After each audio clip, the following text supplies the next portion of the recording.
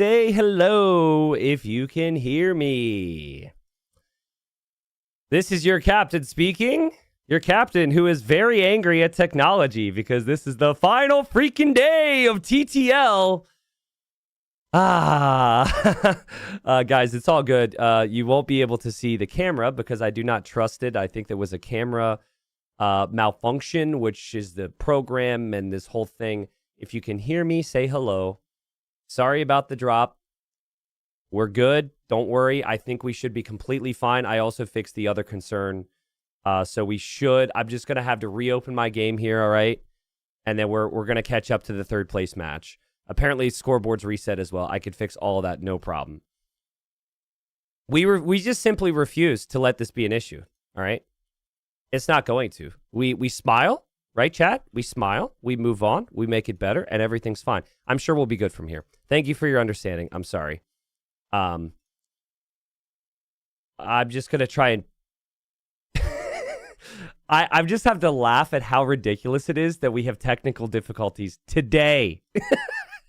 Like, come on, bro. What on earth is that? YouTube chat can hear me. YouTube chat's back. Perfect. Sorry, guys. Cool. Yeah, so, anyways, third place match. And we will be into game number 1. I think I have no choice but just speeding through, to be honest. I think we have to just speed right up, catch up. Once the game opens up, we'll be in. But you guys can hear me all right? Audio's good, right? One's in chat. Everything's good? Everything's normal otherwise? Yeah. Okay, cool. That's what I thought. Cool. Thank you. Arbase says we had them pause. Oh, that's awesome. Okay, cool. Thank you for that. Honestly, for the third place match, I wouldn't have even requested that, Arbase, but obviously I was too busy to communicate with you guys as I was fixing it, so... Just remember, YouTube won't get to see this later. Like, you know, the video, they won't get to realize what we've been through. We bonded today, you know? So, yeah. Thanks for having my back on that. And I should be able... Arbase, you can have them send it, man. You can have them send it. Players can play. We'll get right in. Game number 1, third place match, ACCM Sebastian, final day of TTL 5. Yeah, the mouse cursor thing, all that's fixed too. I actually found out what that is. Almost immediately. So trust me, everything's going to be smooth from here. Let's go. All right, folks, I have to apologize for the speed up here. Final day of Titans League Season 5, and my PC crashes. So I've since fixed the issues. We should be fine. The only thing viewers won't be able to see during the live stream is my camera. I can probably turn that back on later today, but I'm just not going to until after the finals because I don't want any big issues. So we got third place match, $500 difference between third place and fourth. And we have Sebastian and ACCM who had a very good season. But because of the drop, we're catching up to live time where, you know, it will be tough to follow because there will be insane amounts of action. A man-at-arms there for Sebastian, which ACCM can see. And we've got an emote for this, by the way. We've got the T90 Fast emote. I'll try and cast as quickly as possible. The man-at-arms attacking the mining camp. The tower's there for ACCM. Full walls from Sebastian, meanwhile.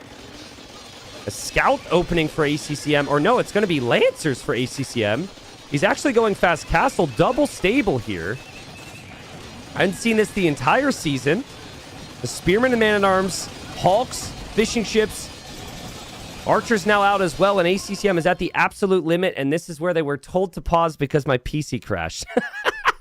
And now we're at live time. All right. All right, so we have a little bit of time to soak it in, get a feel for the situation. ACCM did a great job defending his fish here, which is actually huge. He really needs the food eco to make the Lancers. You know what would be hilarious is if now the game doesn't unpause because the game is broken. That would be funny. That'd be very classic. Is the game now doesn't unpause? I think we should be fine. There's a spec delay, so I think they should be back into the game to play. I mean, ACCM, he needs to basically kill with these early Lancer numbers. But at the same time, I think his eco has actually been very good. So, 5 fishing ships is really solid. Yes. There we go. He did lose 1 villager, but it could have been much worse. And while he will be pushed off of gold temporarily... It's not really going to be too bad with the Mongol Lancers. He's still taking a little bit of food from the middle. We'll go for the Siege Workshop, and the Lancers move in. And we are in business, folks.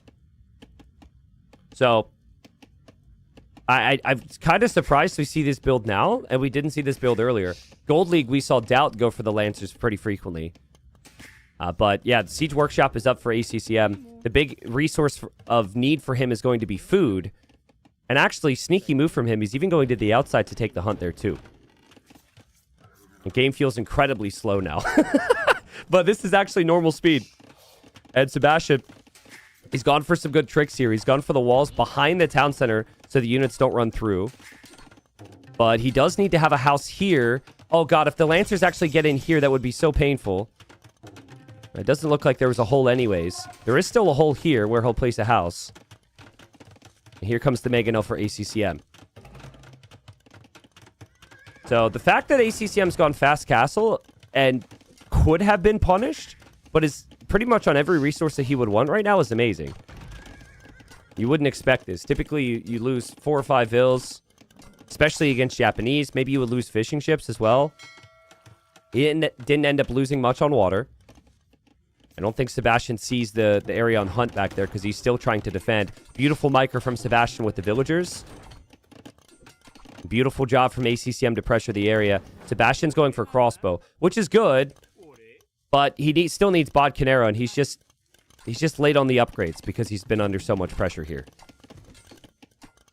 I think the nice thing is, being Japanese, you can relocate your lumber camp and probably be fine here. But he doesn't even have 50 wood in the bag to do that. So he's still over at this wood line. And now the Lancers are in and the siege is in. Can Sebastian micro this? Still 15 seconds until he gets Bod Canero. This can just straight up end the game here. It's impressive, but behind this, ACCM's actually doing economic things as well. Like, again, on the berries, getting wheelbarrow now, taking the hunts. And now the Lancers move into the golds. And, oh, man, I mean, Sebastian's, he has no choice but to micro this down. But it's been patient micro with the Lancers from ACCM on the front. And then anytime the crossbows aren't firing on the Lancers, he goes after the villagers. Like, people just don't show patience like this, typically. Typically, you dive, you fight, you win, you lose. And that might be what we see after all. Lancers dive in. They might force the crossbows to the left side where the siege can get the hit. A tower from Sebastian. That's not going to happen easily. More villagers go down. ACCM, 14 kills, 6 deaths. But he does lose the Mangonel and backs away. And it's so good that he has eco on the outside. But Sebastian does notice this. And that might not be something ACCM looks at the moment. He is full focused on the front. Taking down the houses. Nice recognition from ACCM. He does actually notice it. He will have the hill with this next Mangonel, though. And still, Sebastian's under so much pressure to micro here. It's also tough. It's Uruguay to Vietnam. So it's not a very low ping game, which means that the lag could catch you out. But that's insane, though. That is insane. He runs at that and he kills that like that's no problem. That's unbelievable. Well played from Sebastian there. Has the Hawks back in. Will end up losing his Hawks, it seems, but I think that's fine. The fishing ships are being attacked by the Lancers now. ACCM, still no farming eco or anything. So the fish will be valuable, and once the berries are gone, he's going to need to farm. We might see town centers it, but Sebastian's micro has been insane here. Welcome. Someone says, can you get the YouTube stream back on? We should be live again on YouTube. YouTube. Say hello for me. I think I'm getting one guide. I'm getting one guide, right? YouTube's a little bit weird. It might be hard to see. Yeah, YouTube's live. Twitch is live. Everything's good. Okay, cool. Awesome. Yeah, again, sorry about the tech delays. I'm actually... In the past, I would be completely mentally shaken by a drop like that to start the biggest day of the event. Thanks for your understanding. I think we're fine, guys. I think we're fine. Might have a long game here, actually. Second town center on the outside for ACCM. It's a very good TC. Very safe back there. Love how he's used the Lancers to snipe fishing ships. He didn't really even use the Hawks as much as he used the Lancers. He got 4 eco kills with that one Lancer there. But now Sebastian is moving forward. And Sebastian, he's just marching right underneath the town center. And I mean, there's no villagers around the town center. So it's a weird scenario where you can do that. Most maps you have farmers around the TC, but he just says hello. He walks right underneath.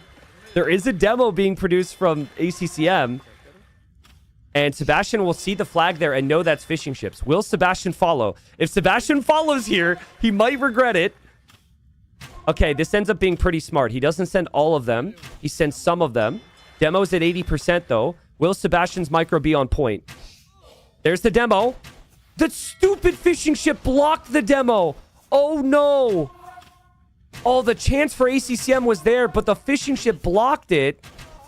That fishing ship's always been jealous. He wanted to be a demolition ship his entire life, but he was only able to be a fishing ship. And so he gets his revenge there. Man, I mean, this army is the reason Sebastian's still in this game. If this army was gone, ACCM would be 3 town centers with tons of economy. He does still have another demo coming. There is also the Scorpions and the Mangonel here. And Sebastian's got some work to defend here too. Monks are there to convert. ACCM pulls away. Nice conversions from Sebastian, and these crossbows are still moving around. I mean, the worry for ACCM is that he doesn't really have a lot of consistent army production right now. So I think we've got a fairly close game. If these Lancers get value, of course, it's huge. But another demo just got sniped by these crossbowmen. Sebastian just doesn't care. Okay, the first demo you don't expect to happen. The second demo you don't expect to happen. But surely the third demo will work. The third time will be the charm, maybe. Sebastian still 1 town center, but he's added some farms. I think he could easily move to the outside as long as he has the military there to protect. But he never scouted that area.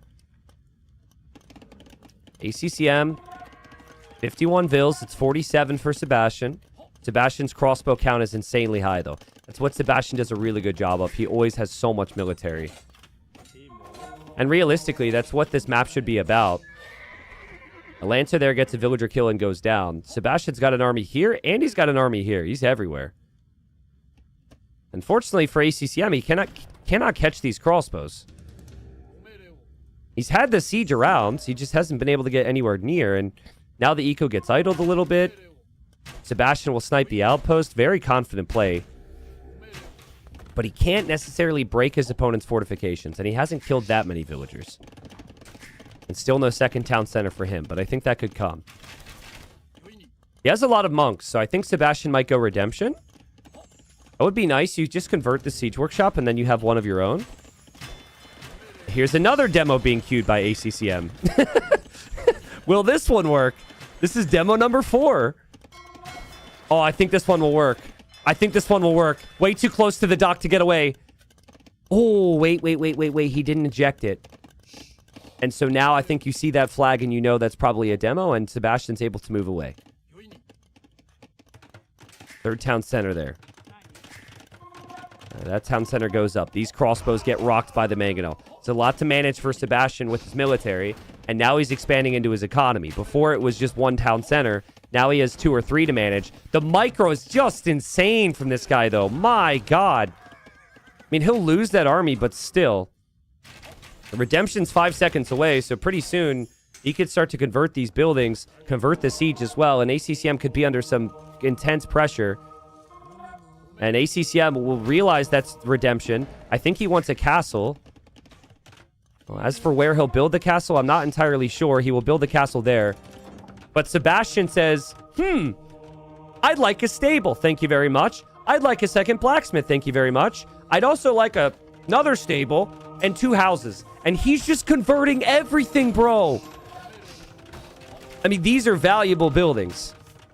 It's not like these are buildings that ACCM isn't planning on using at some point. Blacksmith is stolen. Stable is stolen. Stable is stolen. You can't actually convert the town center, which is unfortunate, but you can ram the town center down. That's such good value from the monks there from Sebastian. And again, his eco's looking very nice as well. I know his Vil count's not there, but the army count's still insanely strong. Sneaky move from ACCM. He's really thought about these corners here. The back corner was an example. Here he goes again with another TC. And he is starting to make, or I assume he could start to make Mangudai. But the annoying thing is he needs upgrades on his Mangudai. And his blacksmith was just converted, so... But a lot of his eco is protected at the moment. Like back here, this eco is kind of safe. This eco is protected by the castle. That town center goes down, and that's annoying, but he hasn't lost many vills still. Look at ACCM looking around.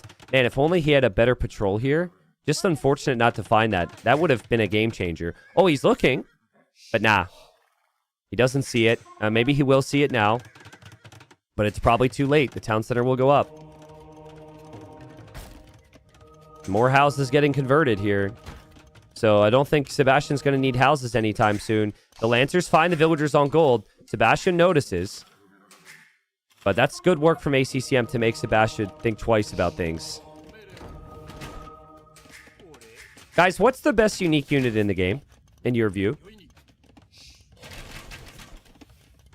This is obviously an opinionated situation. Okay, Teutonic Knight. I would disagree at the high level. Okay, Conquistador. I like that. A lot of you are saying Mangudai. Thank you. It's an insane unit.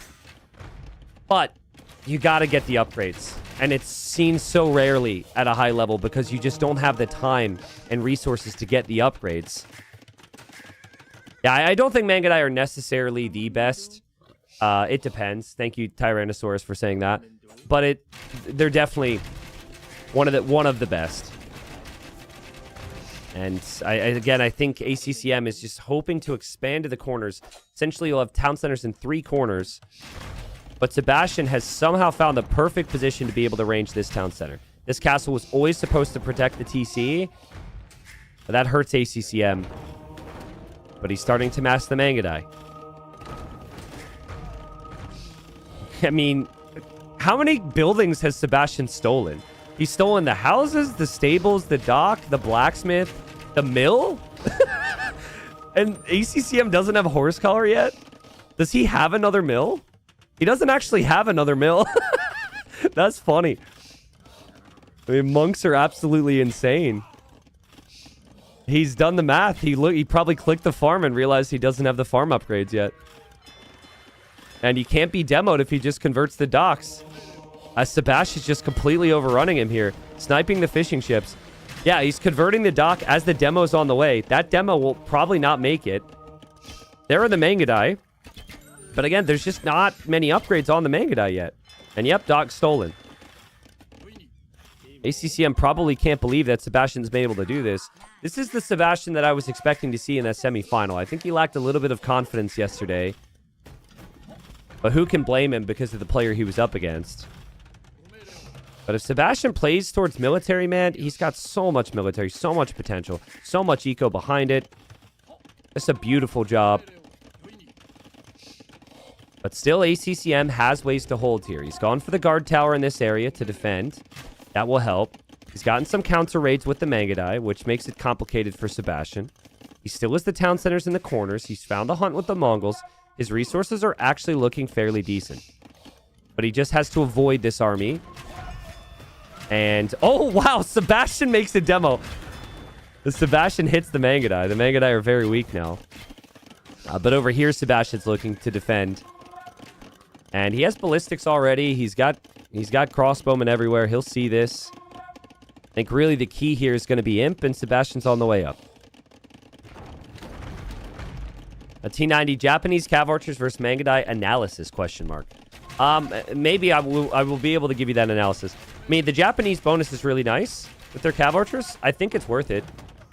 I'm okay with that. I mean, it's so much easier to produce Cav Archers than it is Mangudai because you don't need the castles. So, I think in this situation, you have so many crossbowmen, you just play through Arbalest. But no, Japanese Cav Archers can be good here. But I think the main thing you really need to do is you just need to eliminate the Mangudai from the equation. You need a castle position that could give you trebs.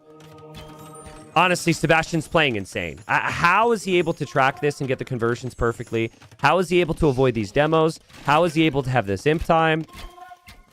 I mean, here, Sebastian isn't really paying too close attention, but it doesn't matter. He's got crossbows around. He's pushing here. ACCM was microing for Mangudai. He loses half his wood line.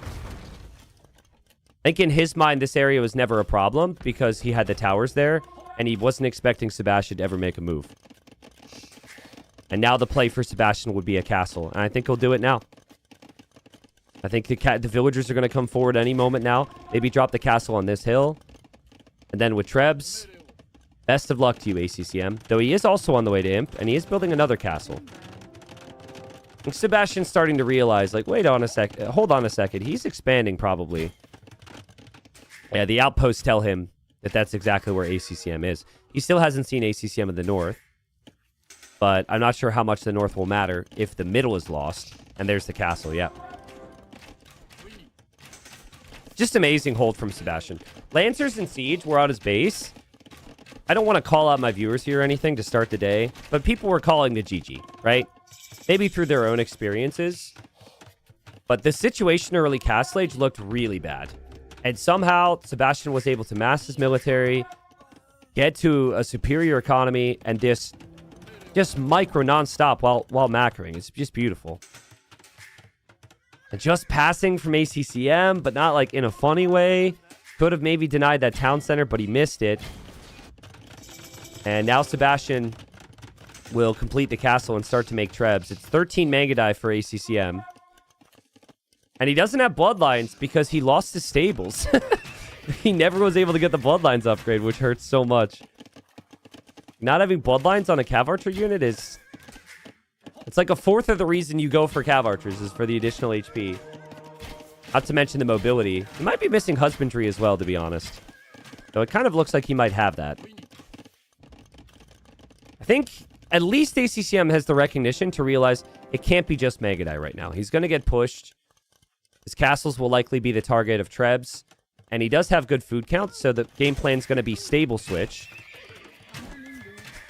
We saw 60 villagers this game, but there's the stables on the back. You do get additional HP on your Lycav with the Mongols. But can you engage into 40 Arbalest? Probably not. What you could do, though, is you could show up here and snipe that Treb. Sebastian's got his army split away from the Trebs, because he doesn't think he's really going to be up against the Lycav. Those villagers wander back out to the gold, though. More villagers go down for ACCM. Just the difference in this game is that Sebastian killed more eco and obviously produced more eco, and ACCM killed more military. But Sebastian has the superior eco, so he could just make the military again. The KD is actually very even, but military count's been unreal for Sebastian. The good eco upgrades for him. Trebuchet's already pushing this castle. The Mangudai run in, hoping for damage. There's not a lot going on here anymore for Sebastian. He already has the outside town centers. Now, Sebastian patrols some army to the north. He'll find ACCM up there. And he's standing directly next to these Trebs, just in case there's an army that comes in. Which is pretty epic game sense, because, I mean, he doesn't know about the stable switch at all. I think the Hussars have to come out soon. ACCM's waiting as long as possible here, but these Hussars, this is the time they need to move out. Another castle from Sebastian. He will simply just treb this castle then, so you just can't lose any more ground if you're ACCM. Here's the Hussars. That's maybe enough to snipe one or two of the Trebs. Maybe all of them, actually, because the Arbs are pretty weak as well. And maybe ACCM could pull off some type of hold here. Yeah, it certainly feels like Sebastian's worried about that. Hussars will run in. 2 Trebuchets down. Castle stays up for ACCM. The rest of the Trebs survive. Oh, man, but up here, ACCM is losing more vills. He's losing even more vills. He's losing everything in the north to the Arbs. And now Sebastian can just move. He's like, all right, go ahead. You have that castle. I'm just going to move this way. He gets Kata Peruto. And so now the Trebs will be even stronger, and they'll move over towards this castle. Sebastian also with an army over here to defend from the Hussars. Seems like that's just enough army to maybe hold there. At least enough time till he can get a defensive castle. He's really starting... He's expecting to be raided, so... He's going for the big defensive plays. And also dropping barracks here, which will mean Haub will come out for the Hussars. Just perfect. Everyone coming in, welcome. This is the third place match. $500 difference between third place and fourth. Obviously, you guys are probably showing up for the final. Final will be immediately after this. Best of 7 grand final. We had technical difficulties to start the day. We're thinking nothing but positive thoughts. Everything's good now. We should have some Epic Age of Empires 2 today. I actually really like what ACCM did. The Hussar move was the best play for him to come back into this game. But you need, like, Hussar to protect your castles so you can then make Mangudai again, and then you have a combination of both. If you end up with losing your castles anyways, it just feels so unlikely you're going to have good chances here. And ACCM taps out. Yeah, he never had the economy of Sebastian. It was a really cool start to the game. I thought ACCM was going to win this, but somehow Sebastian held on, and those crossbowmen and Castle Age were the conversation.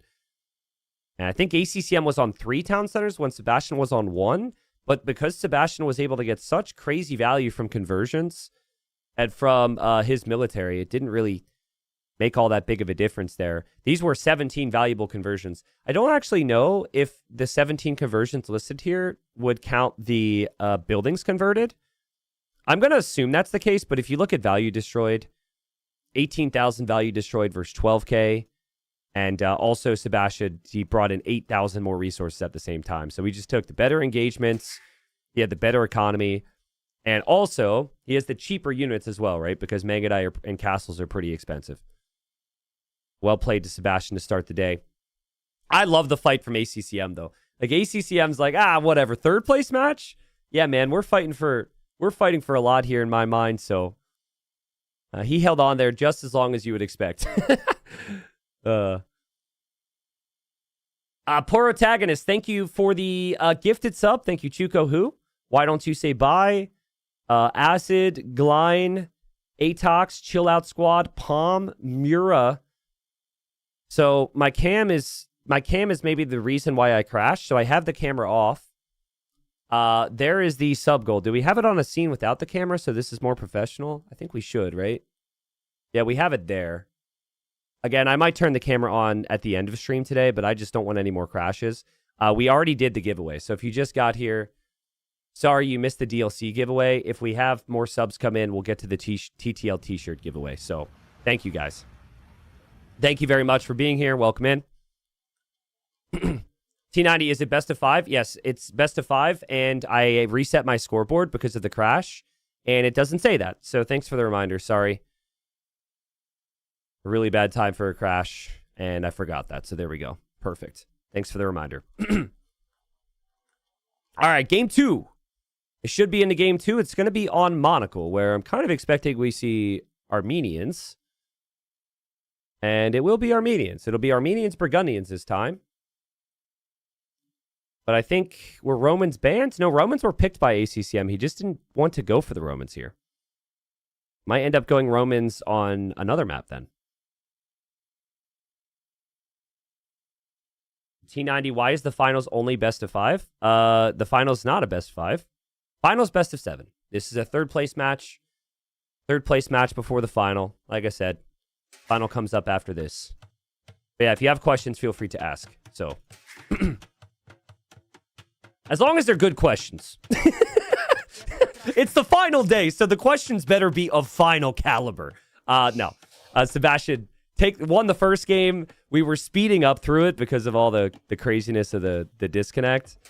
And we actually get a proper Dark Age here. Sebastian playing as the Armenians. This map has been dominated by infantry. So Feudal Age Longsword has been the expectation. We haven't actually seen Armenians a lot the last couple weeks. I'm not really sure why that is. I think it's because Romans were open a lot. Japanese were open a lot. Burgundians were open a lot. I think Armenians might have also been higher up on the ban list because it's a really strong bonus. Essentially, you can go full feudal here and completely smash. But the Flemish militia are very strong. And Sebastian says, let's get to the finals as quickly as possible. He moves forward just like his opponents did when he played against him in the earlier rounds. And he goes forward and he's going to steal the boar. So it's a weird thing on this map. Everyone thinks about the shorefish and the box turtles, but the boars are right there as well. And I mean, now ACCM's down the food and he's like, wait, hold on, what? Well played from Sebastian. So now he'll have 3 boars, and he'll have the deer, and he'll also have the shorefish nearby. And that's huge because getting the longsword upgrade is really expensive. because you obviously have to get man-at-arms first as well and make the units. So I think he's got enough food to do so before even going for the Shorefish. Also for ACCM, he wants to go for the double bid axe upgrade. And double bid axe, while it is discounted, it's still investment of food. So having less food is really going to be painful here. Gonna be real. I think I've seen this lane like twice, and it's looked insane every time. And I don't know how ACCM is going to be able to manage the food eco now. Because I think it might affect the barracks timing. In theory, you could still go out here, get the mill, get lots of food, and then get the barracks very late, though. So I guess you don't need to have the barracks right away, like you would with the man-at-arm builds. Thank you, Worthy XO, for the Prime. Thank you, Sergeant Milan, for the 6 months. Gonna get some more shout-outs here. Walker, appreciate it. Mathors, Mura, Palm Pyro, Lieutenant Dan's back, A Marines, Darth, Vickless. Holy crap, guys. Thank you so much. Welcome in. Final day of TTL. I asked viewers who the favorite was here, and we had a lot of people say ACCM. But I think they, kind of like myself, maybe had forgotten what happened in the group stage. These players were in the same group. And Sebastian won 3-0 against ACCM. So he won the first game here. He's now 4-0 against him this tournament. And he's got that Boar Steel, which is a really strong start. I think it's because Sebastian just feels like the perfect amount of military. And honestly, I'd be curious to talk to Sebastian about it. I don't want to speculate on it too much. But I think in the semifinal, we saw some of his inexperience and some of his nerves against Leary. Like, I felt like the true Sebastian came out in game number 3 yesterday. Would you guys agree? If you don't agree, please tell me. That's what I felt. Like, the first game, like, the 8 on stone, the castle, I was just like, I think he's just nervous, man. Like, I think he lacked the confidence to play straight up against Leary, and I think he tried to do something a bit wild. But games 3 through, 5 were really good, and that final game he could have won. So it ended up feeling pretty 50-50. Unfortunately, the 2 games were already out of the picture by the time that happened, so... But that happens to even the best, right? Like, in the final, we might have some players try something too creative because their opponent is so good on the other side. That's part of it.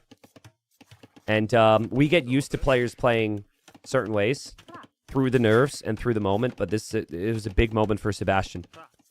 I think this will be I'd have to look, but it's one of his best performances in his career to be top 4 this season of TTL.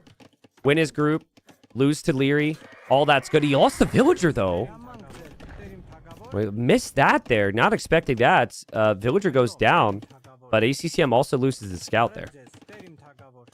That could hurt ACCM, but also he lost the food from the boar, so maybe he wanted a bit of revenge there. But I gotta say, I was expecting the barracks to be up a little bit earlier for Sebastian. So at the moment, it doesn't feel like he's going to play Feudal Age Longsword, which has been the standard play. He's got the food on the outside. He shifted a lot to wood. Nice thing about the mule carts is you can always move the villagers off of wood into this gold, for example. But it almost feels like he wants to go scouts. But that can't be it. It's going to be archers, right? I think he's expecting Flemish militia. What's the plan here for Sebastian? Yeah, there's the archer range. So I think he then does the math. I'm very confused. Now he's going for man-at-arms, but he doesn't have any units? Okay. That still could be fine. He just needs to shift the villagers off of the wood here and go to the golds. Get the gold income, and then you can make a couple units. And obviously, ACCM doesn't have the scout, and Sebastian does. So ACCM has to wall up everything because he's expecting the man-at-arms, which haven't come out yet. I think the long-term plan is longsword, but maybe because it's expensive, for now, Sebastian just wants to defend with the archers. But he didn't really wall it. So Flemish militia are going to run right in here. It's been a bit of a weird opening here from both players. Obviously, Sebastian had the boar steel. ACCM then got greedy, went for the villager kill, and lost the scout. But archer's there already. A nice fight back there from Sebastian, very confident. Weak villager probably needs to flee. And there's the militia now. So I guess he canceled the man-at-arms upgrade so he could make the first archer. And I'm sure ACCM sees that, and he's kind of like, what? Like, why does he just have a militia there? That doesn't make any sense. But man, Sebastian's micro is insane. Like, he has just fought this back with villagers and one archer, essentially. Now the Flemish militia are moving this way, though, and they're super fast. So, yeah, he needs to get building that tower. But he sees it coming in. He can drop the palisade walls in the last second. Has enough army. About to have fletching. I think the tower will go up at the perfect time again for Sebastian. And he knows it, too. He doesn't even lose the villager. Man, that's got to be frustrating for ACCM. He's like, are you kidding me? Misses the villager kill. Goes back in this way, and everything's walled up. So I still think Sebastian should never leave Feudal Age here. Because he needs to... Like, what's the benefit of going to Castle Age? Why do that when you have access to Longsword? Oh my god, the quick walls! A bit weird because the goose are being stolen. Or the geese, rather. But more quick walls from Sebastian. The army's going to hop out. He can kill this army. Still has the garrison over here. Finally, he loses the villager. Sorry, these are turkey. My bad. These are not geese. Very different. But yeah, ACCM just trying to create as much chaos as possible. So I think it's poor for ACCM that he's lost so much army. But having 2 villager kills isn't bad, and he hasn't lost any. And he has Bosal already for his eco upgrades. And he's adding skirmishers to counter the archers here. He also didn't need any blacksmith upgrades for this damage too, so there he goes. With plenty of food income, which we still haven't seen Sebastian pressure at all. It's possible Sebastian's been a little bit too passive, but I think Sebastian's a big player when it comes to conserving his army, though. ACCM's the opposite. ACCM will gladly trade army for villager kills, and with the expectation that he can then make more army. Sebastian's all about the long-term valuable engagements. And here we go. Longsword upgrade coming in. So it'll be archers and longsword against skirms and Flemish militia. Archers and longswords should completely smash here. But it does cost a lot of food. More and more villagers going out to the food as I say that. Sebastian's scouts still lurking around to see what ACCM will try. I think this is where things get extremely dangerous for ACCM. I don't think he realizes how dangerous this is going to be. The longsword, 60 HP, 9 base attack. Flemish militia's got 40 HP, 5 base attack. It's not even close. Again, it's literally a Castle Age unit. It's just the only save that can get access to that in Feudal Age. And it's one of the rare maps where it makes sense because there's so many exposed villagers. ACCM will relocate his wood line. He's sending the army this way. Does Sebastian have awareness on that? He does. And there's the longswords. I think even 3 longswords can defend this. And it is extremely difficult to engage into. And then the archers can go this way.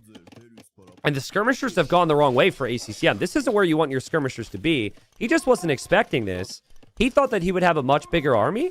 But that was only... He only had the superior army when it was mainly archers for Sebastian. Armor will come in for ACCM. I really think he needs Castle Age. He knows he needs skirms at home. Nice defense there. It's amazing game sense, but... it would be expected. Longsword still walking with a purpose. Walking confidently.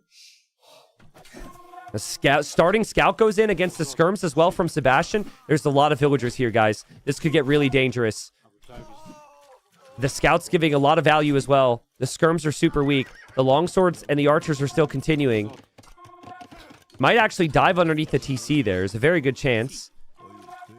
The skirms barely holds over here. Random Flemish militia still running around from ACCM. Now the longswords are moving to the hill. You don't see the numbers yet. The numbers are going to get here, guys. There will be 11 longswords. So they just take down towers. Like, Feudal Age towers completely melt to this. Unless the tower is walled in. Man, ACCM is doing everything he can to hold on here. Because that was so dangerous. This was dangerous as well. He chased that away. Here he's gone for a little bit of counter pressure. But still, it doesn't look like that's going to be enough. But the additional towers from ACCM were very smart here. He actually bought the stone, though, so he would have to buy stone again for another tower. Anyone else a little dizzy at the moment? Looking here, we're looking here. We're all over the place, man. This is chaotic. I think ACCM is doing whatever he can to cling to life, to hold on, but he's just got a much worse army composition. I think there's no way he can engage against longswords unless he goes Castle Age. And to get Castle Age, he needs to have the food. And to have the food, you need to have the hill. And he just doesn't have the food.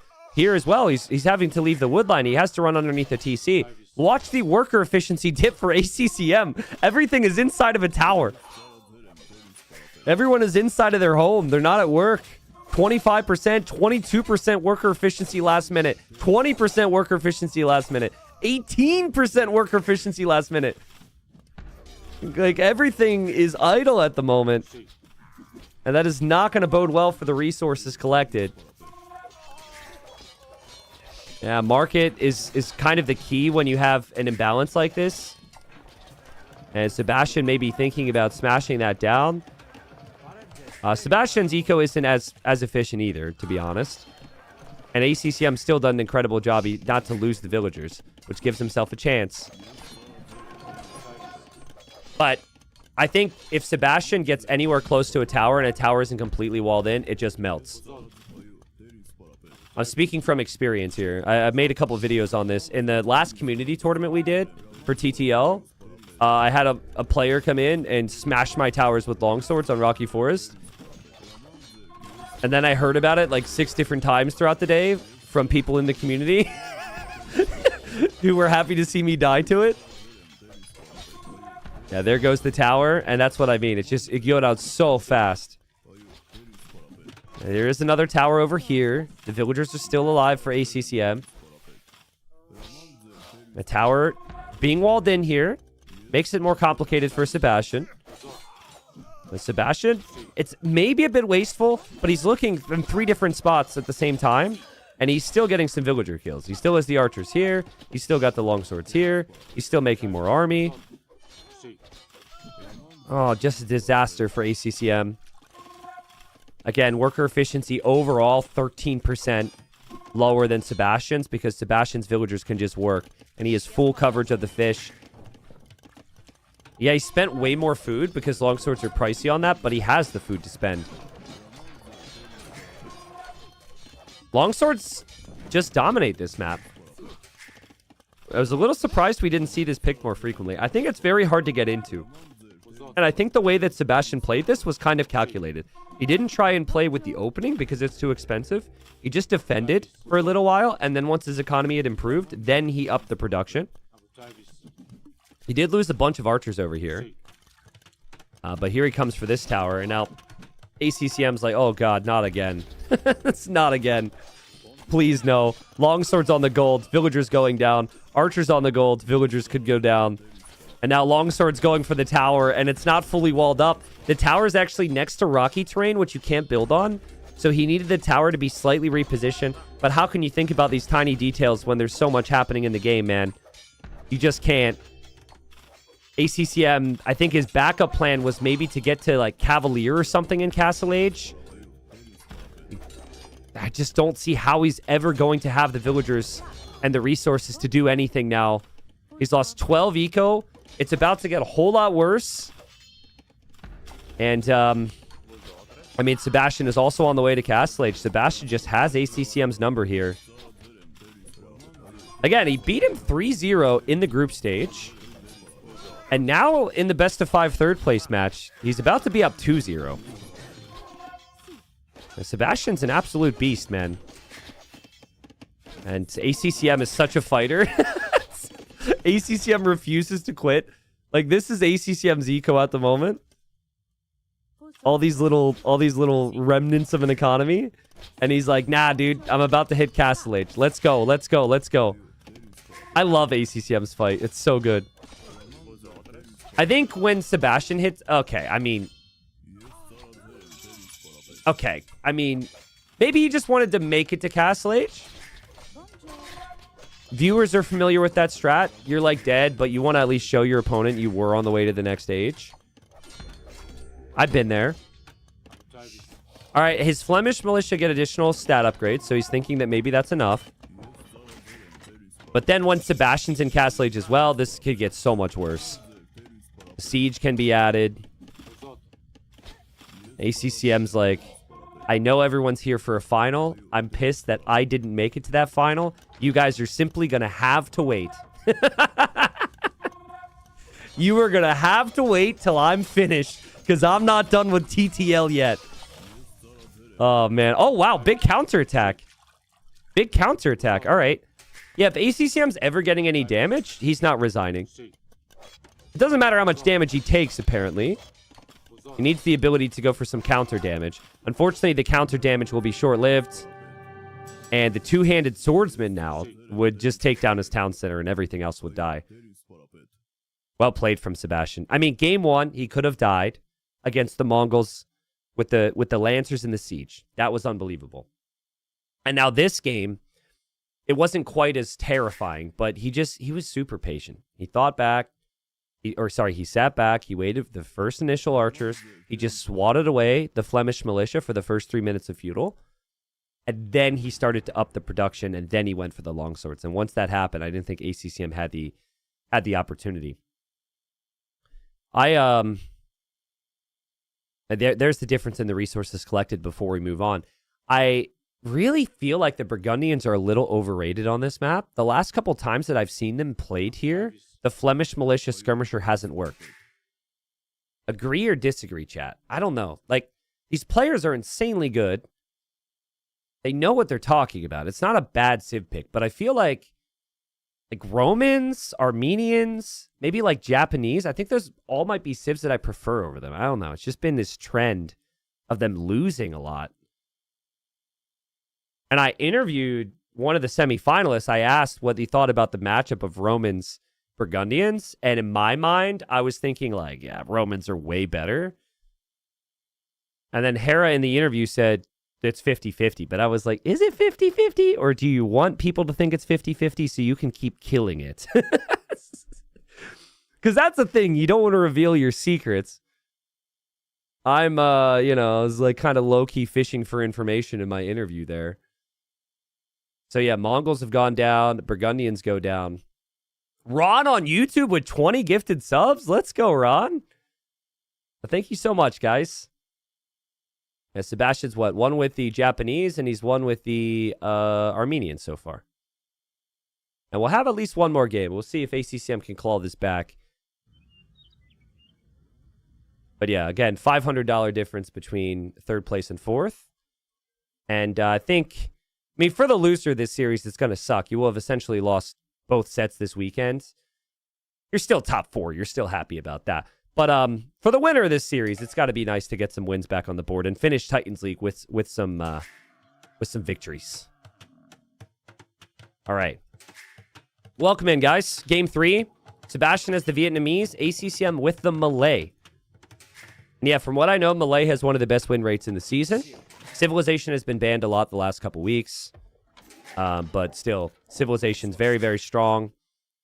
And Vietnamese as well, very flexible. Can kind of be played on any map these days. It's certainly going to be adaptable to play towards the Imperial Age here. But yeah, we've got some people's favorite map, maybe. In fact, chat, what would you say is your favorite map this season? I don't know. I've really been happy with the map pool. But this is Zimbabwe, where initially players will come out here and try and fight over the hunt. The scouts found each other here. Yeah, Coast Arena. A lot of people are saying Coast Arena. Yeah, I've enjoyed Coast Arena. Uh-oh. You forgot something, ACCM. No. Oh, no. You forgot something. No. Oh, the gate closed and the Rhino is going back. Well, I mean, the scouts are still here. I think that ACCM can probably get it. But Sebastian might be coming out to do the same. We'll see if Sebastian can pay attention to those tiny details there. Yeah, Sebastian's going to be fine. So, or rather, ACCM is going to be fine. I've been happy with this. To explain the decision-making behind map pools, by the way. So I kind of want the league to be the standard for the scene, right? Like, the goal is to expand this format as much as possible as we go through the upcoming seasons. We have done that. We've expanded the prize pool massively. We've expanded the format massively compared to when we started. Crocodile break. We have a crocodile here. Oh my god, what on earth is this? Sebastian is getting crocked. But okay, villager's on 11 HP. No way you go no loom 11 HP. Are you kidding me? Dude, you just got attacked by a crocodile. You're 2 hit from going down, and you're going to try and bring an elephant this far? Sebastian's like, screw it. I'm up 2-0. It's a third place match. I could do this. And I mean, probably shouldn't have done that. But hey, pros are human too. I think the wiser move would have been to just go back home. Unfortunate that he went a little bit too close to the side where the crocodile was waiting. And there's another one. Now, pros must hate this. They just do, okay? But viewers freaking love to see a high-level player lose a villager to a wolf or a crocodile or something. You guys are pointing at the screen right now. Leonardo DiCaprio meme, and you're like, hey, that's me right there. That's me. But you know what happens? You lose 1 vill, and you get loom. You then feel like you're even more committed to the area. So Sebastian's bringing 2 villagers. 1 villager was sent out. 1 villager wasn't enough. Now we've got 2. But Sebastian lost the scout. ACCM still has the scout. And ACCM is here, no loom. And they might find each other down here. Sebastian wants this elephant. And ACCM is going to take the elephant before Sebastian can get there. All right. Now, this is the double for Sebastian, which should be kind of difficult. He's looking for the other elephant. Meanwhile, he's bringing both of these in. Meanwhile, ACCM is doing this, still with no loom. Oh my god, the multitasking is insane. Water Buffalo block for ACCM. Could maybe use the scout as well. This villager, oh god, oh god, oh god, oh god, oh god, oh god, oh god, oh god. That villager's dying. This villager could die too. This villager could die. Okay, I think this villager is fine. Sebastian is most likely going to be okay. Shoots it with the town center, which you can now do. And this villager is fine. And what about this villager? Very close. Nice quick walls, though. Never a doubt. This is just perfectly executed from both of them. Perfect if you don't factor in Sebastian's villager loss going down before, but all right. I feel like at times I try and say something, and right when I'm in the middle of a really important thought, players interrupt me by doing something I wasn't expecting. Maybe that's on me. But we were talking about the maps before. I've been very happy with the map pool. Expanding it to 15 maps obviously makes a lot more work for us because we need to balance out those maps. I've been pleased with it. We also don't want to be repetitive. So maps that we had in previous seasons or maps that we had in previous seasons, we didn't want to repeat. So if this was the first time you've watched TTL, we had 4 seasons before this. I don't think a single map in this season was used in the previous one. So again, lots of risk can come with that, but I've been happy with it. I'm glad you guys have enjoyed the maps too. What were your favorite maps of these TTL? So I really enjoyed Coast Arena. I think Coast Arena's been fun. I really liked Zimbabwe for the closed maps. I think the closed maps offer some of the crazier games at times, which is a lot of why people end up choosing those. But I also really like African River. Like, African River has been fantastic for aggressive maps. That map has kind of been a breath of fresh air. Seychelles as well for a water map is really solid. So, I don't know. We put a lot of time and effort into all the maps, so the maps are kind of like my it's kind of like my Twitch viewers, right? I don't have any favorites. I love them all equally. So, yeah. My mom told me that growing up. She said that she didn't have any favorites and she loved us all equally. But my brother was the firstborn and he's 11 years older than me, and then my sister was 8 years older than me. And when I got old enough to do math, I was like, wait a second, Mom and Dad, why are my siblings so much older than me? Why are you so much older than all my friends' parents? Why was I born when Dad was 40? I said, was I planned? And my mom said, oh, of course you were planned. You are all part of God's plan. And I said, answer the question, Mom. And then she said I did. And, you know, and then I got my answer. So, yeah. There wasn't even a, like, my brother's, never mind. I don't think we should continue these stories. We have too many people here. Too many people who will make jokes. But yeah, some of you guys can relate to that. ACCM's on stone. And Sebastian is not. I'm a little surprised to see ACCM's on stone. But this is what you could consider third place match energy, maybe. He's just going to send it. He's going to go crazy.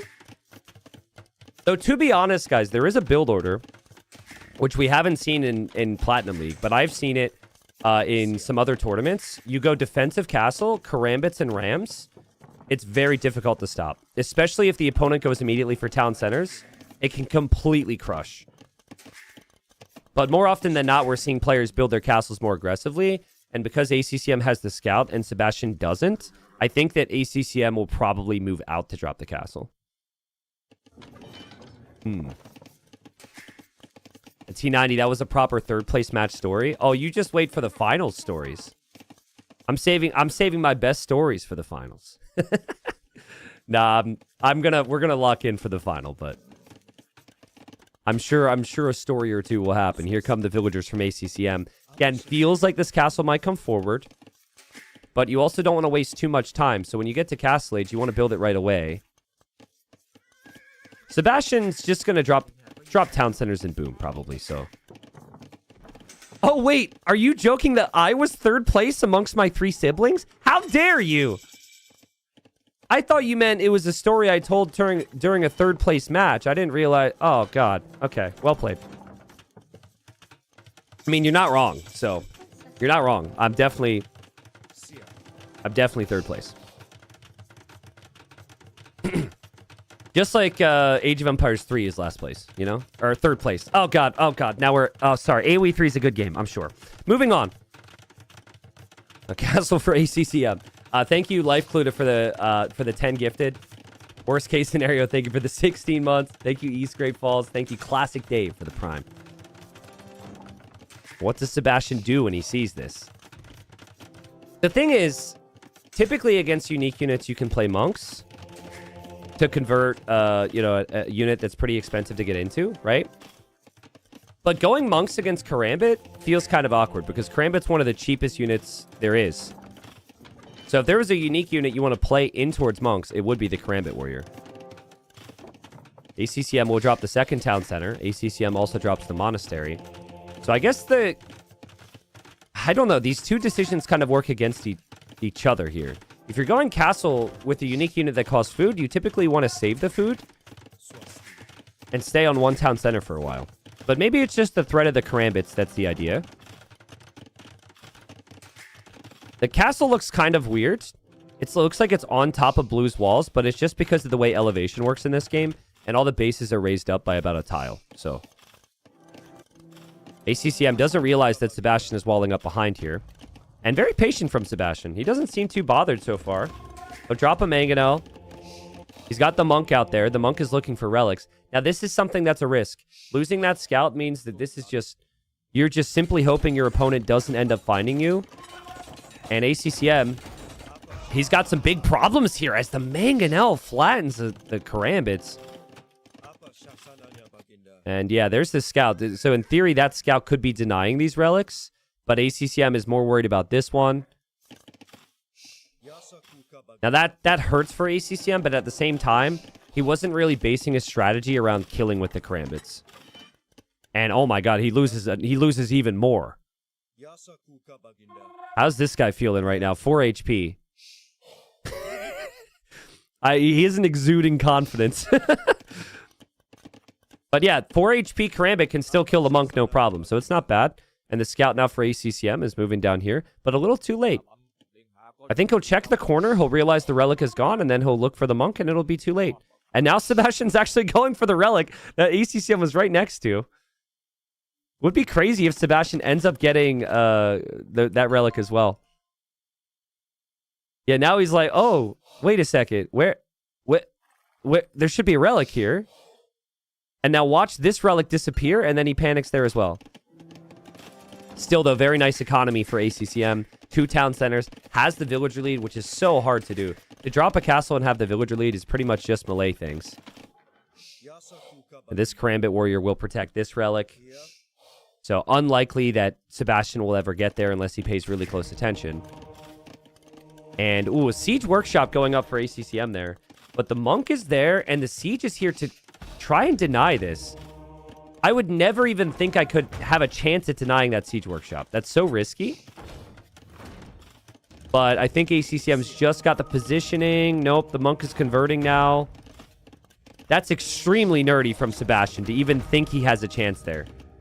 But he's just delaying the Siege Workshop. Meanwhile, ACCM will get this relic. Sebastian is headed to the north. Siege Workshop denied at 90%. I think it will go up eventually. And, oh, no, it's now 99.74%. And bam, now it's up. Okay. But that gave him some time. That gave him an extra minute or two, and time is everything. And there's the 3rd town center for ACCM. 2 TCs for Sebastian. Feels like he wants to play towards Imp and a castle and Trebs. And there goes ACCM. The scout. Oh, man, he's seen better days. Oh, man, he's seen better days. He is really failing at his job right now. Just passing. And, I mean, now again, he's going to be like, where's the relic? Where's the relic? That doesn't make any sense. Still, I can't help but feel like everything else that we're seeing from ACCM is top tier. I think the economy's going to win this game. He already has 2 relics. Even if Sebastian gets this one, that's not a big deal. But Sebastian is down here with the Monk.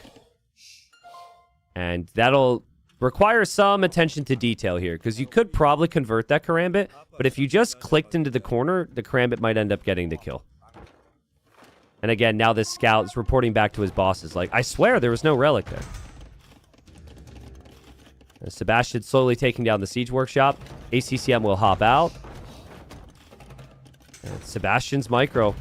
Pretty damn good here. He's bringing villagers this way. But I think ACCM is following this Monk, and I think he's going to see this. If he sees the villagers, he could maybe send some Karambit Warriors over. Down here, the Karambit Warrior did the job to kill that Monk. That's good for ACCM. And here he's also able to heal up his scout, and yeah, he sees this. Scout actually dies, though. Sebastian attack grounds it. Wow, well played. And there's the castle. Will the castle go up? I mean, Karambit Warriors should be on the way. This is Sebastian's perspective. He could see the Karambits coming in. Now, he does have the Mangonels. He kills the Monk, but he needs quick walls to stop the Karambits from killing the Vills. ACCM's got his own villagers in there. He could build some stuff or attack. Maybe even chop the tree randomly. Okay, Mangonel's there. Does he attack it? He takes down his own house. He takes down his own house, which means the villagers are... Okay, they're still getting quick walled. But there's a Mangonel coming from ACCM. Castle's at 50%. I don't know about this, guys. I don't think this castle goes up. Again, ACCM, he might have lost the first 2 games. This might not be the finals, but he's the biggest fighter you'll find. And he's like, we are not getting to the final yet, T90. Screw that. I want 3rd place. And I'm reminding the people what I'm made of here. Well played. I mean, the whole game, he's just been honed in on where Sebastian is going to be and where Sebastian is going to go. The only thing he really missed was a couple relics. But beyond that, he was always about applying pressure here. The scouting and the outpost in this area was just perfect. And I still think Karambits are just such an excellent tool against this composition here. Now, hold on. Hold on. Karambits have backed up. Another big shot. More villagers go down for Sebastian.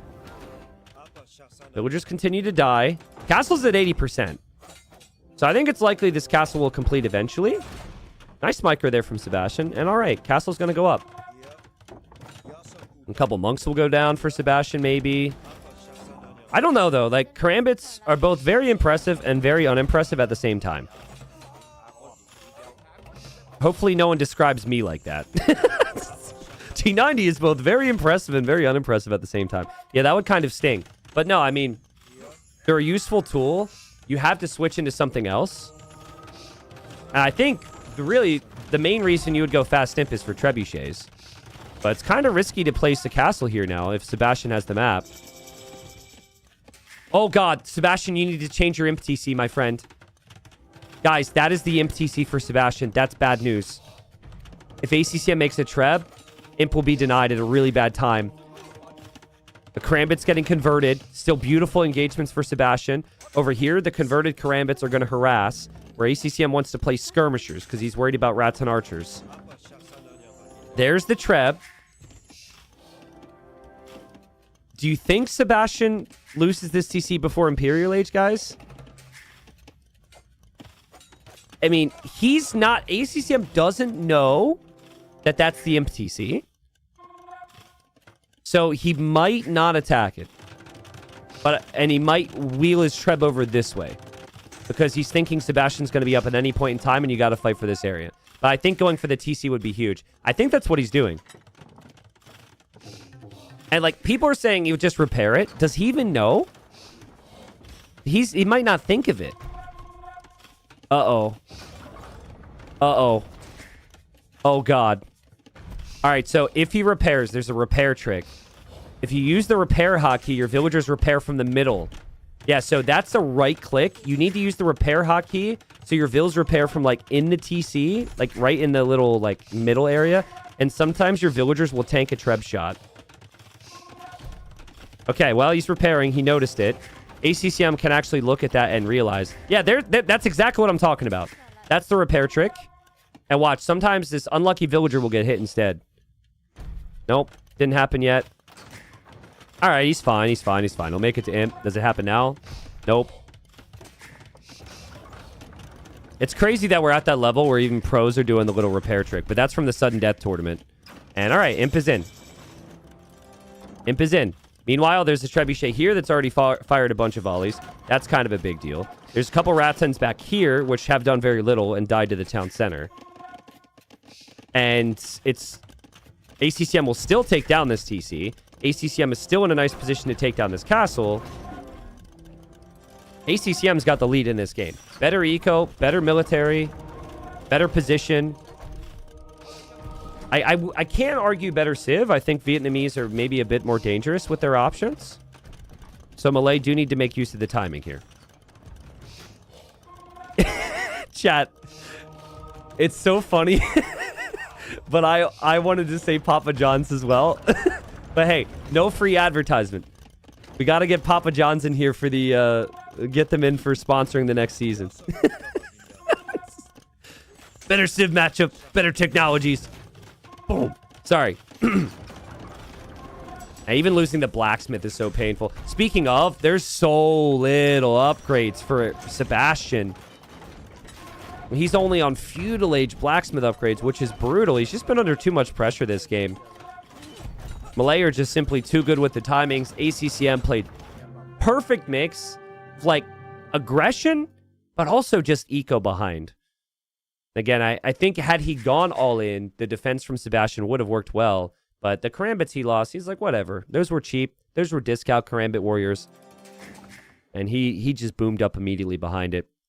It did get a little dicey at times. There were some minor details here or there, but that's still near perfect from ACCM. And he wins game number 3. Whoa! Palm with 50 gifted. Thank you so much, Palm. Yeah, there's the KD real quick. There's the eco. You just cannot lose games when you have an economy that huge and a timing like this. 27-minute imp. I mean, this is why Malay have been banned so frequently. That's why we're not going to see Malay in the grand finals. I will bet 20 gifted subs that we will not see Malay make it through the Civ draft. Someone will have to remember that because I'll forget. But no, I think they'll be banned. The Civ's just too strong. It was the first pick for ACCM for that reason. So, thank you again, Palm Pyro. So yeah, camera's not working. Normally I'd look at you guys and thank you, but we had a disconnect earlier, so I'm just leaving the camera off for now. What we can still show is the sub goals. If we hit the next goals, guys, so the next goal would be 900. I'll give away 3 TTL5 t-shirts. We've got DLC keys to give away as well. Thank you so much, Palm Pyro. Dodge is in the chat and hearts and salutes if you get the emotes. Please thank them. Northern Crossings game number 4. T90, why is no one playing Aztecs at a high level? I think you have to play Aztecs in a very specific way. And we did see some players play Aztecs. So Dragonstar played Aztecs a lot, for example. Aztecs are really good with the early laming with the Eagle and lots of like man-at-arms spam and lots of just military spam. So again, it's just highly specific. I like the Aztecs, but they're not as versatile on every map. They're very good on like a map like Valley, for example. Yeah, we'll update the scoreboard. Scores 2-1. And thank you everyone watching on YouTube as well. It's been fun streaming on YouTube for this event. Happy to give you guys that option. To see people say they've never watched a live stream before and they've been enjoying it is awesome. So thank you guys there too. Sebastian 1 win away from getting third place, an extra $500. But yeah, grand final scheduled to happen in about 30 minutes. So the plan is to move into the final as quickly as we can. We'll see how long the series ends up going. When you've got a third place match with ACCM involved, schedules get affected. All right. So Dravidians for Sebastian. And this is the Civ that he's played extremely well on this map. He actually played Dravidians against ACCM in the group stage. The chat can double check that if they wish. But I'm fairly certain it was Dravidians for Sebastian in one of the games he won in the 3-0 against ACCM. I don't remember what ACCM had, though. I think ACCM was like Koreans or Armenians or something.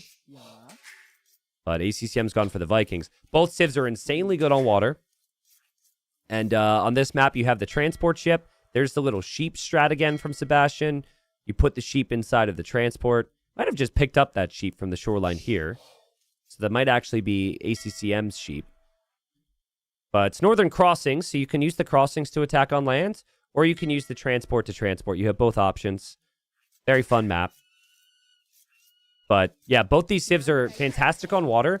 The way I've seen Sebastian play on water is he tends to opt for the economy more frequently. So really leverages the additional fishing bonuses here and the additional wood. And I think just because of the water changes, we've had the whole season to test it now, or most of the season to test it. I think players are just opting for defense more than offense with the ability to garrison inside the docks. T90, I'm still too new to realize what's going on 90% of the time, says Ruby. Ruby's a newbie. That's funny. I mean, you're probably not the only one. It's tough for me. I need to break down the game at the highest level and explain all the intricate little details while simultaneously trying to be have my content be understandable for someone who's new. Hopefully it's a good mix. But thanks for hanging around, and trust me, the thing about AoE 2, I feel, is once you get a baseline of knowledge, even if you don't know all the tiny little details, it's easy to pick up on. It's very easy to understand as you watch. So thanks for still watching and listening in. Basically, if we're talking bonuses right now, this fishing ship carry capacity bonus is awesome. The docks giving you extra population space is awesome. Because you don't need to build the houses early, you have more wood to just make the fish. And then also the barrack technologies being cheaper is great on a map where you can go for man-at-arms. The Vikings, it's a little simpler because you just get free wheelbarrow and free handcart. So as you go through the ages, your eco superior there. And then your war ships are cheaper. Yeah, a week after this, I'm flying to London for the Red Bull event, which I'll make videos on so you guys know what's going to happen. And also, I'll be streaming it all, of course. So if you like big events, don't leave the channel over the next 2 weeks. It'll be crazy, April 1st through 6th. But yeah, I instinctively said fish and chips because I'm going to be going to London. That's one of the things I'm going to have to try. That and what? What else are they doing over there? Tea? Beans for breakfast? We'll see. But yeah. Crazy that we're going to be in the Royal Albert Hall for that event so soon after TTL 5. So, bangers and mash. All right, beans on toast. I'm on board with all of that. That all sounds really good. Mushy peas? Ugh. I don't think I'm going to be having any mushy peas, though.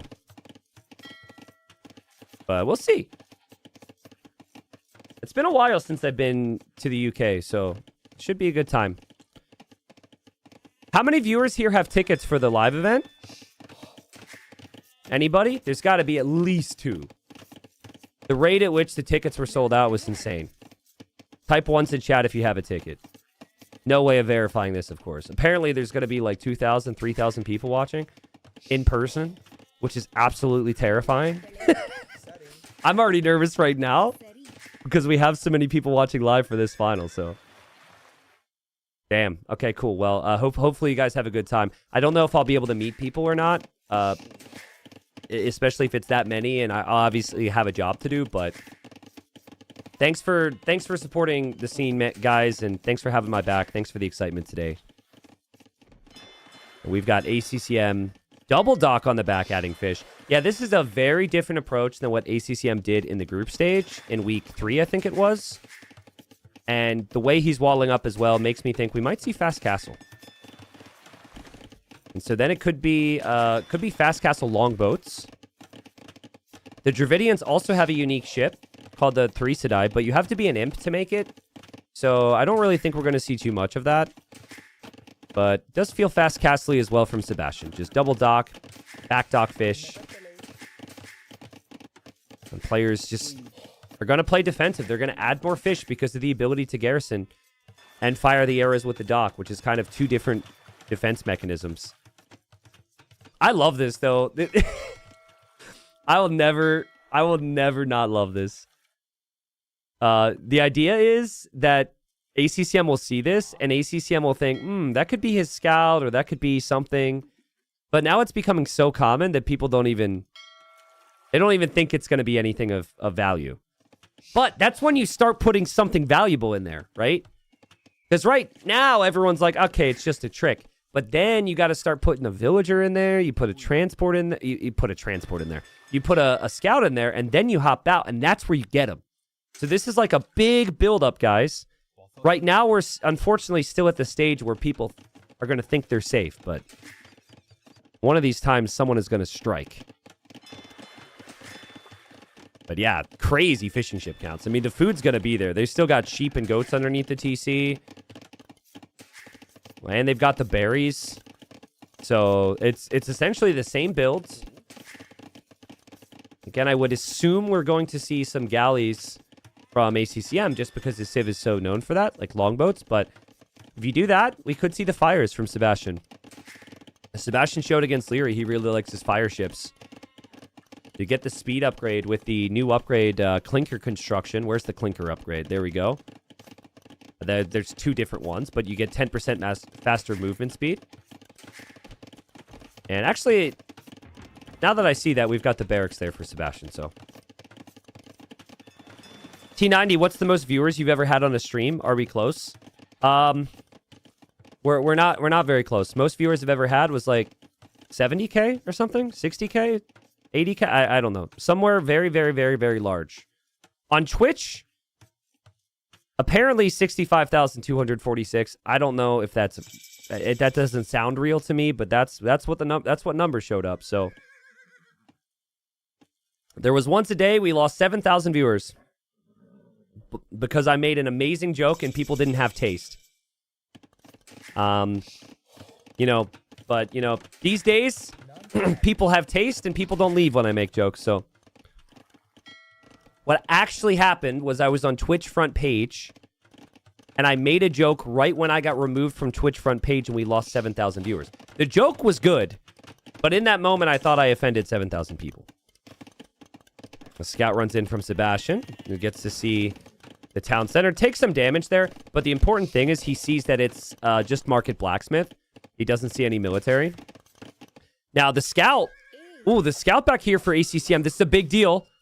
Lose the scout, you have big problems.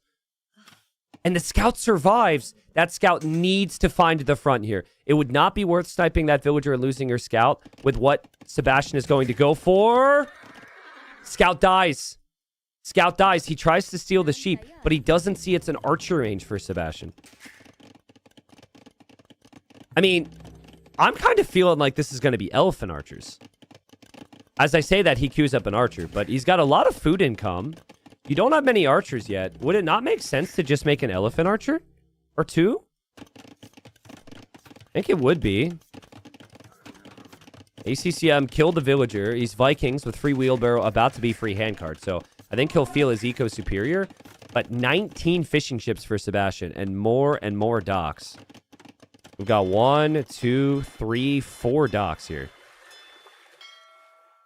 T90, tell us what the joke. No, you guys don't want to hear. You guys don't want to hear the joke. Because what's going to happen is I'll tell the joke. 50% of chat know the story, and they're all going to minus 7k me again and act like it wasn't a good joke. Or they're going to act like I actually offended people. I don't want to retell the joke. 3 docks from ACCM. Now, ACCM's expecting fires, so he's going hulks instead of the longboats. He doesn't really know how far the fishing ships span out here for Sebastian. But it's going to be straight galleys for Sebastian, which I'm sure ACCM will find in a minute. Okay, people are curious. All right. I'll tell you. This is out of respect for you guys, all right? I'm putting myself in a compromising position here, all right? So, it was an event called Hidden Cup, and it was heroes, right? And one of the heroes was named Joan the Maid. Now, there's like Joan of Arc. In the game, there's also the character Joan the Maid, so that was the name of the character. And I don't remember who Joan the Maid was playing. I remember the map. I remember the map was crossed. Anyways, Joan the Maid's army got cleaned up. And, you know, because maids clean things, I said, you know, that's very like Joan the Maid. It makes sense because it's a maid. You know, get it? Because, like, you know, a maid cleans it up. And then right then, we lost 7,000 viewers. And we had a bunch of chatters, like, whoa, crossing the line, talking about maids cleaning. And I was like, I was really nervous. I thought because in my mind, I was like, I don't think that should be offensive. But then 7,000 people left, and I was really worried. So yeah, and then we found out we lost front page. So yeah, that's why the minus 7k emote exists. Also, we have the plus 7k emote if I ever make a joke that is worthy of gaining 7,000 viewers. So, Sebastian went a little too far here. He went a little too far. He went past this dock, which means that ACCM can bring in fire ships, and that is such a nice find from ACCM. That is a beautiful clear up. I mean, initially, I wasn't really sure what the army comp was going to look like. A combination of fires and longboats can be very strong here. And here come the elephant archers. All right.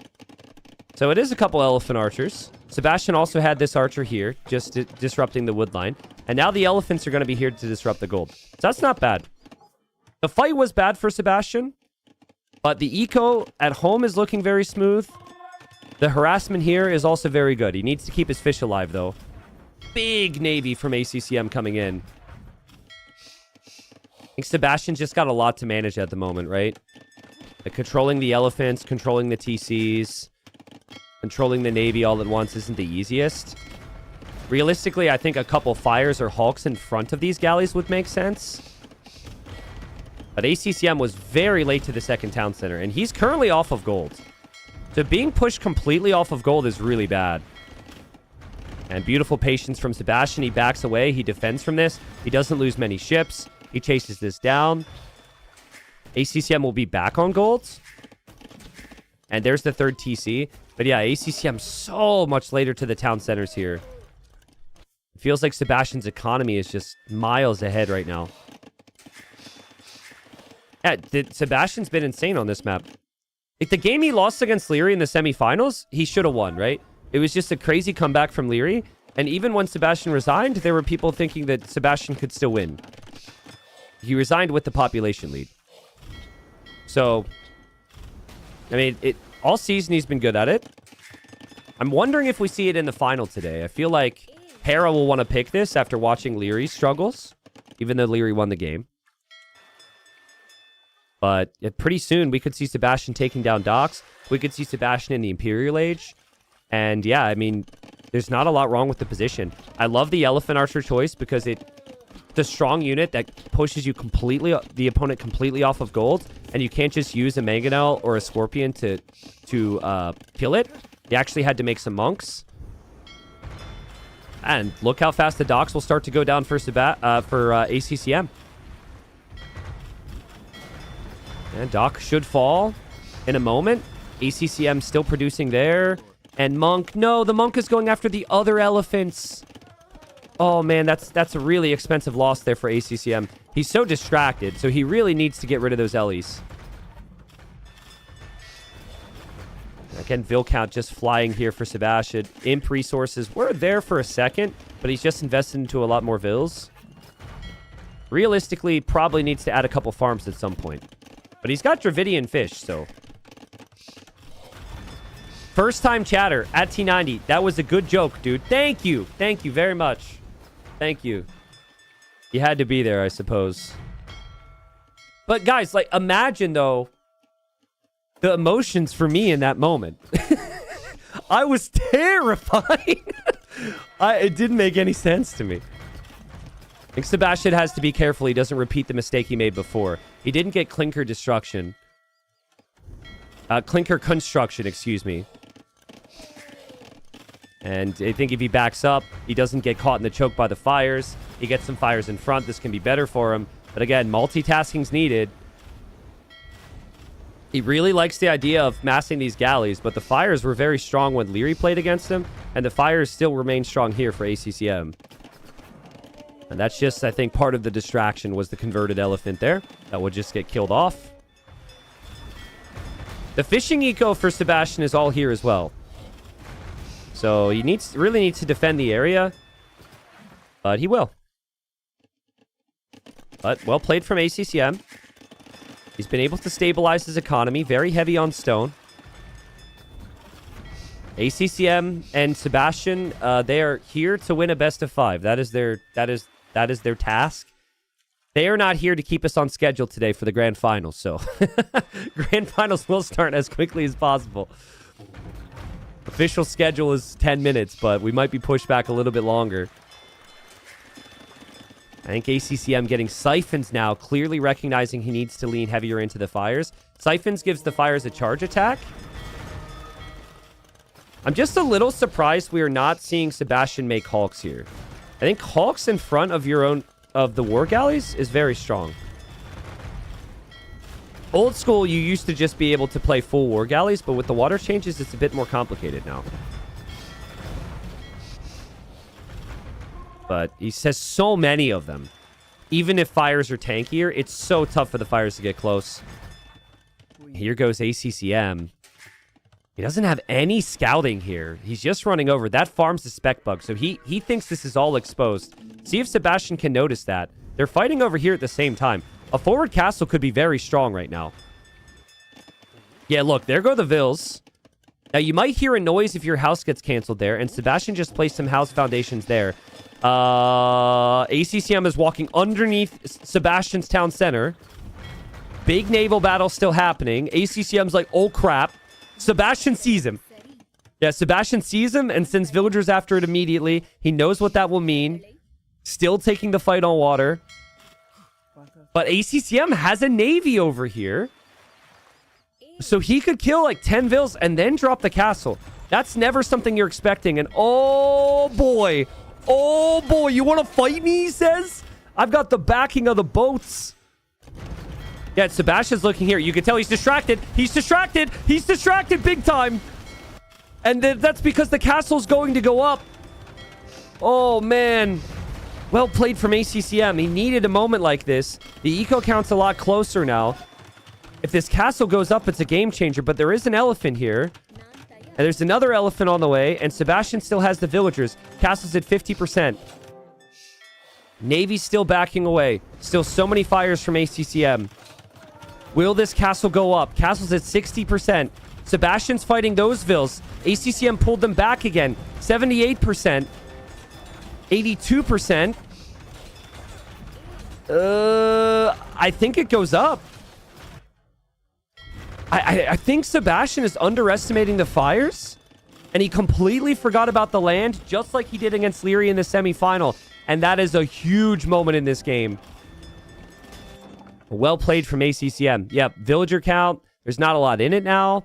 Imp times could be very similar. We could also see like a siege push or another castle from ACCM here. Sebastian will try imp himself.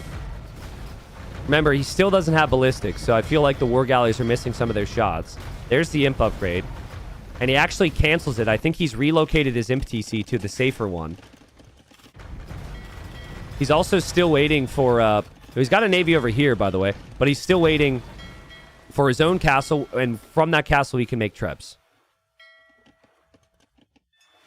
So, still fine here. If you drop your own castle, you'll be an imp faster. You can treb back ACCM. And you still have a pretty big navy lead. So, man, I don't know if there's any devs watching. But I would like to humbly request, with the next water update you do, to add a noise other than a bell. The amount of dings that I have heard in my ears are surely going to contribute to my hearing when I'm older, right? It's like I'm going to be like in the retirement home and I'm going to have to turn my hearing aids up or something. And, you know, my buddy Marv is going to be there. He's going to be like, well, what'd you do? Did you work like in construction or something? Like, no, I cast AoE 2 for 40 years, and I just hear dinging all the time, man. Is there no other sounds? I wonder if... I don't think there's a no ding mod for casting. I think there's actually a no ding mod for playing. T9, do you complain about bells, but what do you recommend instead? That's not my job. My job is not to recommend... maybe chat can help. I don't know. Fires will take down this dock. And that is a big issue. I know that he's built a lot more docks now. But basically, it comes down to wood control. Your ships cost wood. Your docks cost wood. Everything is wood heavy here. I love the navy over here from... No! ACCM lost all the Vills and the Berserks and the transports. Yikes. That's a huge loss, man. Just saying, though, it's amazing that Sebastian has so much navy. Like, how does he have a full navy there? I don't think that's something that ACCM ever expects. And Sebastian's elephants are back again. They're killing villagers on the wood line, too. Which, again, I don't think ACCM could see. ACCM's going to focus here because the trebs are going to be out for Sebastian. And Sebastian backs away, still missing ballistics, which is a concern. But he will have the heavy warships upgrade, and ACCM didn't actually click that yet. So ACCM is going to get completely clobbered here. At least he should. Yeah, I think he will. Meanwhile, castle in the middle for Sebastian. He's getting attacked by bears. Whatever. Not a big deal. He's ahead on water. He's ahead on land. And I think Sebastian, just like he did in the group stage, he's going to beat ACCM, and I think he'll end up third place. Which I think is probably one of the best tournament performances he's had in his very, very young career, at least compared to players like ACCM. Even Leary and Hera coming up in the finals. Sebastian has not been playing the game nearly as long as them. He's got a lot of potential, clearly a lot of skill. I think just lacks the experience of some of the big names. But Sebastian is a big name in our scene now. And ACCM, maybe next time he faces Sebastian, is going to need to go to the drawing board on what he can do. Because there's something about this matchup now. This is 2 sets in the same tournament where Sebastian's been able to get the better of him. Nice job here from Sebastian to repair the trap. Just so that castle will go down. And he's got the other navy coming in from the other side as well. It's going to be an ACCM sandwich here. Yeah, beautiful job. I mean, it's just perfection. We'll have trebuchets and bomber cannons from the middle islands. We've got the full surround on the water. ACCM has elite longboat. So he's hoping that that boat's going to be enough. But that fight's not even good enough for me. You need a full clear. It needs to be immediate. It's going to be extremely difficult now. Castle foundation from Sebastian here. His turn now to drop a castle. And that is, as Ornlu would say, maybe a bit of a get-out-of-my-game castle there. Forward castle on ACCM's eco. Longboat's barely surviving back here. And now the forward docks from ACCM to try and recover water. They're going to get taken out as well. Don't worry, guys. ACCM looked at the schedule for the day. The schedule for the day was the grand final was supposed to start in 3 minutes. He's doing it for the schedule, guys. They'll take a little bit longer because we'll have a Civ draft and everything, but ACCM is just amazing. I love his fight. So many people would resign. He never gives up. No matter how rough it looks, he always fights. And there could be times where it's infuriating, right? Because you're like, come on, man. This game's probably over. But that's what makes ACCM great. He'll also be very happy with this season. Being top 4. Being so consistent in the group stage. Getting this deep into the playoffs. He's had an amazing year so far in AoE too. But yeah, the castle goes up for Sebastian. What are you supposed to do with your Navy now if you're ACCM? And finally, Ballistics comes in for Sebastian as well. I mean, he does have 19 longboats, but it still doesn't have the resources to go for Bogsvigar. So the longboats won't have the additional attack. It still doesn't have the relics that Sebastian has. Still doesn't have the stone. Yeah, here's another one. Sebastian's like, bro, I beat you. I beat you. Here goes another castle. That is a little much. You could maybe throw a game with that castle because you don't have any protection for it, and there's Trebs here. But, I mean, as one castle gets Treb down, he just builds another one, I guess. ACCM fighting back with villagers. The absolute demon takes down a trebuchet. Still holding on. But no, I think for Sebastian, he snagged Shipwright, which is a hugely important upgrade here. And with that upgrade in and all the other advantages he has, I think that he'll just eventually win this with water. The castles might actually go down. But there's no way that ACCM can outproduce Sebastian on water now. And with that castle down as well, all the longboats, or all the galleons rather, can move in and snipe all of this eco. It's just a matter of time until Sebastian would add cannon galleon. All right, checking Liquipedia. Liquipedia says the final will start in 30 seconds. Waiting for it, getting the timing right. Schedule. ACCM, 105 pop. Clock's about to strike to the next minute. We're almost there. ACCM, 109 pop. Another castle's up on his face. Bombard cannons and Trebs taking down his Trebs. But hold on, the schedule, guys. The schedule says final doesn't start yet. I mean, ACCM's a father, right? He's a man who sticks to his schedule here. And there we go. There we go. This is when the finals should begin today. And I thought it would be funny.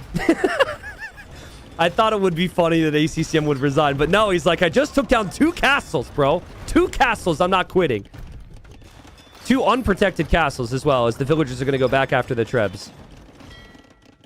And Sebastian, well, we'll back up. He's just denying these wood lines. It is hard to end the games on these maps.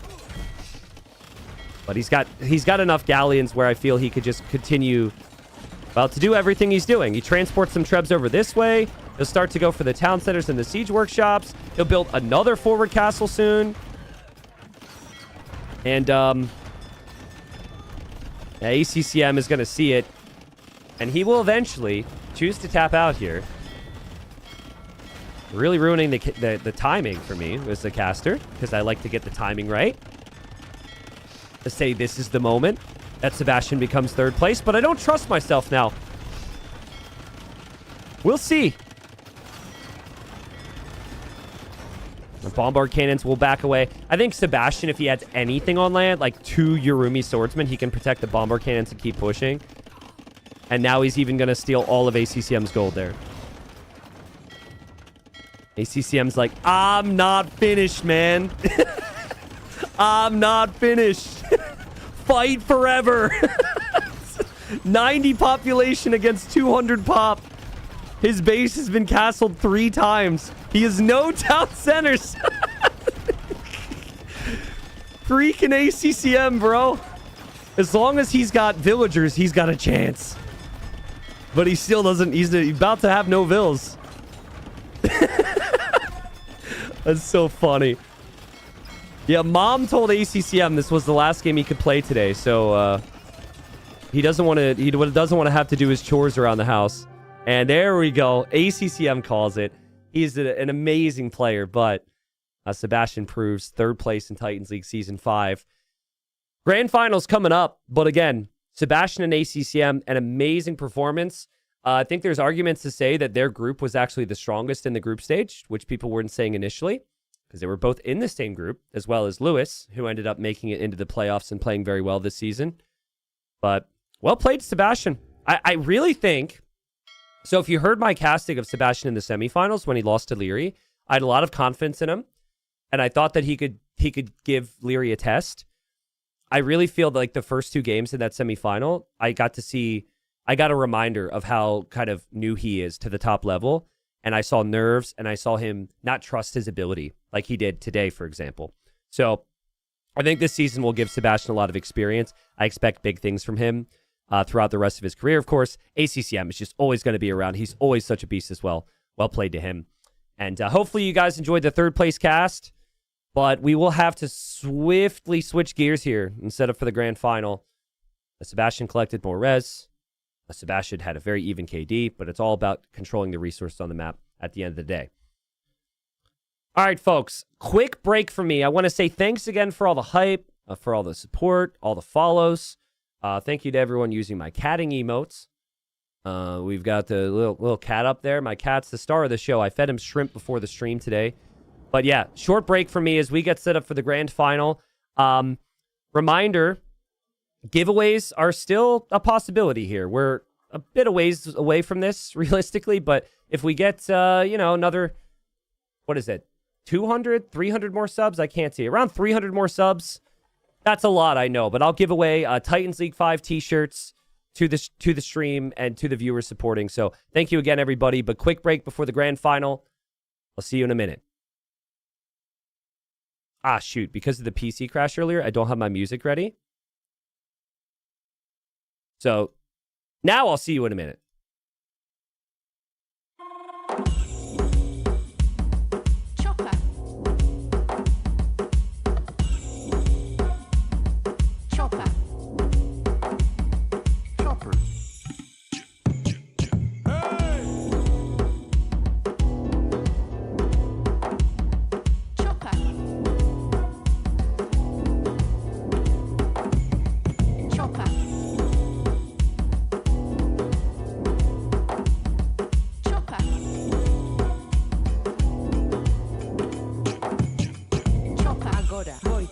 Cazar, construir, cultivar, degradar, excavar, remendar. Agora voy buscar, cazar, construir, cultivar, degradar, excavar, remendar. Agora voy.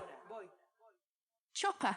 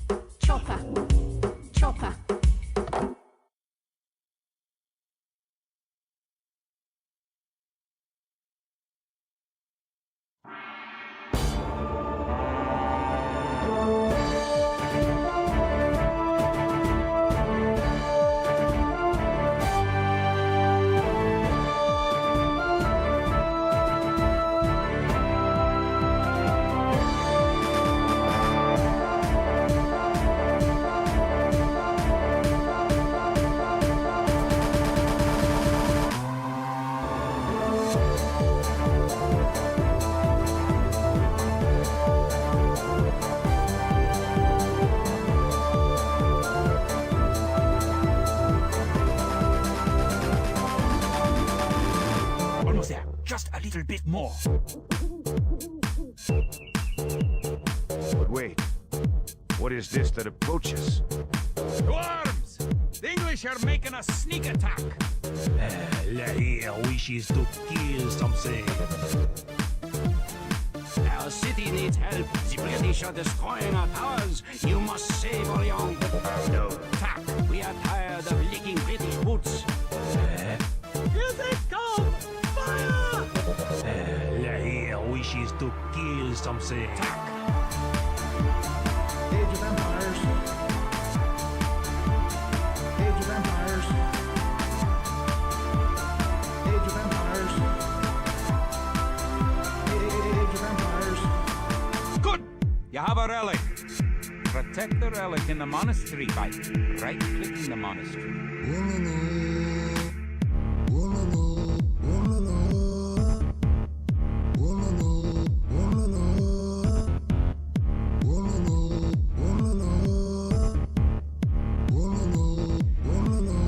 Monk, I need a monk. Yes.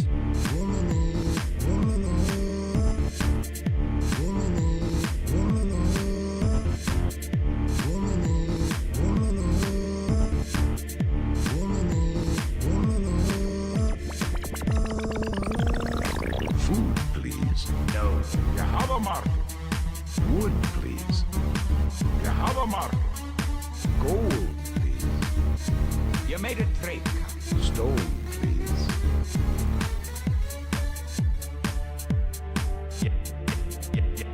No. You have a mark.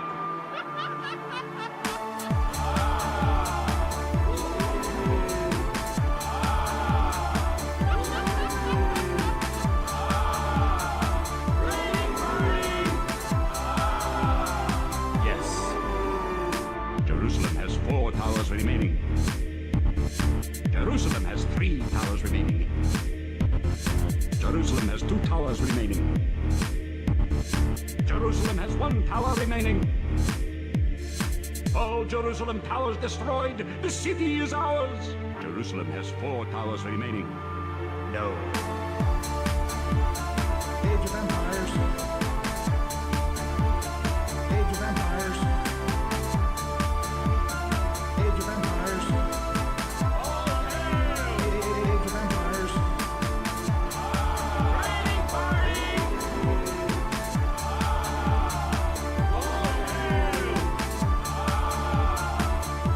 Lahir wishes to kill something.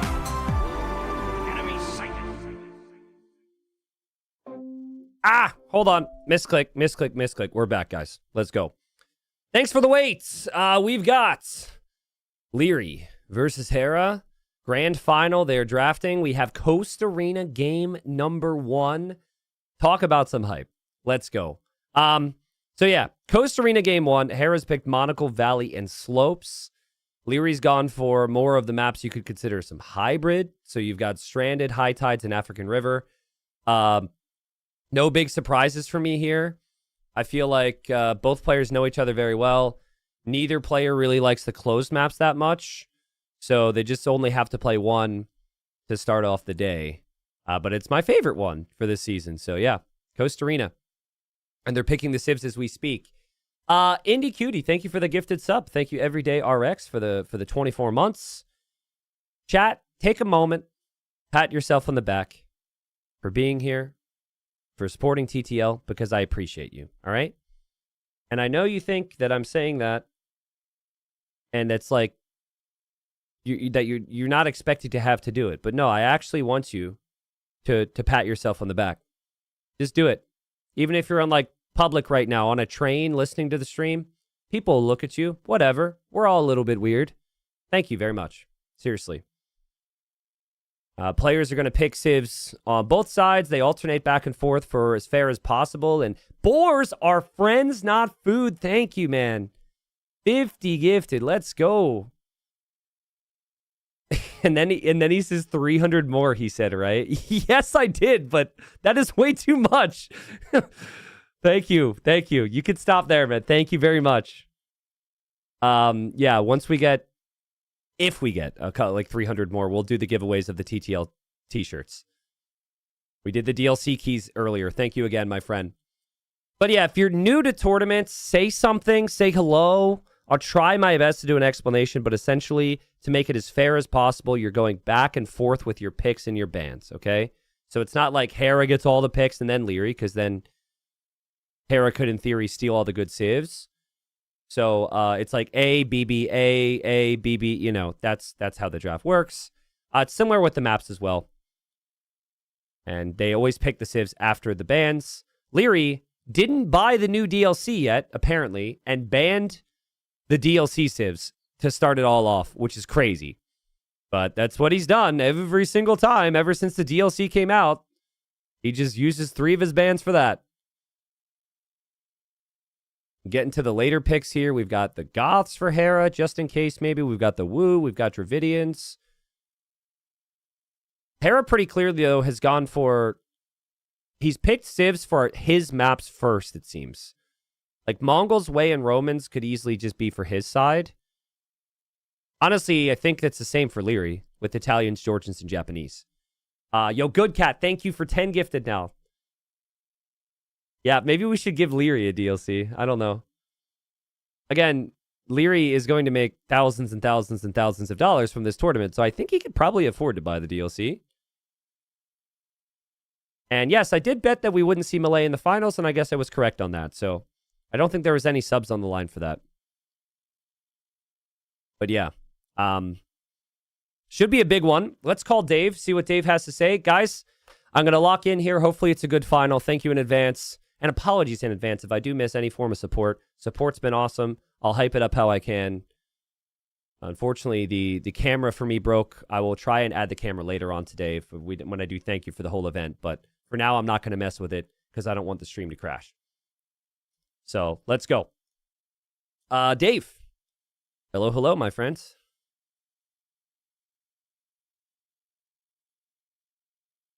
Dude, I was in the middle of Thunderstruck by AC/DC. We were getting pumped for the finals, and I hear, hello, my friend. Hello, welcome. Well, sorry. I guess you should say welcome to me, since it's your event, but welcome. We can both say welcome. I think that's fine. Cool.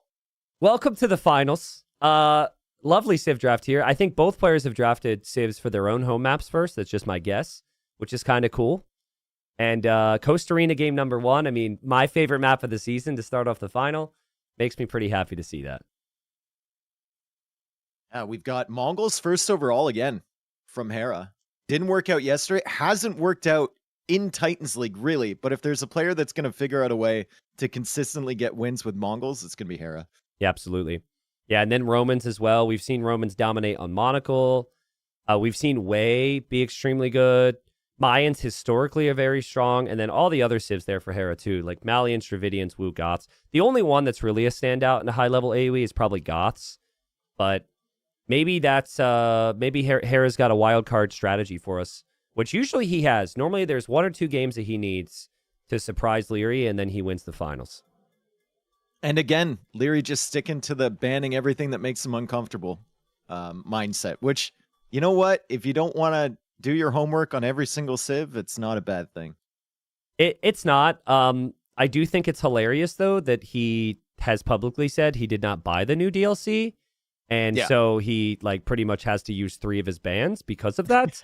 But that is Leary. Like, he's very transparent, and you know what he's going to do. And he still beats you anyway. So just so funny.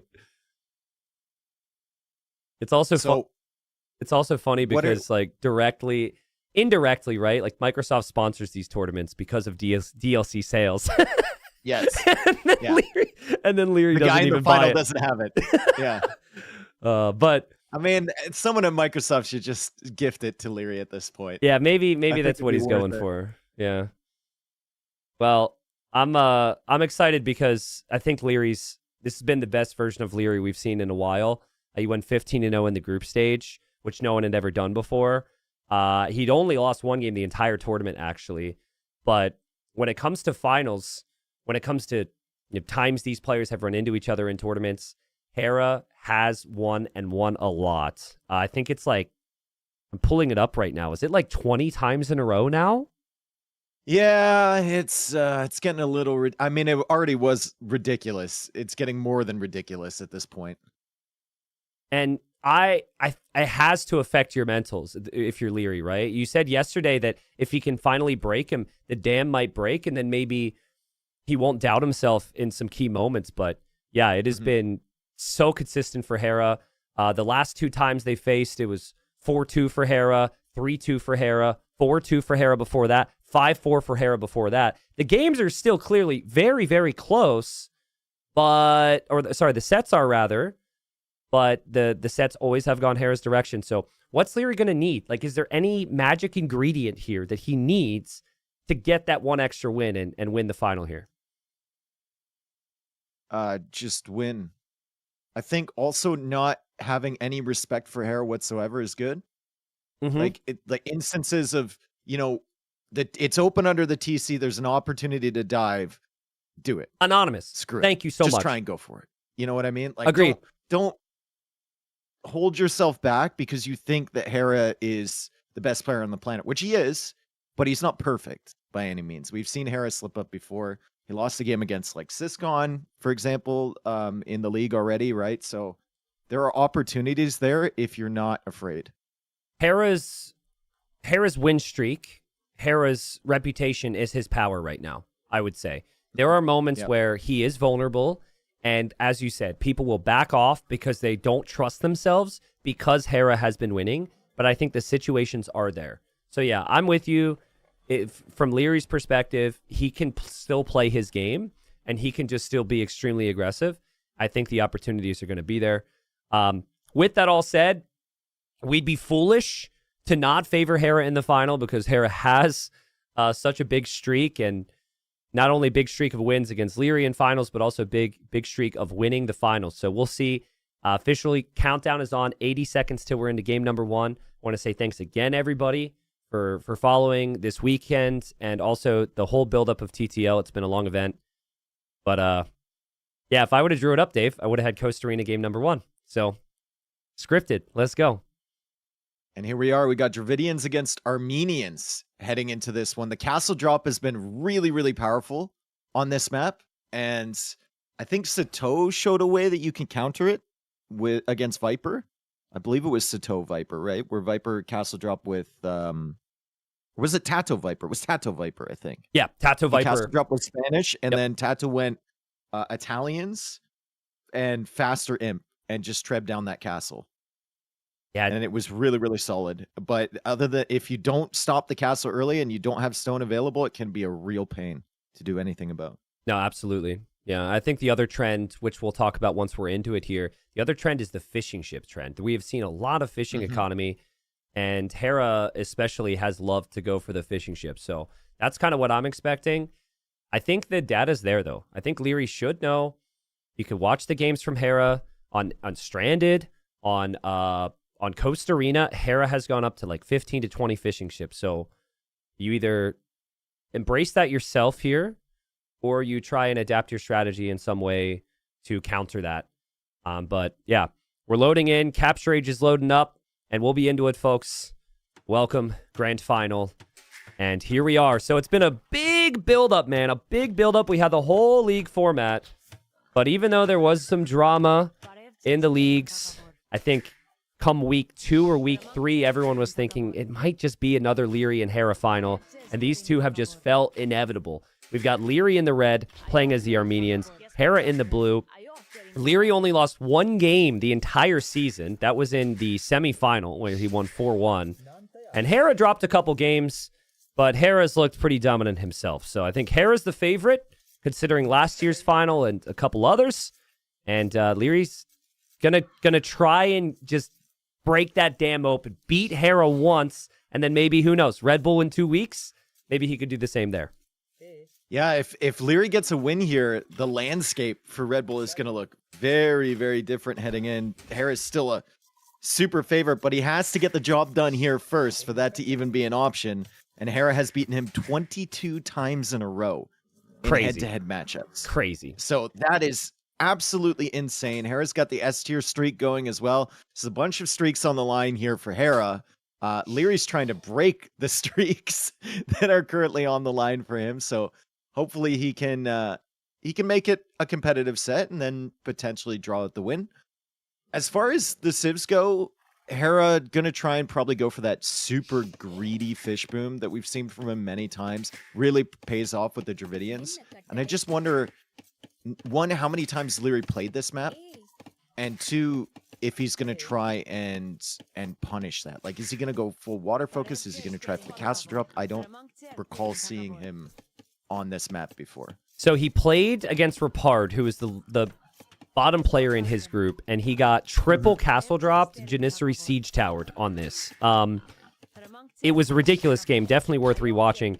It didn't look like he was too confident to answer the question, but I think it was the first time he played it, so since then, I'm sure he's formulated some game plans.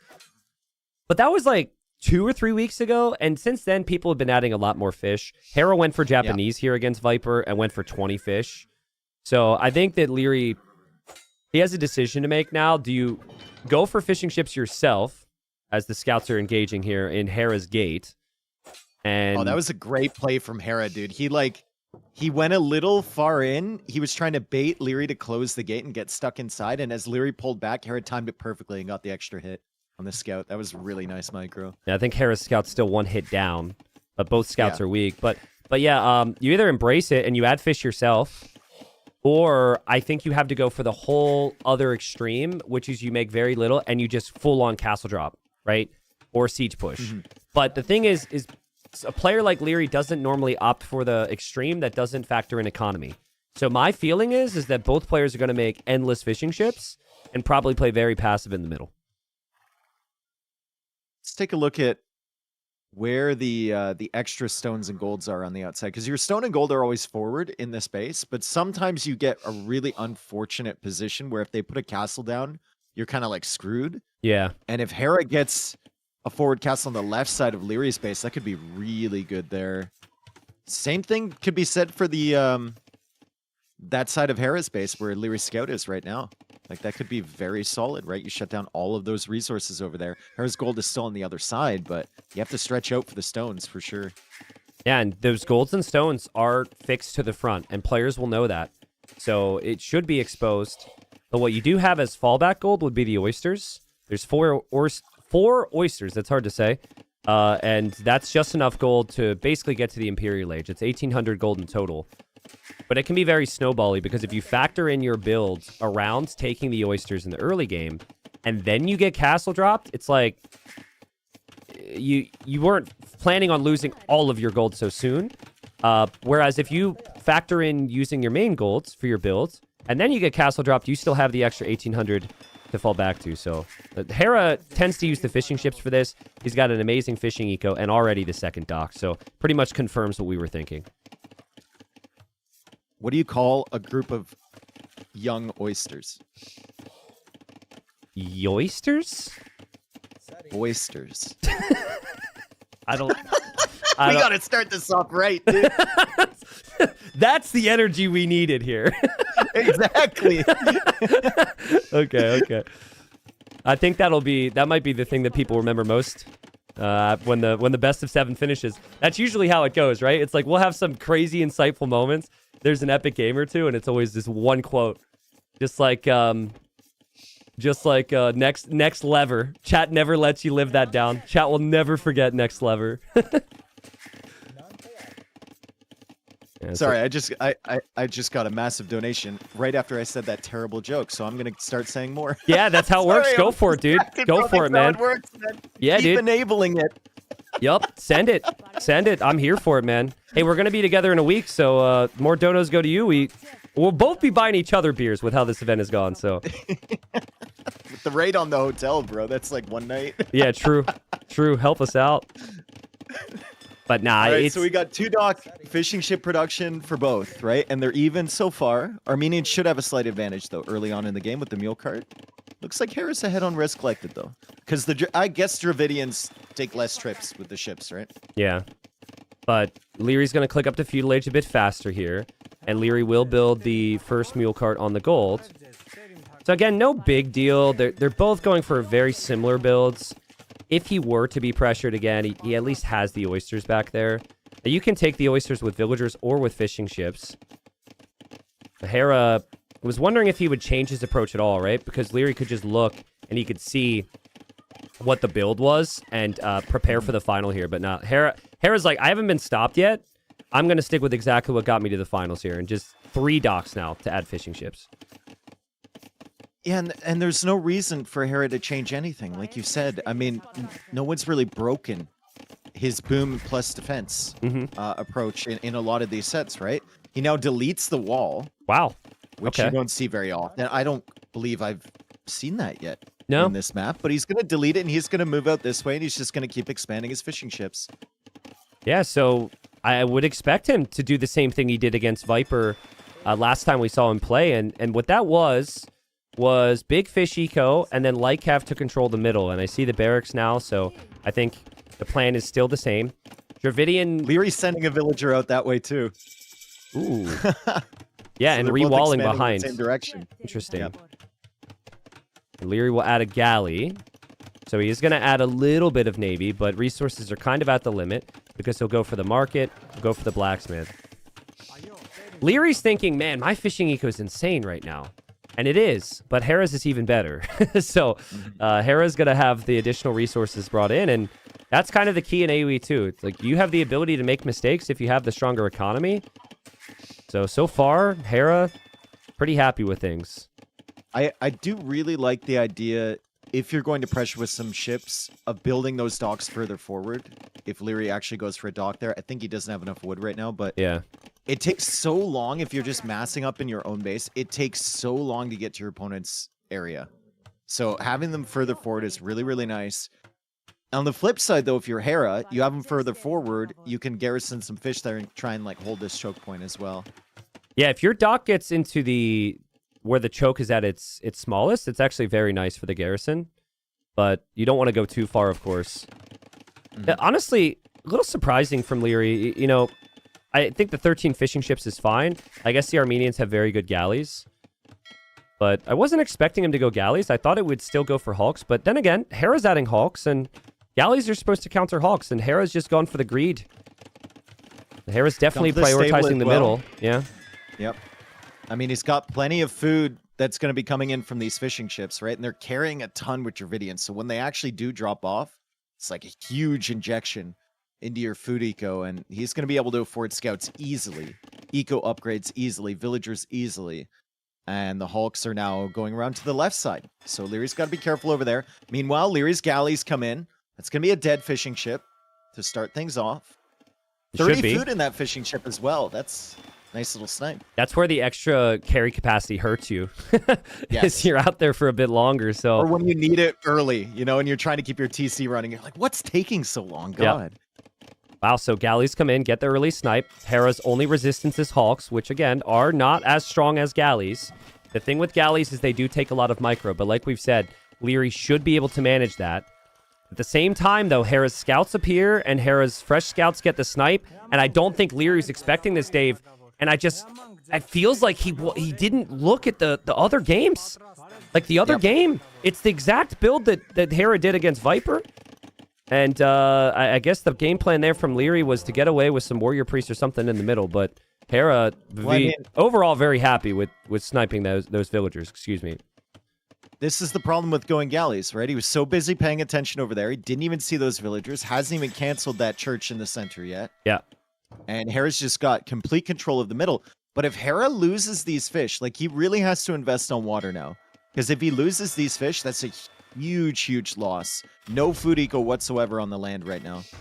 Also, you lose your shoreline, you lose access to the oysters, which is a factor for gold. Obviously, he is taking the main gold. Hera will have the land control in the middle. And Hera's switching into the fires now. I like it from Hera. He's garrisoned where he needed to. But he also is expanding fully on the outside as well and keeping some of his fishing ships safe there. But I also like it from University Leary. as well. So Hera's going to have like careening or the... which one comes first? Is it Clinker Construction or Clinker- is it the other one? Clinker Construction Clinker is comes first, yeah. Yeah, that's And the what's first second one. called? The Carvel Hall, I think, is the second Carvel one. Hole, that's it. Okay. But another thing that Hera might want to consider at some point is the Pierce Armor upgrade, which is not Dry Dock, but that's careening, right? So careening could give him the extra Pierce Armor because there's so many galleys.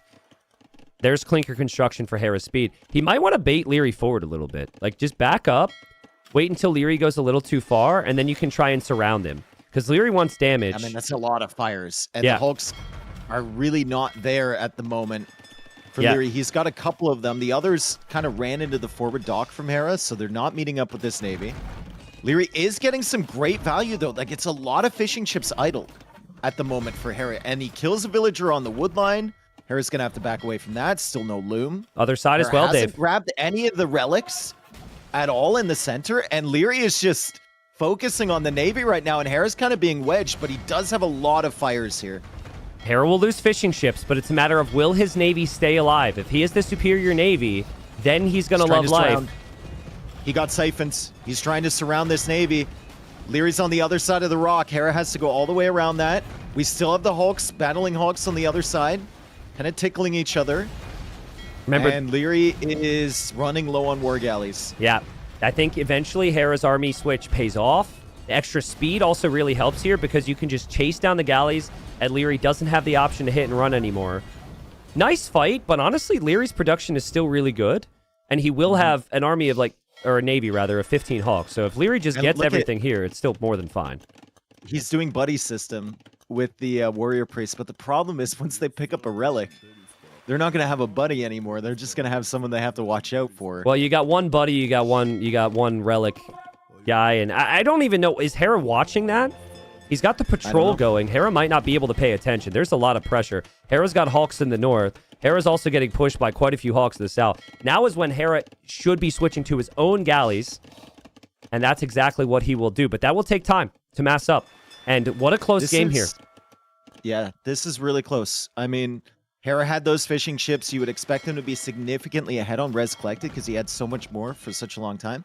But all that idle time and the snipes really add up, and Leary's actually ahead right now. This is what you said, right? You pick up the relic, and then you need your buddy to defend Just- you. Heal each other, something, do something. Leary, hello? At least they're going to die doing what they love. Just yeet it, throw it. Oh my god. That's so funny. Obviously, they're focused on so much right now. Hera's fighting back in the north. That's a very nice fight for Hera. And then down here towards the south, it's really hard to tell because the units are stacked up here. That's a good one for Leary. I think it's There's not good enough for- war galleys there. I think it's good for Hera because Hera gets Bodkin and the war galleys. Oh, man, I can't tell, man. I can't tell. No, it's good I don't for think the Leary. players It's- could it's a tell good either. fight for Leary. Yeah. Yeah. I mean, relics are a big game changer here. This is one of the first games we've seen on Coast Arena that's actually been like dead even at this stage. Typically, one person has a big lead by now. But resources collected, KD, everything as close as it could be. And I didn't get to say it in the intro, but like these two are just so clearly the best two in the world right now. It's not even close. Like there was a time where I felt like it was more up to question, but I'd say that over the last year and a half at least, if not longer, Hera #1, Leary #2, and they look like it right now. Yep, and they have their new team. First big event with the new team. So they're trying to impress, right? They're trying to prove which one's the best, I guess. Yep. Right now, people would suspect Hera, but like we said before, if Leary takes a win, the entire landscape kind of changes. And right now, Leary's got a really, really good setup here in game #2. A few mistakes, right? Losing those 2 villagers with the church attempt in the center was bad. And then losing the 2 warrior priests, obviously, Here's- great. But he's focused on water. Here's the thing. How important is the water anymore? Because, like, there's so much stone and gold available in the middle. The stones and golds are still very much at the front of their base. And now that you're at 50 villagers, I don't really know how important that fishing eco is, or even how efficient that fishing eco is. So I think whoever makes a mean- big shift to go to land with something more than what they're sending could really benefit. Yeah, you definitely can't all in water here, but I think you have to keep a presence because there's that threat of units ranging your wood lines, ranging your buildings at home, a transport ship coming across to the back of your base. Like Yeah. there's legitimate threats coming from that water, so you have to let your opponent know that you're still on there so that they can't just come in from behind for free. They both invested so much into this. Typically, you invest this much of your focus and your resources to an area. You never want to just give it up. Beautiful And job. there's a lot from, of fish left. Good, still. beautiful job, though, from Leary. The warrior priests are a real issue for Hera. Like, Hera doesn't have a military unit that's that easy to engage against the warrior priests. And Leary killed a couple monks there. He also has a siege workshop, and he's adding a ram. So Leary's the one who's going to focus more in the middle, it seems. And Leary's got the higher population with the military as well, which is mainly Navy for the time being. Warrior priests run into the TC. They die. This is the first game in a while I've seen from Hera where he just didn't have overwhelming eco advantage on his opponent at this stage of the game. Yep. And it's all because Leary's efficiency with the attacks is so good. You don't see players normally have enough micro. You mean on the water anyway? On the land, he's just been he's kind of been feeding a little bit, but water has been priority so far. He converted a Vil on the woodline. That's annoying. Hera is going for stables to go Lycav. Now, Lycav makes sense against monks.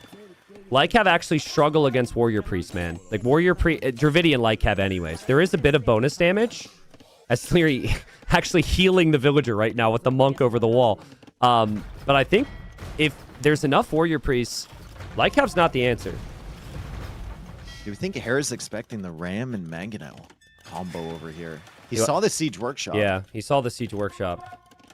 I think there's clearly been a shift for both. They're going to focus on the middle. For Leary, those 2 warrior priests that he lost were so important. If he had 2 more, this push probably offers a lot more for him. But Hera will micro down the villager. Hera will micro down the Mangonel. Leary accidentally kills his own villager because of the micro there from Hera. So well played. There's still the fighting on water, though, which Leary has pretty big numbers. And wondering when we're going to see a castle for either player. Converted Vil is making a tower in Hera's base. I like trying it. to do a little bit too much there from Leary. It could work. Could just be a waste of stone. He's going for some more barracks over on the other side. Probably going to make some pikemen potentially.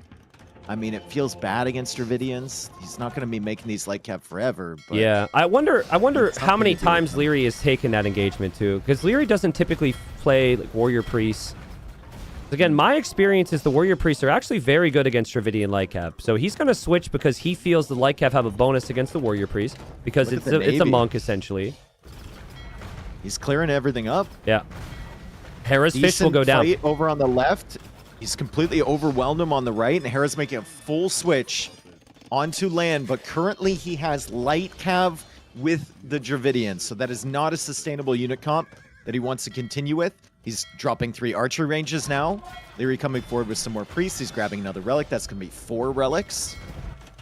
And Leary adding more farm eco, so he's trying to expand his land eco as well. I mean, this is a wake-up call for Hera. He knows he's losing water now. He has to fully prioritize land. He's going for the triple archer range switch because he also knows the pikeman switch is incoming. And I also think Hera will lack some confidence with the Lycav overall against the warrior priest. Even now, I think maybe he's hoping that Leary is a bit more fearful of the Lycav than he needs to be. The problem for Hera is it's not like losing the fish anymore. He now has to tower the back of his base too. Like there's farms there. Yep. There's wood on this shoreline. So it's not like the water is completely useless now, like you said. But dude, still very close. These are the types of games where you have to get the win against Hera. You give Hera any time to come back, and he wins this, it completely snowballs finals. So we've seen it between these two before. You're not going to have 30 population leads over Hera very frequently today if you're Leary. It is also amazing how often games like this happen in game 1 in Hera sets. Yes. Where it's really, really close. It goes very long, right? And then Hera manages to claw out a victory. I've seen it like 4 times against Mr. Yo. And then from that point forward, the whole set is just dictated by what happened in that game 1. And the other player is super demoralized or whatever. But Hera is going to be the first player up to the Imperial Age. He's going ballistics, crossbowman. Leary's kind of gearing up for Imp. He doesn't have the castle yet. And I don't think he really feels confident going with the castle on that right side. He's going to go for one on the left. Hera's done an amazing job. Lycav obviously can't take these fights, but they've just been running around. And that's just a lot of work for Leary to chase that down. It's given him time for the tech switch. Hera's going to go counter castle. Hera sees the castle foundation, There's 2 Mangonels coming out of that siege workshop from Leary. Here come the Lycav. Oh, big attack rounds. Oh baby, flattened. Holy cow. Yeah, but castles are important here. I think castles are more important than the light cav. And Hera's castle is definitely going up. Leary's could be denied. Leary will lose some army here, or rather Hera will. But will Hera's castle be able to deny Leary's castle? Yes, if this it castle will. gets denied, this is horrible for Leary. I think Hera will be happy with that. Yeah, Hera loses the light cab, loses some mobility, but like I said, Dravidians, he doesn't really care about that. Has the crossbows now, and that was a great counter castle over on the side from Hera, but more villagers coming forward from Leary. Hera's not paying attention to that, and that castle's going to go up for Leary. He's dodging the shots right now. Okay, so the nice thing about this, even if you get your castle trebbed, you're denying Hera's stone for the time being. If the Mangonels could push a little bit further, they could maybe deny Hera's gold. That's what we're looking for, is stone and gold. Hera actually considering a bit of an escape. I saw those villagers near the castle. He deleted his wall. Hera will be in love with the difference in the imp time. Like, the difference in the imp time is significant. Yes. I think And there's still some advantages here, though, for Leary. Obviously, he's got the score lead right now. It's really close. yeah, He's got a great eco, and he has that water control as well. So if he gets some Dromans on the field, he can start picking away at this eco from Hera, from the water, if he can afford them. I mean, I agree. You also do have to point out the weaknesses of the Armenians as well. They do not get bombard cannon, and the Dravidians not only get bombard cannon, but they get the cheaper bombard cannons, and they get hand cannon against the infantry. So Dravidians, they feel at home here, playing ranged units. They have the faster firing skirms as well, and all this infantry investment from Leary, the warrior priest and the pikemen, it never really gave him the value that he wanted, and suddenly every fight on land is going to go Hera's way, and he even sneaks down here in the south, Dave. He's going to sneak up a TC, just cling to life and take that stone. Leary has trying to clear the docks at the back, trying to make a switch into elite skirm. Like you said, the elite skirm from Dravidians are better, and they do have bombard cannon. Yeah. So fighting on the land with the Armenians here is going to be tough. Hera just waiting for the snowball comp. Pretty soon, Hera will want everything in one position, and that's pretty much all you need in this map. The middle position. Whoever controls that ranges so much. And this is... It's good micro from Hera, but honestly expected when you have these upgrades. Mangonel should never have a chance at this level. Leary knows that. Leary can't even lose those archer ranges. Like, losing the production of the archer ranges would really set you back. He doesn't have the wood to lose those right now. He's got a lot of skirms, though. He has a ton of skirms in those ranges. Yeah, true. And Navy's still making some Waiting for that slow final progress armor around the upgrade. outside. And a Draman's Slowly been killing queued the as well. dogs. Yeah. Hera, a little surprised he didn't get Bombard Cannon yet, but I think maybe he's just chosen to match the skirms first. Kind of I don't know smart. if Hera's going to expect this level of skirms coming out of these ranges, dude. He had so many. There's even, like, there's 10 more in the base. Yeah. And the armor upgrade's coming in here, so Hera can't really micro against that with the crossbows anymore. Yeah, true. 30 skirmishers for Leary. My God. Yeah. They're just everywhere. Amazing from Leary. Very patient, too. He could have panicked. So many people fight there before they have the upgrades. And yeah, now Hera's like, wait a second. I need to back up to my Yeah, castle. He thought there would be like 2 per range, maybe. But Leary actually had a super solid land eco behind this, so even once the fish are gone, he could afford those skirms. He's now picking off some of the skirms from Hera, trying to take out that Treb, trying to delay the siege workshop. The micro Romans from are both coming is obscene. over. The micro from both is obscene. They're both dodging each other in the middle. Yeah, I think Leary knowing that Hera's taking the stone and just denying that for the time being is really good. But now you got Hera running to the north. Hera will drop a castle. That's the issue right now for Leary, is he can't make siege. He can't make bombard cannons, and he doesn't have a castle He can anymore. drop a counter castle. He can drop a counter castle if he deletes the walls right there. If he True, sees that. true, He's true. paying attention to the middle, though. He's dancing in the middle. Stop dancing. I mean, I'm also looking at the amount on gold at the moment, and for Leary, there's not a lot. And yeah, there's the counter castle, but it wasn't immediate. Leary's trying to go for a very difficult tech switch here. The champion tech switch is going to take some time. Might need to rely on selling some wood, selling some gold, perhaps. Or selling some gold, selling some food. Hera's skirm count is 40 now. Hera had to make a bunch of towers along the shoreline, and now Leary's starting to take out those towers, and he's going to be able to range that wood line from Hera. So Yeah, that true, could be annoying, true. but he still has plenty of wood right now, and those Dravidian skirms are just so tough to match with Armenians. You have to make that switch into infantry at some point, which is doing right now. But like you said, it takes so long. And look at the gold coverage now, Dave. Hera has it. He might not have the relics, but he is mining gold in a lot of different areas. And I think from Hera's perspective, if you're already winning the Skirm War, you have to know champions will come. And this is where you want to think about elephant archers. You could also think about the hand cannons. When you already have the ranges, it's something you can mix in almost immediately upon seeing it. Dude, if you think about it, there is not any wood on this map other than a couple things in the center that can't be ranged from the water. By a Draman, yeah. Yep. So if Leary just stays really active with those, obviously he's paying attention on land, but he could be denying all of Hera's woodlines right now. Yeah, it's a fair point. But, I mean, I think it's hard to focus on that when you're experiencing so much obviously. death, right? And now his gold is getting taken out at the front side too. Yep. Hera should know. Hera should know. He hasn't seen it yet. When he sees an additional barracks, then he'll have the idea. He should know it's going to be the champion switch. And Hera's going to drop another castle. Hera feels like he's got this game in the bag right now. Big villager kills on the left. He's still repairing his castle and pushing Leary's castle.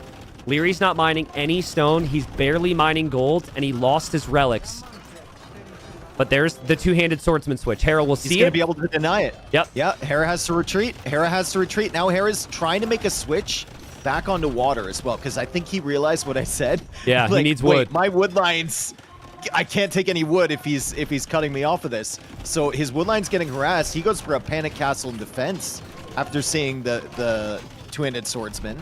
Leary Still needs no to Feriders from Leary needs to dive underneath this castle right now. If his castle can stay up, okay, both castles fall. If he could bring two-handed swordsman for Hera's siege, it could be very strong here. Hera's Leary's lost a killing lot of villagers. Yeah. Leary is killing a lot of vills, man, on the wood lines from the Navy or the two-handed swordsman. Hera's trying to make a tech switch into the water now to keep himself safe, and that's opened the door for Leary. He got splatted by the bomber cannons a little bit there.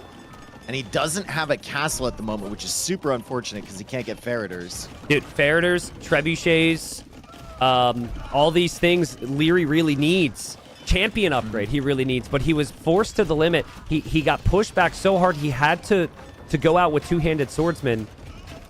And like I said, I think Hera just having a couple hand cannons in there completely shuts down any Hera's of the at infantry 94 coming vills. forward. The Droman has killed 20 vills on the right side, but Leary realizes his eco is not where it needs to be Yeah. to continue the production, and he taps out. Excellent first game. Both had their chances the whole way through. I don't think that was like a throw or anything from Leary. He had a very slight lead. Yep, But slight. Hera, as he does, just manages to claw it back, right? Yeah. I think Hera just recognized a bit earlier how this game was going to play out and how this Civ matchup plays out. They're both very similar. They're range units and infantry, but the range units are slightly better for Hera, and he has the slightly better siege options. For Leary, the forward castle was kind of the big thing here. I think if he built that castle earlier in the game, before Hera had the crossbowman on any of the outside TCs, if his siege got a bit more value on the outside TCs, the rest of the game outplays it very differently. Or if he just sends the Mangonels to Hera's castle foundation rather than chasing the army to the right when that was happening. Yeah, but it's just so close. And that has been the theme, is when these two play. Remember the win percentage in terms of the games in tournaments. Hera's at like 57%, 58%. But the sets, it's been like the last 20 he's won. So hopefully for Leary, that's not one he regrets. I think that's a good back and forth game and gives us an idea of the level we're going to see here in the finals. And it's one of the closest games we've seen in Costa Arena all season. Dang, dude. That was a close one. If Leary could also have gotten that damage with the Dromans a little bit sooner, like he had them there, but they weren't firing. Obviously, he's got a lot to pay attention to, but there was a moment there where you could definitely tell near the end of that game, Harris started panicking a little bit, looking at his woodlines and looking at his eco. He was down to like 90 vills at one point. Something that was so cool there, we talk about it a lot. Sometimes someone has the superior army, but they don't know how to use the superior army, or the opponent has the inferior army and knows how to avoid it. Hera's Lycav dancing around in the middle there was sick. Because, like, there's Lycav, there's Warrior Priest, there's Mangonels. He's just dancing around It gave him an extra minute or two. That's the reason why his town centers weren't pressured. That's the reason why I think Leary had to respect the space. And Leary wasn't really able to feel confident building the castle any earlier. So that was well played. Just like 6 Lightcalf dancing around there. But 30 seconds, it'll be Leary's first home map to try and bounce it back. Hera takes the first game 1-0. And it's going to be Stranded, which we've seen a bunch of games on, but I think we've somehow missed casting Stranded a lot this season together. So that'll be fun. Yeah, and I mean, I used to say it all the time. I really like civs with bomber cannon on Stranded, just because the stone is so rare. But a lot of these games aren't even going to imp. Like it's just being decided in Castle Age on this map. So we'll see what Leary can do here. Kind of ridiculous game. Hera played against Viper last time on Stranded, where he played the Mayans as well, and he just managed to survive somehow. He totally boomed it out. Viper couldn't kill him fast enough, and then eventually got up to imp faster and managed to take it. But Italians, they have some pretty fast transition times, and they can go for a better fish boom, I think, than the Mayans can. They have the cheaper fishing ships. Yeah, absolutely. I mean, we've got Civ here that Leary could have maybe used in the previous game, now that you think about it, right? Like, that was also a map where you can use the water and the land elements. Maybe would have preferred to have a Civ with bomber cannons, but just one of the best Civs here. Hera consistently picked Italians first on his Civ draft. Leary today got the first pick. So this is a Civ that Hera loves as well. And with the combination of water and land, I'd expect Italians to be slightly better for the water. But if Hera plays crossbows, Mayans have the cheaper archers. And I expect a ton of micro here.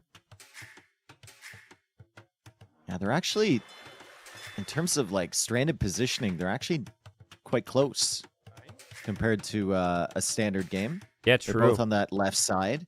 Ooh. Docks are kind of both on this left side, right? You know the other thing that's going to be weird? Typically, they're fighting in the middle, and they try and lock down a wood line and stuff. That one wood line's kind of right smack dab in the middle of the hill between bases. And it's not like they're going to want to sit over that wood line and fire volleys. So I think if a player can get a position on either side of that wood line in Castle Age, it could be really strong. Yep. Just the Siege We might see Workshop them both- position. Might see them both go for like the same rhino as well from this angle. Yeah, It's true. equal distance. Yeah, that's a good point, right? Like, this is a nomad start. Now it's kind of a fixed nomad start because we give them some buffalo, and we spawn them in a way where they can always get a TC near the woodline and the gold. But yeah, fast castling especially, which has been more common, stealing that extra rhino would be pretty big, and they both see it right now, so they don't know and it. Hera will want to keep the elephant close to his base unless he immediately needs it. So Yep. if he's going to go for one, he might go for that far one first. And Leary sees another one on the other side. Hera should have that option eventually as well. But that one's a bit further away for Hera to find. So, yeah, it's a pretty big deal. Okay, so how many fishing ships when they click up to Feudal Age? 13?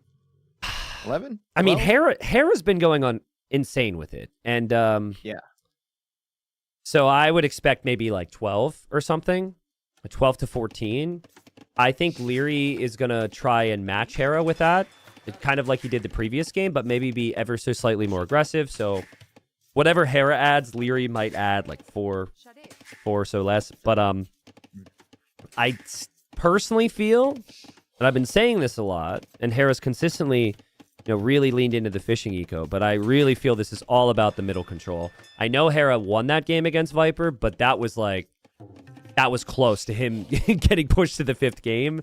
And I find crossbows and siege to be the key. So I guess like defensive play on water here, Dave. You go for the fish. You maybe have a Hulk or two patrolling at home. You don't move out, and then you just play the crossbows. So is it that fish boom, do you think, that's pushed people away from the feudal aggression? Or is it just the fact that we're getting into like the top players in the world and not the guys who are a little bit lower? It's the garrison, the ability to garrison inside the docks. Yeah, because it's just because your opponent can garrison inside the docks and the docks fire arrows.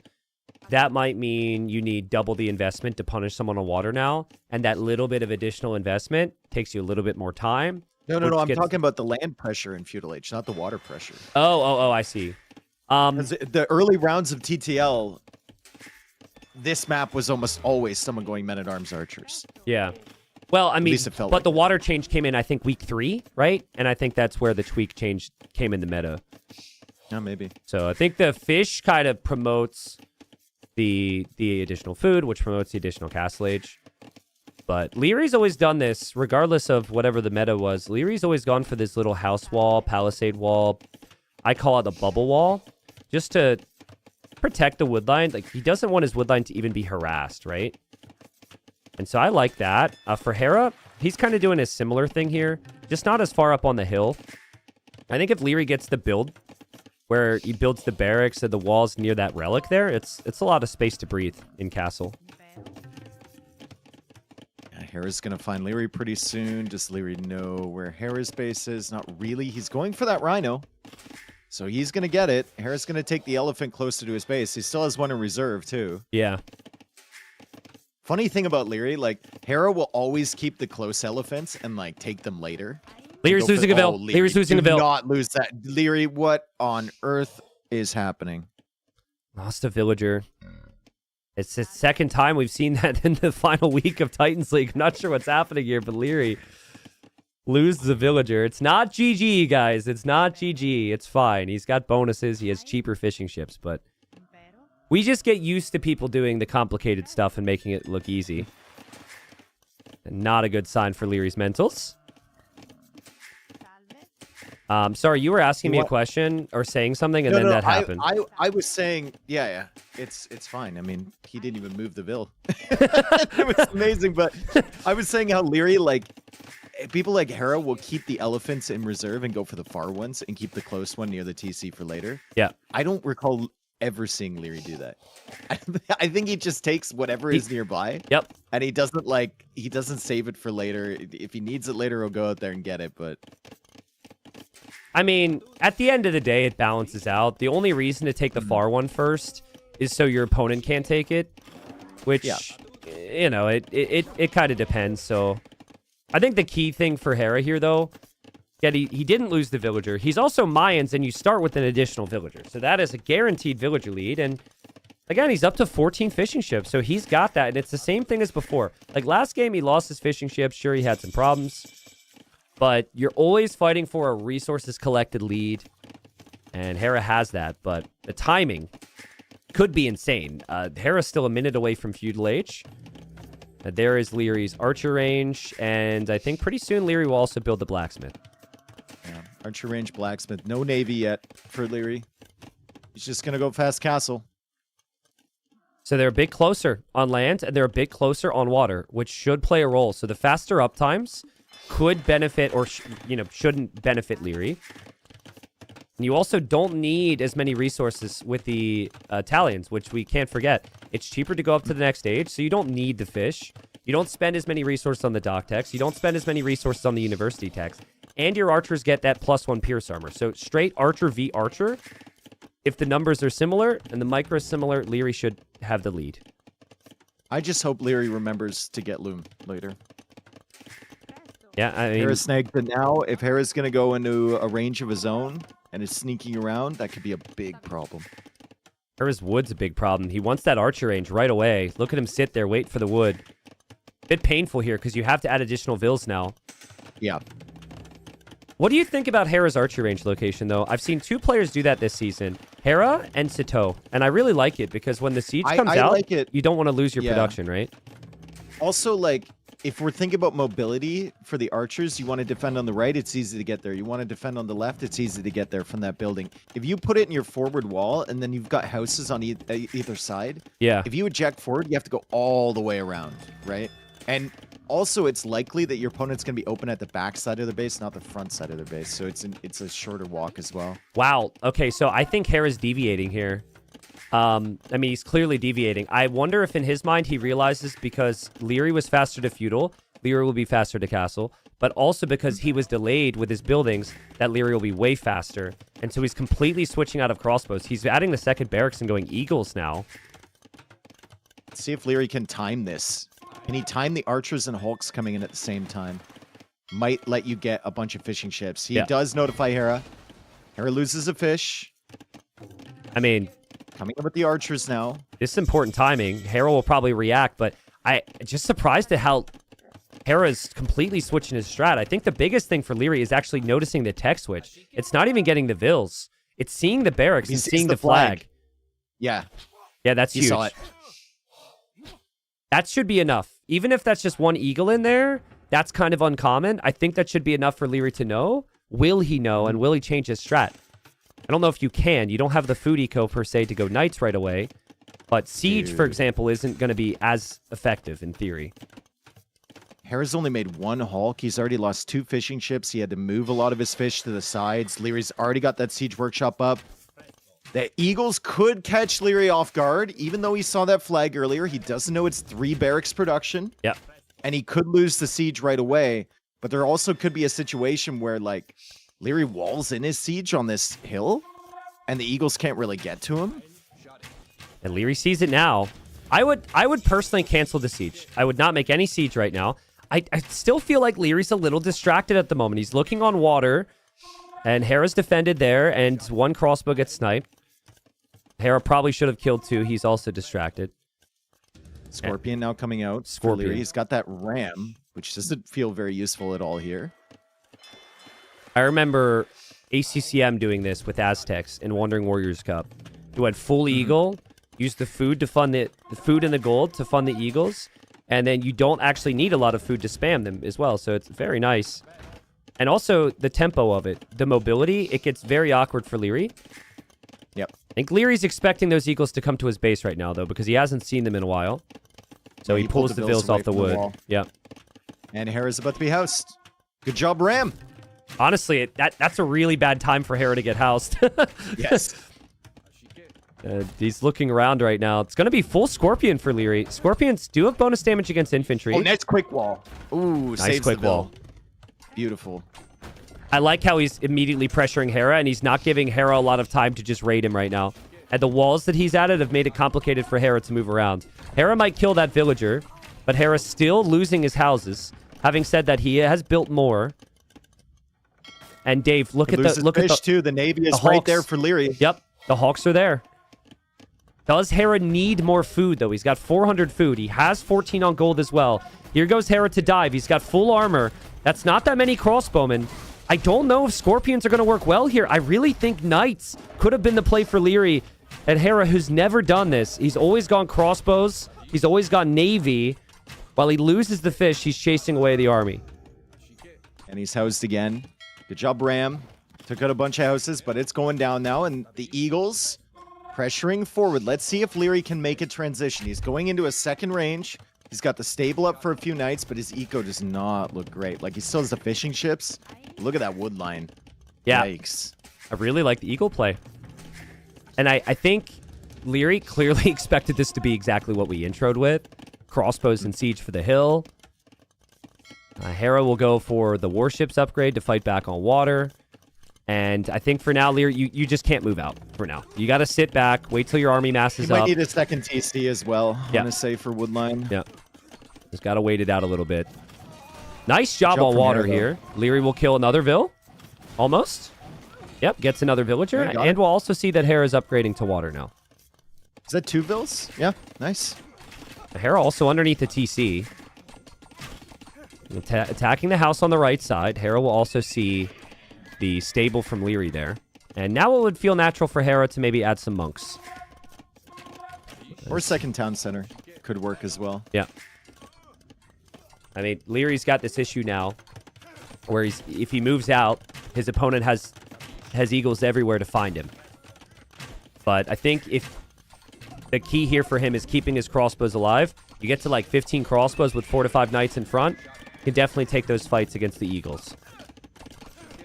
Leary finally losing his hulks. He's going to have to make a few more.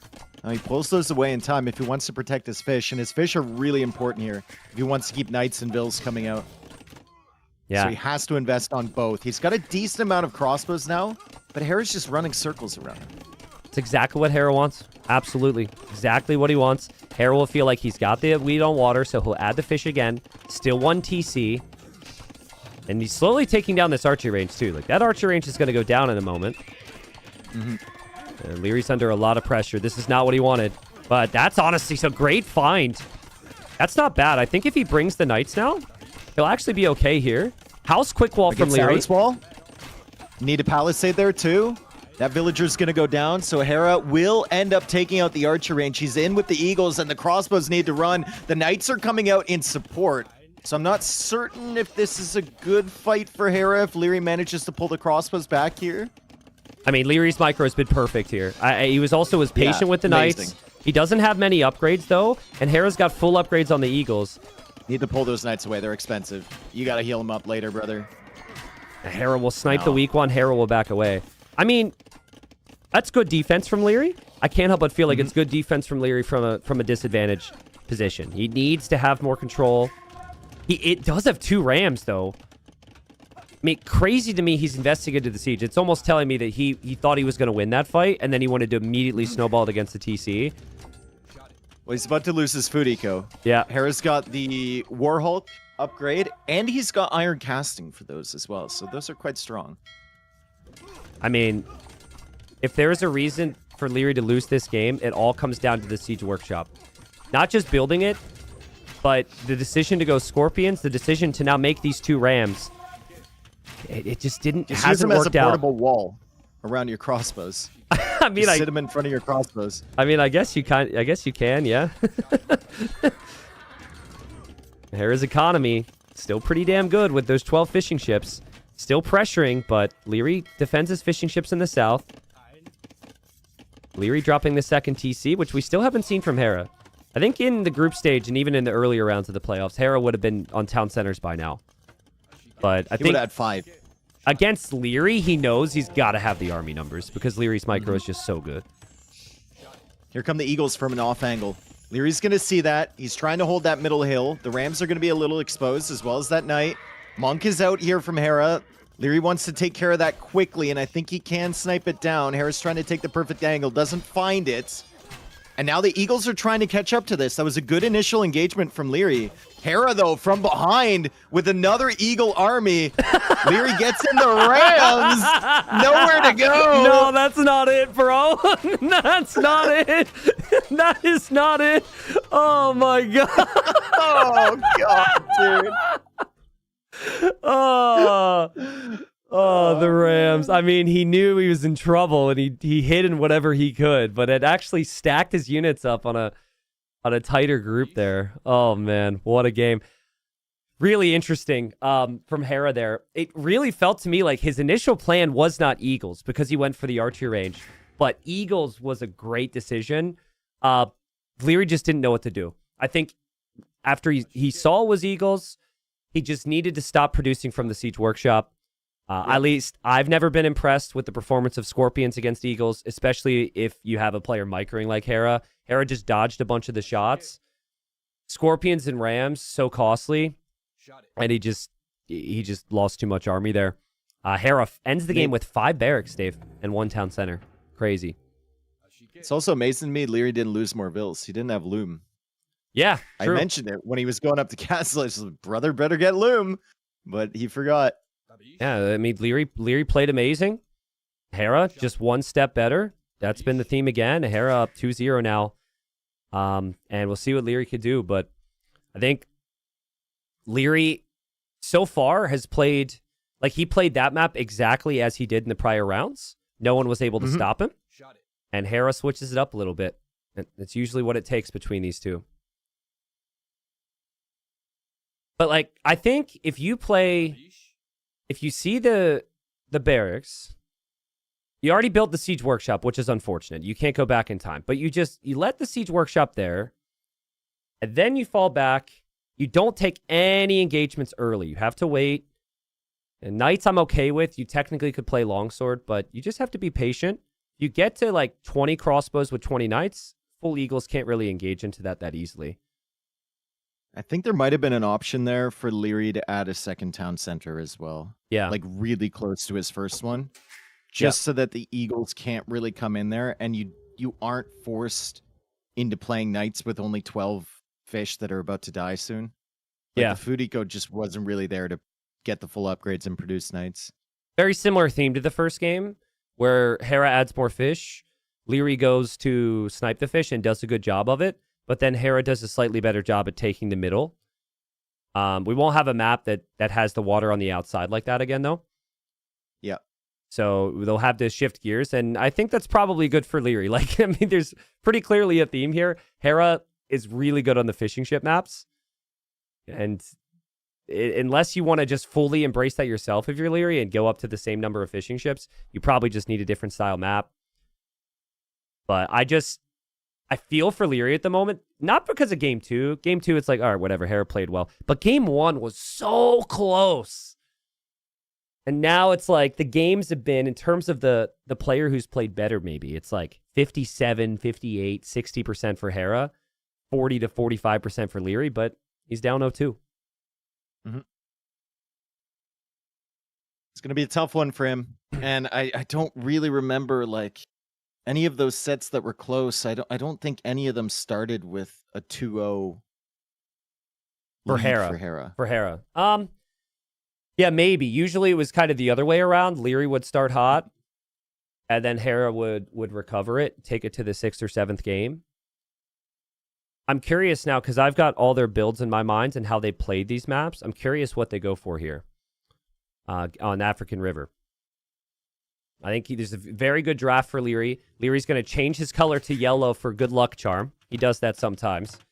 We'll put him back in the red. So I got to immediately dive in and say what Hera did before, because in the previous game, he always would go crossbowman with the Mayans, and he switched it up to win the game and go Eagles.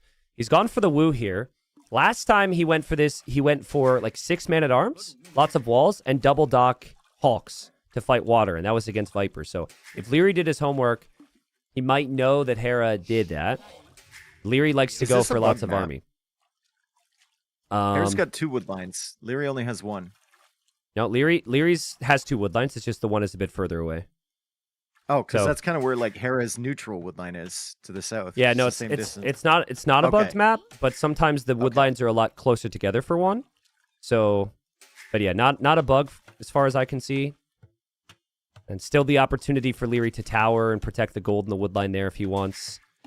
But it is a bit more open, right? Like if you want to go for that that like little wall style and these little choke points, it's definitely a bit easier for Hera to do. Oh, is Hera gonna set up the super cozy lumber camp? He doesn't, dude. I've seen some hyper efficient lumber camps on this map. I love it. But Hera's not gonna bother with that. He's just gonna place the standard one. If I do Leary- that, my villagers get stuck. Can't do it either. So maybe that's why Hera doesn't want to. yeah, it's way wanna more do that. consistent what Hera's doing. Yeah. But if you get the perfect one, oh baby. Yeah, Be so really Hera- satisfying. Like 10 villagers right up against the lumber camp, just dropping off instantly. Oof. Hera moved out very early here with his scout, so he hasn't pushed in any deer or anything, and he's also using his water buffalo to scout. Again, we stole this from him in the earlier rounds. The idea from when I asked him was to find the fish location, so he knows exactly where to dock, which he obviously knows in the north. Maybe part of it, too, was to find what Leary's fish like and see if Leary would be docking, but I think he didn't find the Dockville. He's just got to come home empty-handed to push in his ostrich. Still kind of feeling like, I mean, Leary hasn't shown us that he could find what it takes to take down Hera. But on both the previous maps, you weren't able to play Feudal Age, right? It was always fast castle. So this is maybe the first time where Leary's true strengths come into play. And with Japanese, just send it. Just open man-at-arms. Like, yeah, the Wu man-at-arms regenerate, but Japanese attack faster, and they have very good bonuses defensively if they get attacked on water. Which civ do you like better overall on this map? I'd Say Japanese. I think Japanese, yeah. Wu have their bonuses, which if you utilize them perfect, are very, very strong.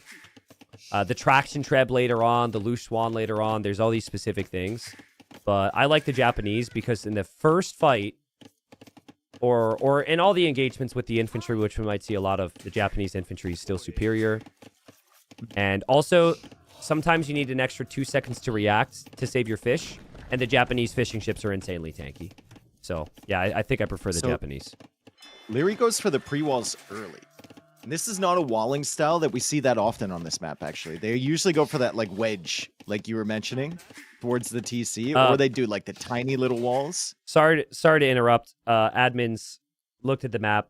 We're gonna restart this actually. I knew it! Well, I don't know why. It could be for some other reason, but it's gonna be a restart. So Okay. that's their. I don't want to make that decision while casting. We have the team for that, and they Yeah, made the obviously. decision. So yeah. Yeah, admins for a reason. Yeah. Perfect. Okay. Well, I mean, we said some insightful things. We're gonna have to say it again. It's up to the viewers to act like they didn't hear it the first time, right? So yeah, they GB there, and it'll be same Civ matchup, still the same map, just a slightly different generation. So yeah, but it's tough. A bug versus an imbalanced map are two different conversations. Yes, 100%. Right? It's two different conversations. Hera's map was absolutely fantastic. I think there's maybe some other things going on. Stones and golds generate differently, hunt, all that. We don't want there to be any question on the maps. We want it to come down to the player. Guys, it was a strategies. bug map, so they restarted. Yeah. They restarted. Do It's fine. people We weren't that listen? far into the game. Do people I listen? don't know. People are just no. The thing is, they have it like on mute or something on their TV, and they're busy with something else, and then they see that we're back in the thing, Yeah, and yeah, not yeah. in the game, and then they come back, and I mean, that's fair. That's confusing, but it's from our perspective, we hear 100% of the words that we say. I only hear 50% of the one. I only process 50% of the ones you say. So Well, that's fair. That's honestly, the more I think about it, I'm probably the same. what was But- that? Huh? Did you say something? Huh? Dave, I can't Me? hear you. Oh, wait. Okay, I can hear you again. Nice. 20 seconds till we're back in, guys. But yeah, we could break it down a little bit again. I think the thing that Leary wouldn't have had with that generation was the ability to tower to protect like pretty much everything in that He area. had no options. Yeah, Basically. yeah. Whereas what the generation looks like. Maybe it'll be open for both. I don't know. But you want that opportunity to be available for both. So game 3, we'll be right back into it here. And here we are. And yeah, I mean, we're back into it after a restart because of a bugged map. We've got a little bit more wood line close to Leary now. But what you're looking for is other two wood lines jumbled up somewhat close to each other. I mean, for Hera, slightly more open. This is where you go down the rabbit hole of what's a bug and what's slightly better for one player, right? Dude, once you have a bug map, the very next game, everyone's hypersensitive to it. Right? So like, Hera's got two woodline options. Leary just has like the greatest woodline setup we've ever seen on this Yeah, map. yeah, yeah. So it is unfair, yes, but is it bugged? I don't think so in this case. Leary was full missing one last time. Yeah, I mean, Hera steals a water buffalo. Hera will look at his base. Hera's got to start looking pretty good here. So, again, the main thing you're looking for is you're looking for a wood line next to your gold, so you have the ability to tower. I don't know the specifics of the map, except for the initial two wood lines, and then all the other stuff is just kind of like neutral random acacia trees, which is what we're looking at down here towards the south and towards the north. Oh, is he going for the cozy one now? He is. Cozy one, nice. Okay. Cozy lumber camp for Hera, and he can sneak some vills in there. And when you go for these lumber camps, I mean, sometimes your villagers get stuck or whatever, but it makes it really easy to wall with just like 2 or 3 palisades and keep like 10 vills safe, especially once you chopped a few of these. It's interesting for those that watch it live. Obviously, for like YouTube later on, you'll have missed it, but they kind of reverse the roles a little bit here. Hera went forward with the scout early last time. Leary didn't really do it. Now he's like, you know what? Let me take a peek, see what your base looks like. I think you should do it because the zebras are always going to be around. You only have one boar, which, oh, wait. Leary can't see it. Does he think his boar is stolen? Oh, his rhino. Okay. No, dude. Never he's mind. No. No, but he panicked big. Shut up. Leary can see it. Shut up. He panicked big time there for a second. And Hera's scout was forward, and he thought maybe that got taken back to the TC. But yeah, everything's fine. Everything's fine. No panic here. I love how you interrupted yourself twice in the same sentence to tell me to shut up. I feel so loved. It'd be like it'd be like that sometimes. All right. It does. Sorry. It is. There's a lot for me at the moment. The games have been important. We want the casting to be good. The nerves are high. I don't know if you could tell by my message this morning, but I was like super pumped and super excited. But you were pumped up, and now, dude, now we're seeing why Cozy Lumber Camp is no bueno. Hera is like having a bunch of issues with these villagers trying to drop off the wood. He's like, man, I hate Cozy. dude, it's nice to know that Hera has the same problems, because anytime I try and build those super efficient lumber camps, it becomes problematic. And it's not like he's Japanese either. Like for Leary, he could drop a bunch of lumber camps and it's super cheap. But no big things of note here, really. Leary's got his dock down a bit faster, which is nice. That's expected, though, because he's Japanese with the wood savings. And both players pushing in their ostrich, both players adapting. But again, Hera, what he did against Viper was he went for the man-at-arms, but he kept making man-at-arms. He didn't go for the range transition, but how much of that was because he wanted to force Viper's hand into skirmishers as Dravidians? How much of that was because of the map? I don't know. But you're just like so close to the opponent here. Not playing aggressively on land is just extremely risky. What do you think? Like you said, slight eco lead for Leary. 200 res collected advantage, which is good, but Hera still has to drop off the hunt. Do you I think about what? Well, I was. What is? Oh my God. What I was going to ask you was, what do you think about how some of the high-level players don't do the double or triple deer push? Because I feel like it's something that would give you a lot more time to scout on hybrid maps, and still people are doing 1x1. Whereas some like good players, but not like elite players, are doing the double and the triple. I think the best approach for me is like Mr. Yo, who tries to set it up, and if he can't set it up within like 5 seconds, he just goes and pushes one. Yes. Like he always tries to do it. If it's taking too much time, then he's like, screw it, we'll just push one in. I think that should be the best approach, right? Where you at least attempt it, because it would be very, very nice on a map like this where you need the scouting time. But you don't like hard commit to it where you're spending a minute trying to line them up and it just doesn't work. Agreed. I think it'd be wasted time if you spend too much time doing it. But I remember when they first added that functionality, talking to Tato about it. And Tato was like, on maps where you need to scout a dock, on maps where you need to scout a barracks, which both players need to do here, can be very, very strong. But here we go. This is where the game can end very quickly. We've got Leary moving out with the militia. Hera's got to be looking for that. Hera may match that himself. But Leary, first time in the series, maybe? He's got a res collected lead from his build in the early game. That could change a little, of course, but that's Japanese fish for you. And he also spends less. Do you see the dock? He's looking for the dock from Hera. He's got this villager over here. True. Yeah, he definitely wants a forward dock, but he doesn't see it with the scout or with the villager. He also doesn't know Hera's on this wood line. He also doesn't know Hera's on that gold. I don't know what that villager's plan is. This could even be for a forward archery range. And Hera's expecting man-at-arms. She's still hidden, dude.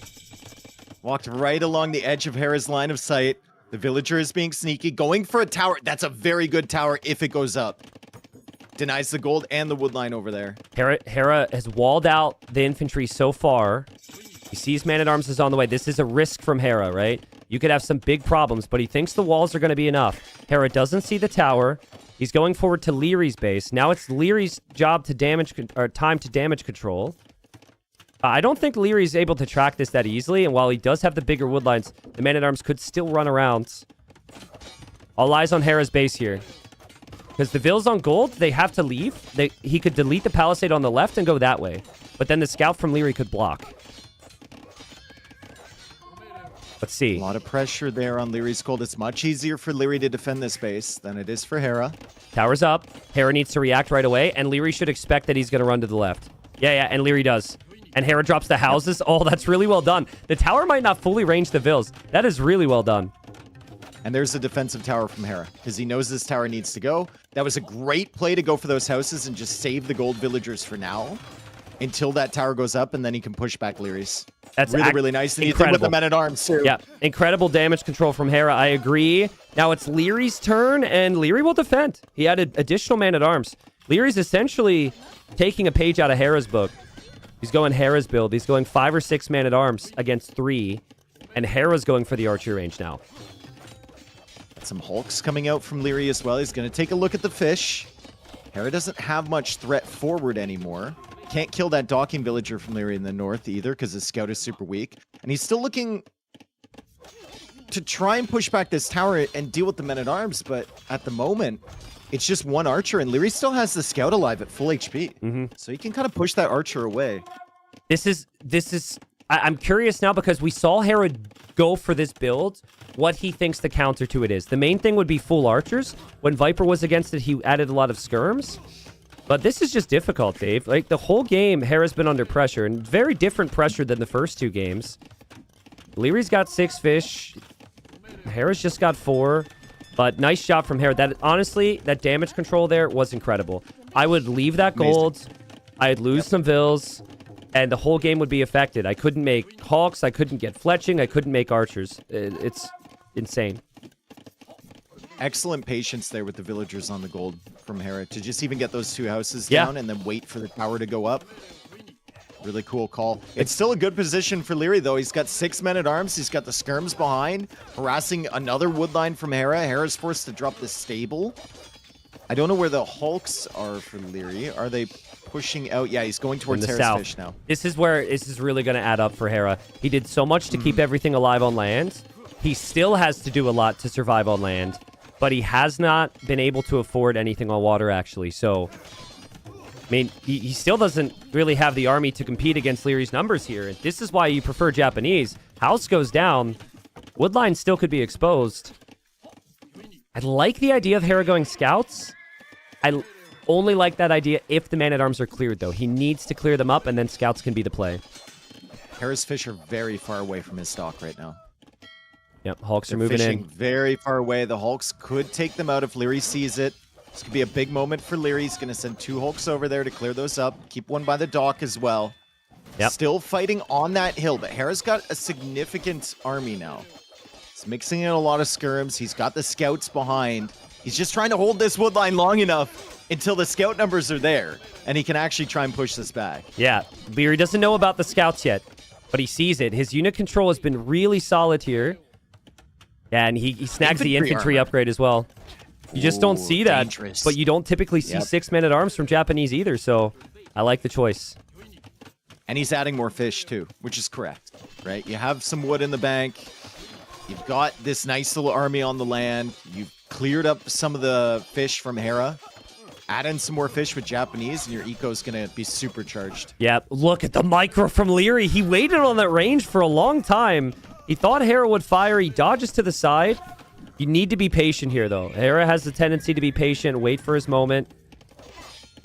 Leary should know that he can get the win if he just holds this position. With the range goes down, Hera's in trouble. If the berries and the gold can't be taken, it's game over. We're literally at the point of the map, at the area of the map that Leary can win the game with. And Hera's still not fighting it back. He's still waiting. He's waiting for foraging now. He has to be patient. He can't take a bad fight here. Like, because he can't replace the units. He has to wait until he has enough. Yeah. He's finally taken the fight here. The Japanese men-at-arms are very dangerous, but he's microing them down one by one. He's still losing villagers potentially on the right side of this battle, but those men-at-arms aren't fighting the units. Yeah, they were busy with fighting the villagers, vills. and Hera still doesn't even win that fight. He waited so long. Great engagement from Leary. The Japanese men-at-arms absolutely destroying everything there. Yeah, completely controlled the game. Completely controlled the game. And then Hera's man-at-arms got killed off right away. Oh, man. Hera's tower on the woodline's looking pretty bad now. Obviously, he had to do it to shoot down Leary's tower. But the whole game has been nothing but Leary here. And look at the resources. He's gearing up for Castle Age. There is an opportunity here for Hera if he manages to clear this up. Or maybe he can, you know, get map control with a little bit more feudal army as Leary goes up. But, like, Leary's not giving up on this position. How much damage has he done to that range? Almost 2,500 damage with these men-at-arms. Micro's been so patient for Leary. So well played. The farming eco behind's looking good. He'll finish off the berries. 8 fishing ships with Japanese. It's been Not pretty a fight much Hera near wants to perfect, take. and Hera Yeah. has to fight with villagers, which is painful. God, dude. Like, he goes into these fights with Forging thinking, can I clear it yet? And then it just ends Yeah. up being 50-50 at best. Yeah, and then you're in your own head thinking, man, I should have waited. Should have waited another 30 seconds, right? I think he 2 waited. fights in a row. He waited as long as he could ever justify. Like, he waited till the Maybe. final second because otherwise the range is down and the villagers get killed. So impressive, but we've seen the player with the most fishy ships typically have the higher res collected count. That's definitely the case now. Leary's going to add more man-at-arms. I think typically you'd expect Leary to go for knights, but he's already committed to the infantry. And in 90 seconds, do you he'll go for do? longsword. Like, what do you do with Wu when you're later to the castle age and your opponent's already teched into longsword? So difficult, right? Yeah, it's tough. If You- Harry even gets up there. You need to fight right now, basically. I think your advantage is your scouts could get into the back of Leary's base. There's no Can't towers fight or right anything. now. Yeah, you got to One avoid it. spearman stops that. Yeah. Yeah, yeah. It's just It should be over. It should be over. Leary's done more than enough here. And I would expect Hera, I mean, hasn't tasted defeat that frequently, so maybe you just play on a little bit once you see it. But Leary has left no potential for him to receive too much damage here. He's not left it to question. I think it should be over. Like, Hera needs tower defense or something. At least, like, 3 towers in your base, and then you can garrison your towers against infantry, but that's not even there. nice. Too busy just trying to keep his scout production high. He goes forward. Leary, nice house walls over on the gold. He's in Castle Age now. Longswordsman tech is coming in. The wood line is not defended, so there's some openings here for Hera. Yep. As Leary fails to hit that quick wall. Leary's going to lose quite a few villagers at the back there if he's not paying attention. Meanwhile, soon-to-be longswords heading in towards Hera's base. Excellent damage control once again on the gold. Leary's losing vills at home. Yeah, I mean, Leary's losing vills at home, but I think that's okay because he'll clear up the Yep. scouts, and he has longswords in the north, and he's pushing in to where they'd all started pretty much, where the tower went up and where the Beautiful. man-at-arms were. Well played from Leary. I think for Hera, you know what?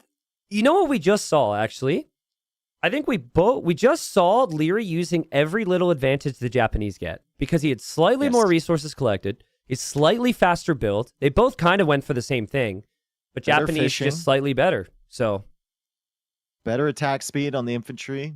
Like, it's just a little bit faster.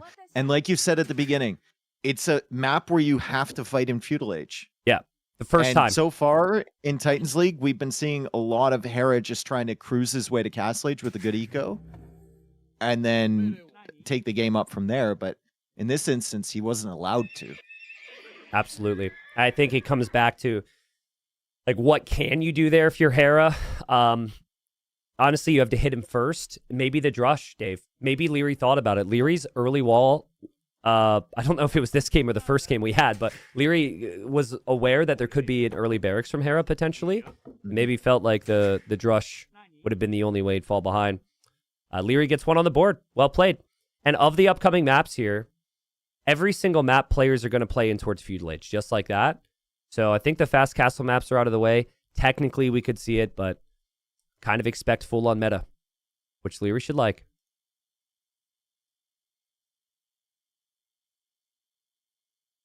But I think the beauty right now, if you're Hera, is you got game number 1. Like, game number 1 was the closest game. I think this game stings a whole lot more if you didn't get those wins in the bag. His choice now. I'm kind of expecting him to go for slopes because he's been an absolute beast on slopes. But as I say it, I Do see you they're see going to the Civ Valley. pick? Yes. So I wonder Yes. if Hera hard called out the Civ that Leary was going to pick here, and he went for a very good matchup in the Goths.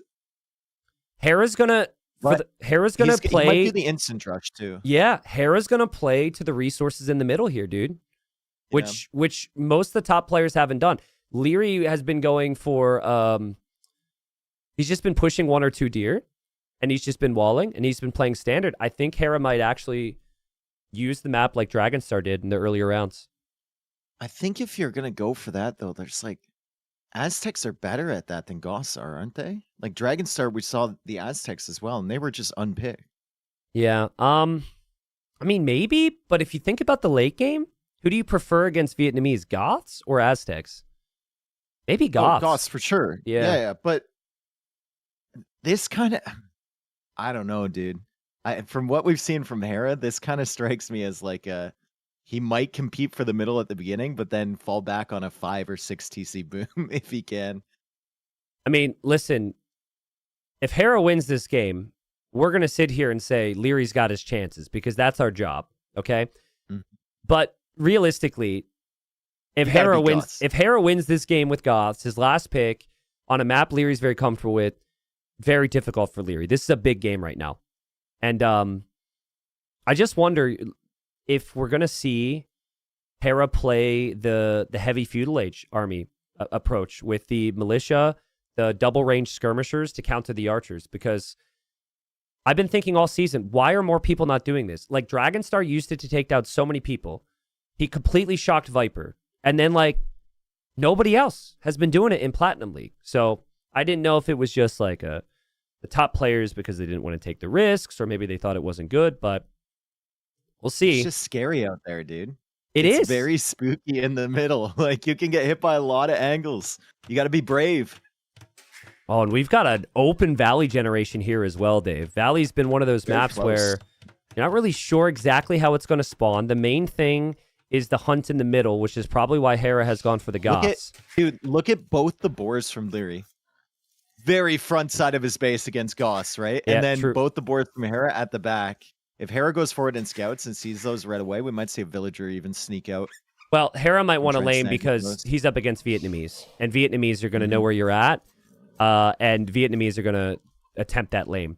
But yeah, with both boars on the front, Leary's obviously hoping he can bring them in. He will see the first one and bring that in. He's just missing the second one for now. The thing is, Hera doesn't know that the town center is positioned where it is. It's a bit of a more southern spawn, so I think it'll be relatively complicated. But again, just to repeat myself here, I would expect with the Goths pick that Hera will actually build mills and take advantage of the hunt in the middle. We'll see if I'm right. Ooh, Leary, he's going to find a boar. He found 2 sheep. He's taking it. All right. I mean, no hesitation, right? He knew coming in here, I picked Vietnamese for multiple reasons, but so I can get a steal here. And Hera, Hera didn't know where that was. he didn't know He didn't because see the boar. he's pushing the deer. He's pushing. Yeah, he's pushing against Vietnamese. And Leary, look at Leary. He's like, surely he's after me. He goes all the way around. He's taking the longest path. Hera has no idea that the boar has been stolen. Well, this eliminates the strategy from Hera, or at least slows down the strategy from Hera if he wanted to make Militia in the Dark Age. Mhm. And now we'll see. We're assuming Leary's going to make this back to his base. Leary does see his other boar, and he'll bring that in. And Leary 2 on wood, but yeah. Love to see it. I feel like against Vietnamese and Mongols, you should always locate your boars. But Hera just assumed that he would be able to... Like, there's a pretty good chance that his opponent wouldn't find his boar. But now he needs another deer, and there's just not a lot out there. He's going to have to go to the middle at some point, maybe. I mean, his start will be significantly slowed down, and Leary's start is going to be absolutely supercharged by this extra boar that comes in. Scout got hit by the boar one more time. The boar was Yeah, I like saw basically that. dead and got hit one more time. That'll actually be a big factor. But I think if you have 3 boars and all your sheep underneath your TC, you're not too Leary, disappointed. What happened? Did he almost lose a almost vill lost again? the Yeah. Damn. Okay. Honestly, the fact that you got silent made me think he did lose the villager again. No, he wasn't shooting it with the TC. He was just shooting. He shot 2 of them with just villagers. Yeah, it's surprising to me how many players are not just shooting it with the TC now after the change. Yeah, I don't think you should Well, I ever like lose a villager anymore. I think Viper's probably the best at it right now. He does that little garrison, ungarrison, like boom, boom, boom, boom, Boom, boom. and he kills it so quickly. Yep. Yeah. See if Hera has the food. 16 Barracks pop first. right now. Barracks first. Yeah, I think the build is 2 militia for map control, and then you bring like 3 to 4 villagers and build the mill in the middle. And Goths do have the bit of a hunt bonus. Their hunters have a increased carry capacity and last longer, and there's like, I don't know, like 10k food or something in the middle. Maybe it's more like, yeah, I think it's 10K last I checked. So Leary will click up. Leary has to expect this though, right? Just has to know if it's Goths that it's going to be a playing drush. against Goss. Yeah. Yeah, you're against Goss. Yeah. There's two options here with Goss. It's either a drush with taking advantage of the food in the center, or a Hera does that random thing where he just sits in his base, goes up to Castle Age, and makes 8 TCs. But dude, There's like two options he could go for. But dude, this lame hurt him bad, man. He wants to click up. He did. He wants to click up Can't do big it. time, and he can't click up. And No then food under the TC at all. for also, Hera. he didn't like his mill position, so he's relocating the mill. The villagers aren't collecting food yet. This hurts. Leary's going up big, And Leary- like and really now fast. He's seeing more villagers going out to the center. Hera can see the weak scout, so confirmed that you didn't just miss your boar. It was a bug map or something. He did steal it. And now Leary will see a lot of villagers over there. He doesn't see a flag on the barracks, and he hasn't spotted any militia yet either. Dude, I mean, this is bad for this Hera. is bad This is for Hera. But okay, really bad. if He's under the TC as well. Oh my goodness. He's taking hits. But if Leary goes scouts, I've actually seen players with this many vills in the middle be able to fight back a couple scouts. So we'll see. Hera will drop off the food. He can click up. Obviously knows this is Archer rough. Yeah, it's going to be archer range for Leary. That extra And hit, his though. scout is super slow, right? So Leary knows it's back there. He's going to track it down. He's going to kill it. Oh, but not if Hera gets a downhill hit. With the downhill hit, you have to think twice about this. And that extra boar hit, man. I think sometimes viewers think we're freaking out over small details like it doesn't matter. But no, that extra boar hit is the reason why Leary will not chase back there to attack that scout. I mean, Hera's scout has enough HP to, like, kill a skirm or an archer that's heading towards the middle if Yep. it's not protected. Yep. And that's a big deal, right? He can also scout what Leary's doing at the back here, so he knows he's walling up. Hera is going just for a couple militia. Couldn't really afford all that much. The lame really did hurt him, but now he's got all of these villagers on the food, so as long as they're actually gathering here and not idled by Leary's army, he's going to have really good resource rate coming in.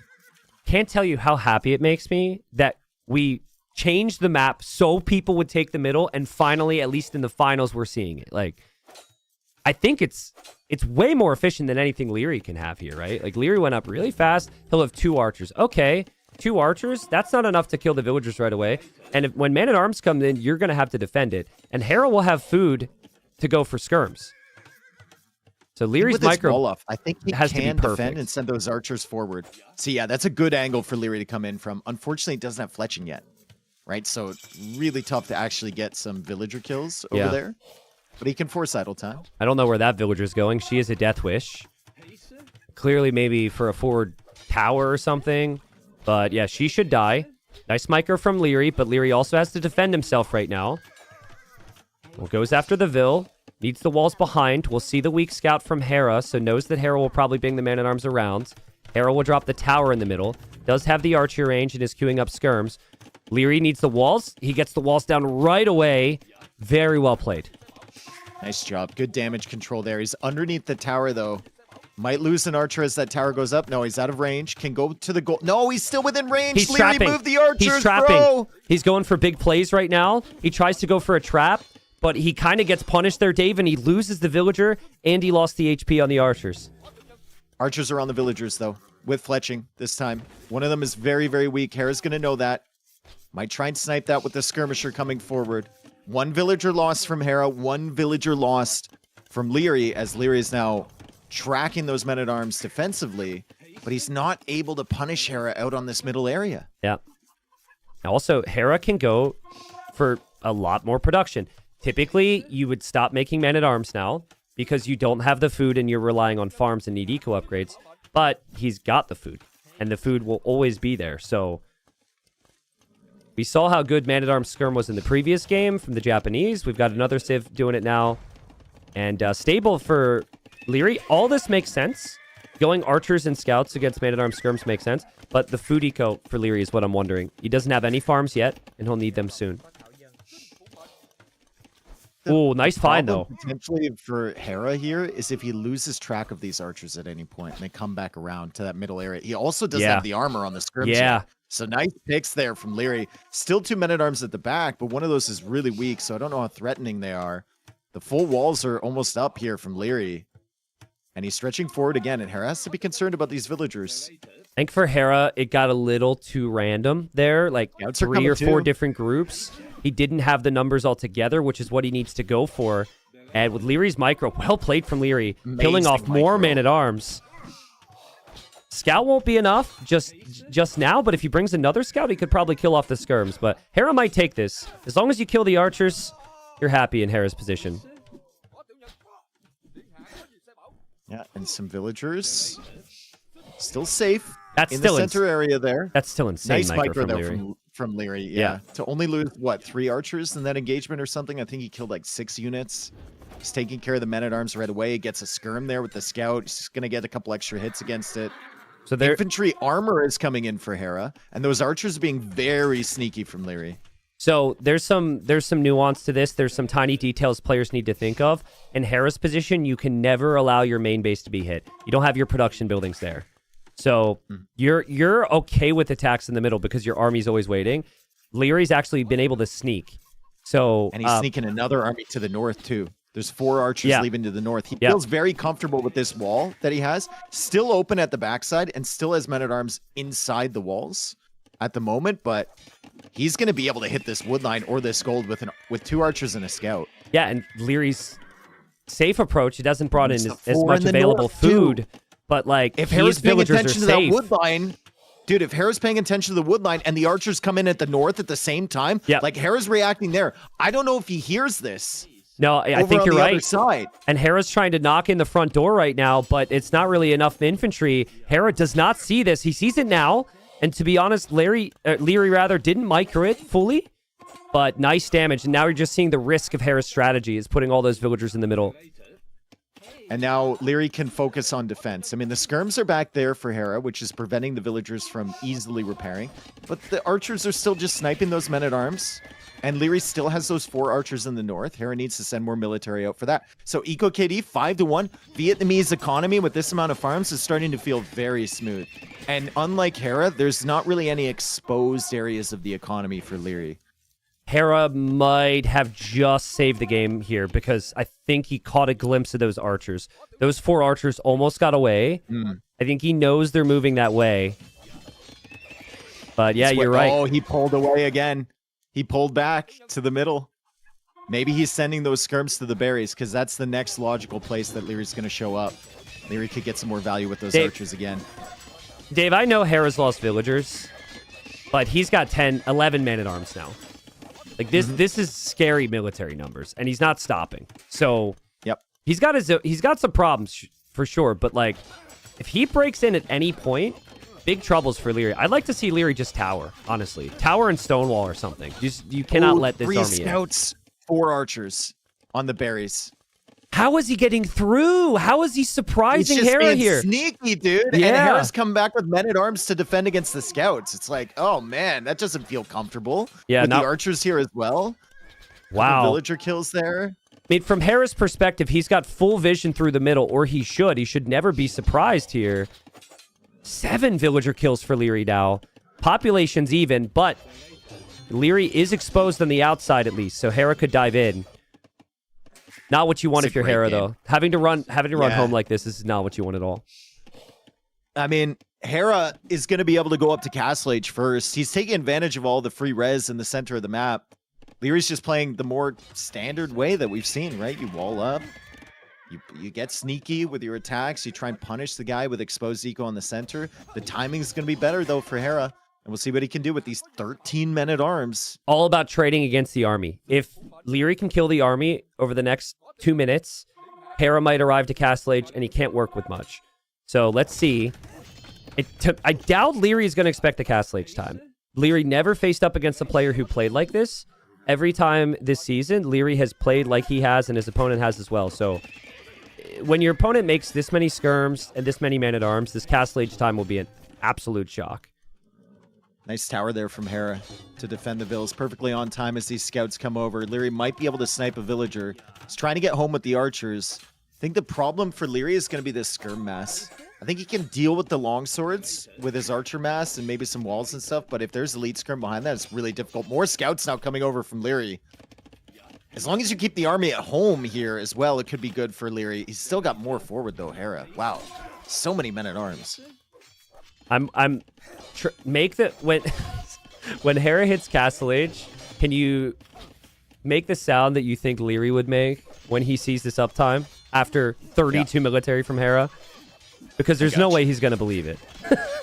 10 seconds away. Hera's got 32 military. The scout's still running around. Hera's got towers everywhere. And there you go. Exactly, man. I thought it'd be more like, huh? Like what? Because how? Like normally you're spending double food comp against archers and scouts. It's not going to work. Young and energetic. Way too young and energetic. Leary had the spirit of a 95-year-old man when he was 15. Oh my god. Well, I mean, he's got a hold now, and he finally forces down a tower. Dave, Leary's had a hole in the back of his base the whole game. No, I know. And Hera just assumes that he's walled out. Yeah, seems like it. Oh, Skirms might find some engagements against the archers. Leary dives in there, tries to delay those. He needs to keep these archers alive. He still hasn't been broken. Wow. Despite all of Insane. the military here for Hera. Yeah. Despite all of the infantry here, he's getting longsword and elite skirm now. 30 seconds away from Castle Age is Leary. That blacksmith is going to die really fast. True. He has to be extremely careful here. Yeah, and if the blacksmith's down, I don't think even with the crossbow upgrade, you can consider any fights here. That's the perfect target for Hera. Just love the consistency from Hera. He's just continued to make army. Obviously lost a couple vills, but he just has to have faith that the resources in the middle is enough here. And yeah, look at Leary. Leary's bringing his vills to repair the blacksmith so he can get Bodkin. This is not the situation you want to be in. He is sniping some longswords, though. He's sniping all the weak ones. He's doing a great job back here to dodge these skirm shots and snipe the weak longswords. Dude. And now the knights are coming out for the skirms, and the blacksmith stays up, and Bodkin arrow is in. Hera found the hole at the back, but Leary has been defending there the whole time, too. Insane. Insane. I think Hera, against any other player, he wins this game already. It's not even close. And we're like, oh my god, taking the middle with Goss was a masterpiece. Still hasn't been able to find enough. Still lots of positives for Leary Civ, too. Like, Vietnamese only get easier to play. But in theory, Knights now in the get middle. easier to play as well, so... Yeah, knights in the middle are a problem. There's a bunch of weak villagers there. They're far away from the tower. The tower doesn't kill the knights quickly. And now the longswords at the back are getting cleared up as Hera's trying to push in from two angles again. Is there enough room in that tower for all these vills? The answer is no. There's not. Two villagers will die. Hera will hop in and out, Hera's though, gonna do the which is hoppity-hop insane thing, micro to even consider it. Leary has just had to pick the perfect fights. He's had to wait for the correct engagements because he has never had the numbers. I don't think he can wait Hera now. might lose his whole army here. It Hera depends, might lose though. his whole army. Yeah, Depends you're on right. the micro. It does depend. All the knights are coming back from the middle. I think Hera's sensing those knights are no longer attacking him, and he's slowly falling back. There's a lot of weak units in there for Hera. And Leary's just picking the weak ones off right away. Longswords are going in. They're trying to buy time for the skirms. Leary's going to push this back. Unbelievable. Yeah, if he could save the weak knights, that'd be nice, but Hera's sniping them down. I think Hera's fine. Hera can fall back. As long as you don't lose the skirms, you can now go pikeman. Yes. And he's already got pikeman out. So Hera's still in a good spot. That was a really good call from Hera. I think a lot of players would have tried to dive for the crossbows or something there. Yeah. Value with that army. That was a great call to just retreat. He knew he wasn't going to win that fight. You know what we haven't really touched on because of all the other action in this game is the fact that the main gold for Leary is right here. Oh, sorry. I didn't even notice that. Like that eventually becomes a concern here. So I think in Hera's mind, he just continues to hold this position. Eventually, Leary cannot go for the double gold comp. We see the fight. Oh my Leary's God, micro. the micro. He's taking out the pikemen. It's crazy good. It's crazy good, dude. The fact he even gets out of there with any crossbows whatsoever, and the knights clear everything. This is a classic Goth KD right here. 64-35 in favor of Leary. That was insane snipes on the pikemen. Yeah, in and that fight. for anyone who's ever asked why pros don't mix in trash units, it's because if you go double gold comp has more potential there. But the micro has to be perfect. Leary does have another gold available. He's going to shift over to that now. But he does the same thing he did gonna get a before. knight He's gonna move in with the knights, look for Hera's food eco. Still 0 farm gaming for Hera. So he's still relying on the hunt. Good quick wall there from Hera, trying to get the conversions. He doesn't get it. Doesn't get that one in time. He got one before. Wow. I think Going with that, I think you probably need to get devotion at some point soon if you're Leary. Yeah. Because Hera's monks are very strong here. Wondering it when does- Hera will go to stone, because you still haven't seen any stone mining from him. Yeah, I think he needs to get his food eco set up first, dude. Yeah. Like, he can't take food from the middle anymore, and you see 7 on food, and we compare that to Leary's eco. Hand carts coming in with 21 farms. It's going to be really solid. The problem is that that main gold. Leary goes for the gold at the back. This is one of those games, dude, where if we ask him about it in the interview afterward, he'd be like, yeah, my gold was so rough. And we wouldn't even, like, know if you hadn't pointed that out earlier. We'd just be paying attention to the fights, right? Oh man, Hera gets distracted, Dave. He quick-walled the wood line in the south there and saves some vills, but he loses all of his pikemen to the town Armies from center. 2 directions onto his main wood line, too, at the back. Yep. There's a TC there now, which is good. Let's see if Hera can wall this off. He's got some monks as well, so Leary's got to be careful he doesn't get converted. Longswords are going to get cleared up at the back of Leary's base now, in the meantime. 2 conversions for Hera. That's really good for Hera, especially if he can save the monks to get future conversions. He won't. I think you're okay with that. If you lose the 2 knights and you kill the monks, especially in this type of game, you're okay. What a great job from Leary, though, to keep checking for Hera's economy. At the same time, amazing job from Hera not to be completely dead right now. He could have been completely picked apart in the middle. Just compare the eco upgrades here. Yeah, it's a problem for Hera. It's gonna be a rough one for Hera, right? He's got 2 farms right now. He's been relying on that food in the middle. Still has some villagers out there, but Leary's done a drive-by in that area like 3 times before. He's probably going to be back with some knights at some point. I think the issue for Hera will remain. He just needs so many pikemen and so many skirms. I think skirm monk is maybe your best comp now. You don't have the food eco for that many more pikemen. Pikeman monk feels horrible. Yeah. That's just not a great composition. But I mean, the TC. towers are nice, and clearly Hera's shifting mentality now. Goths are one of the most terrifying civs in the late game. If he can just defend, if he can hold on, he can get to a castle, research anarchy, and start to spam Huskarls with the Halbs and Imp. Vietnamese really struggle there. Yeah, even the worst Age of Empires 2 player on the planet knows rule number 1. Do not let the Goths boom, dude. That is rule number 1. Never let it happen. Yeah, it's dangerous. And I think Leary, he's doing his best to try and harass, but everywhere he goes, Hera's paying attention, and devotion pays off right there. Monk doesn't get the conversion. Hera's exposed on the golds. Gold too. And Hera's got to bring in some pikes. That's not good. Oof. Oh, that's a lot of villager losses, I think, if Leary's paying attention. Hera's gotten away with a lot of weak ones so far this game, but the Knights are very strong. The pikemen are coming back to defend. The crossbows save in the the Knights, center though. need to be careful. Yep, gotta save those knights. Leary's done a great job healing. You have to save those knights for the next fight. +2 armor is coming in for Leary. With that eco, I think you're approaching the range where you're almost just sitting under TCs and killing villagers once you get +2. Yeah. I mean, he's going full army here. He's definitely not letting on the the wood Goths line. boom. Knights, on the wood Knights line. in the back. He just keeps making Hera work for this man. Hera cannot keep up with him right now. Hera's doing his best, but Leary's killed now 22 villagers. Hera cannot win any fights either. The army count is even, though.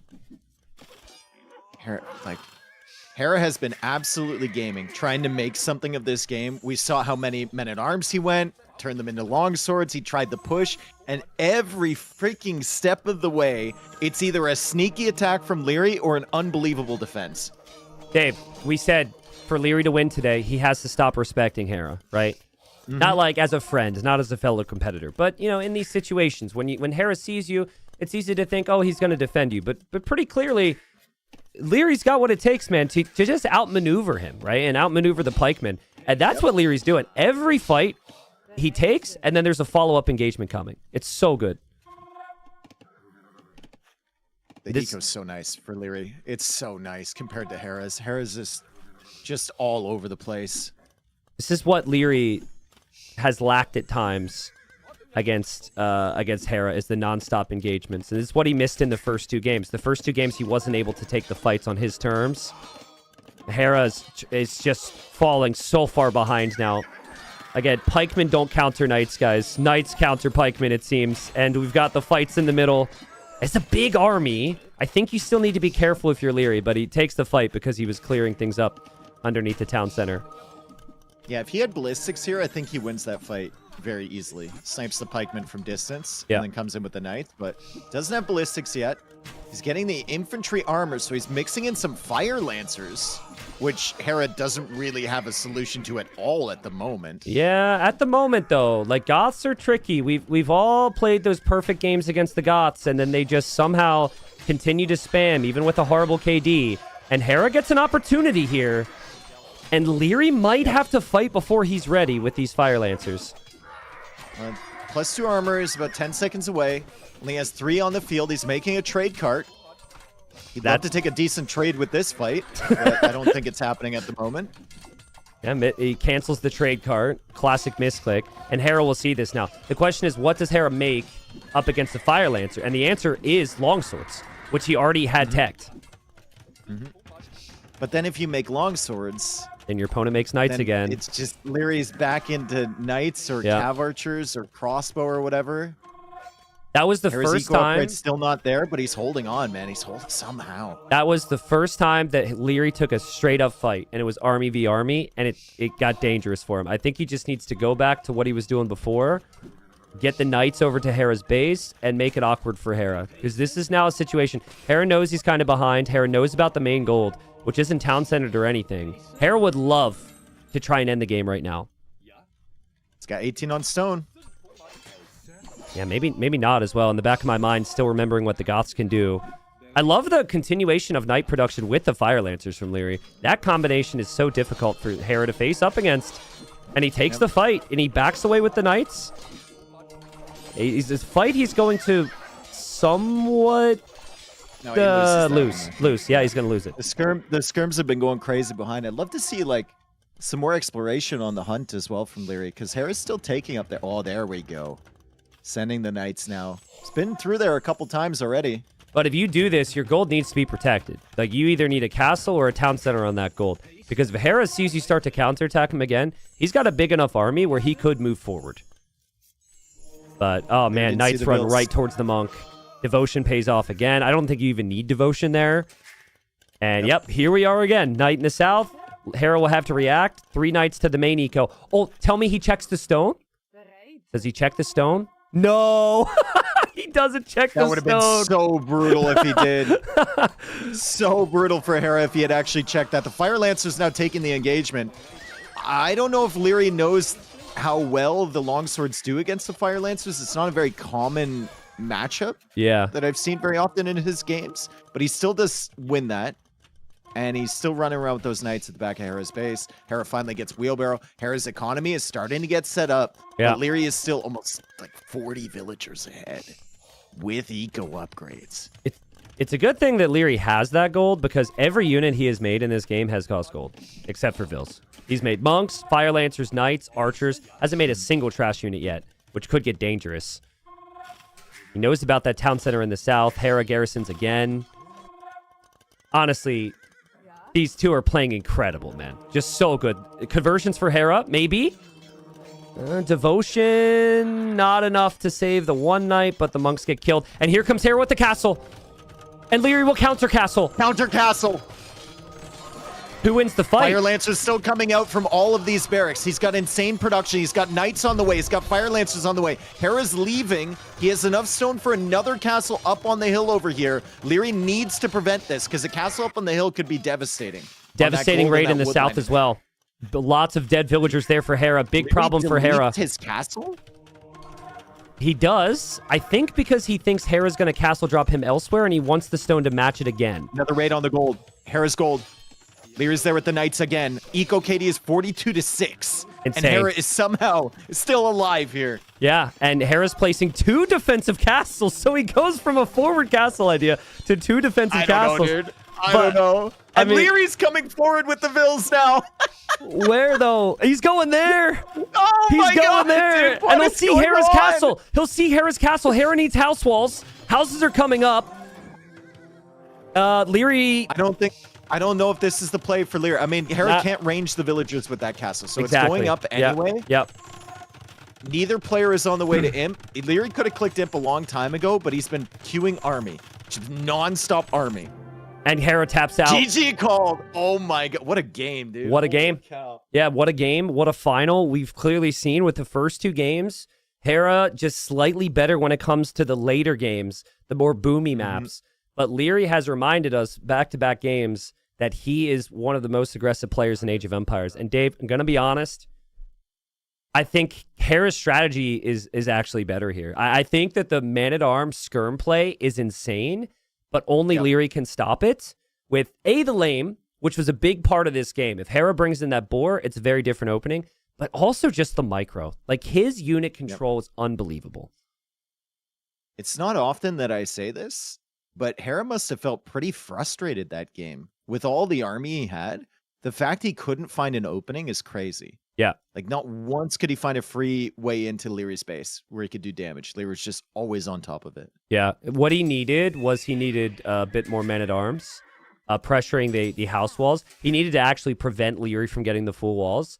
Leary getting the full walls in Feudal Age was just fantastic. But I'm going to go to the capture rate stats here. I barely show this.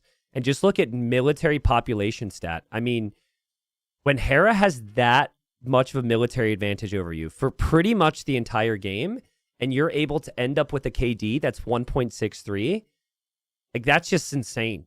And also, he does that while also maintaining a better economy. That is unbelievable. So, well played from Leary. And yeah, we got a best of 3 now for the championship. Yep. Buckle up, folks. Buckle up. Yeah, and I think all the maps are going to present opportunities for both players from here. I think they're both pretty happy with the civs they'll have remaining. Hera may be slight favorite without concern, though, because he does have his top 3 picks. For Leary, he's got one of his top picks remaining. But Koreans, Hindustanis, and Vikings have been played a lot this season, and it's map dependent, but they're all very good civs as well. We've been here before. So we're going on to High Tides next. Yep. So, High Tides, gotta be Mongols from Hera. I'd be shocked if he goes for anything else. Probably going to utilize the Hunt. I think the other map he could have used Mongols on would have been like Valley, which we just played, of course. So that's my guess. And I think we'll see Georgians from Leary as well. So number 1 and number 2 picks. It all comes down to if Hera could use the Mongol Hunt, and he'll have to be the aggressive one here. What do you think about Malians? I like Malians. I think Malians are good, maybe even great on the map, but using process of elimination, I'd be kind of wondering where Hera would play Mongols, because Stranded is gone, African River is gone, Valley's gone. Mongols. That's going to be Mongols anyway. Yeah, okay. I saw the Sips. Yeah. Yeah, it'll be Mongols, Georgians. Pretty standard picks here. Georgians, basically, every time they're in a draft with this map, they get picked. Mm-hmm.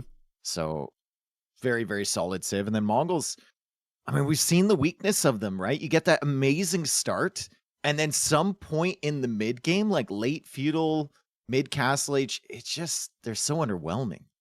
They don't really have that much until the late game. It's the super early game and the super late game where the Mongols are thriving.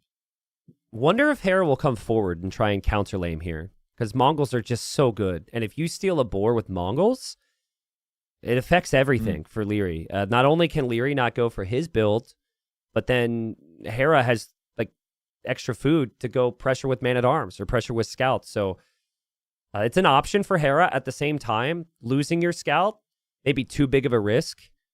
You don't usually see Hera take the risk to lame. He'll want to use the Scout to push in his Hunt.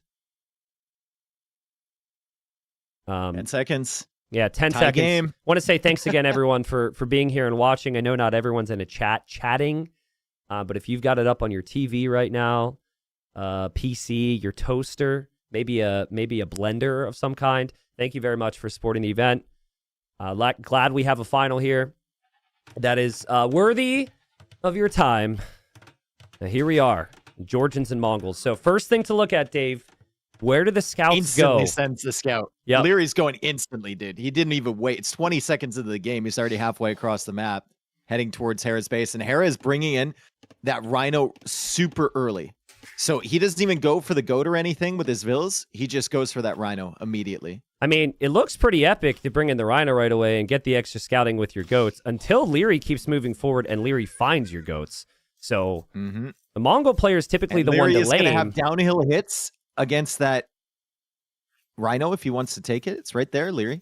Downhill hit. He's thinking about it. Hera does know it's there, and Hera's scout is just out of position, and Leary again going for the lane. Flames. Wow. Unbelievable. Where is Hera's scout? Oh, it's way in the north. Yeah. Is there an intercept path available?